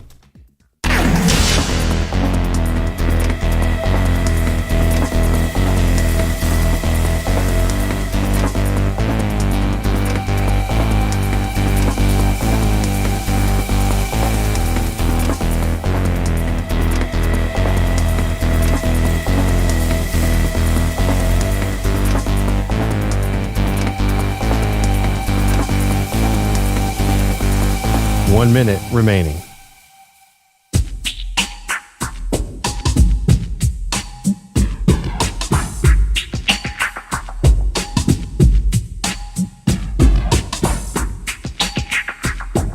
.45 seconds remaining.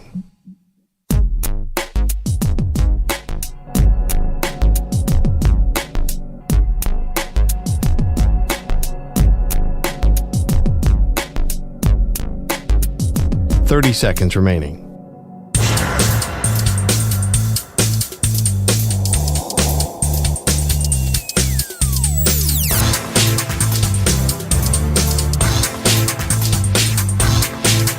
.15 seconds.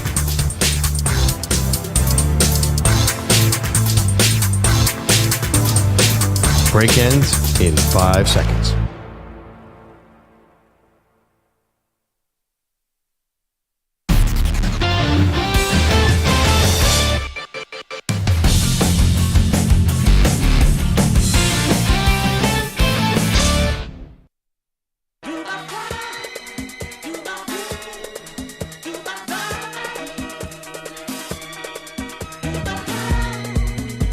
The Defensive Player of the Week is sponsored by the Navy Federal Credit Union, who proudly serves the Armed Forces, DoD, veterans, and their families. Their members are the mission. Learn more at NavyFederal.org.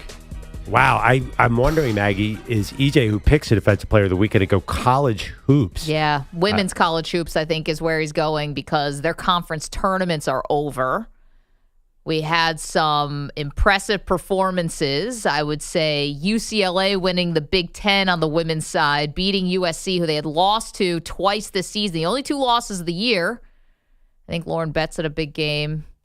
South Carolina also won the SEC. Am I close? Not necessarily. Pearl, you have a guess? Okay, so not necessarily. So I'm thinking maybe you went NBA and you went shop. No, you went because you love the Thunder. You took a trip to the Dorcher Chamber. Lou Dort.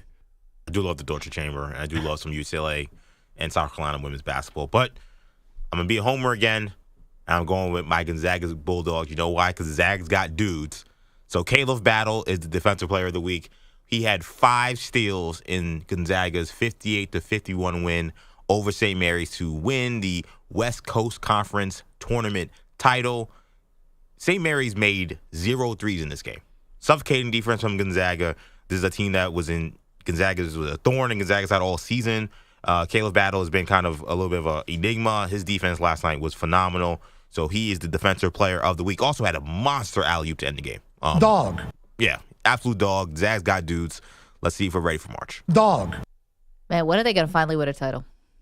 I don't feel good about that ever happening. There was a time where I thought it was inevitable. It feels like it's a program on the decline, but Ever? Well, ever's a long time. Yeah, I mean, I hate to be that realist, but it feels like they missed their window. The Chet Holmgren, Jalen Suggs window felt like that was the time.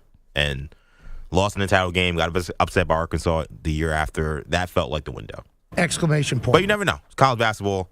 Get a couple old dudes. You never know. You could turn it around in 1 year. Let's get to the Cowboy Quickie.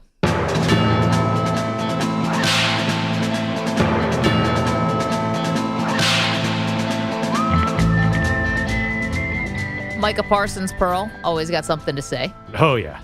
So it was Clarence Hill, who was the reporter who covers the Dallas Cowboys, who was noticing how many 49ers players have walked out the door in the first couple days of free agency and said the 49ers are gutting themselves. And Micah Parsons quote tweeted that and said, "No more rookie QB, LOL. Welcome to reality." Mm-hmm. This dude really is like an NFL person. No, he's the chief editor, Bleacher Report Gridiron. He knows what he's doing. We have Zimmerman. Excuse me, the BR Gridiron president is the title. Oh, I thought he was the chief editor. He's the president? The president, yeah. Oh, okay. Wow. I don't know what the difference is. Buck stops with him. So, well, not wrong. I don't know if that's fully the reason, Pearl, why the 49ers have let so many people out of the building, but it's certainly part of the equation that this Brock Purdy bill changes things. It changes it for every team. Yeah, I mean, I agree with you. They kind of got old and injured. I think they made some bad signings over the last 3 years based on the fact that a lot of these guys that they let go, they just brought in, right? I mean, these are not long-time Niners. Micah, though, I don't know if Micah's in a position to laugh because what have the Cowboys done?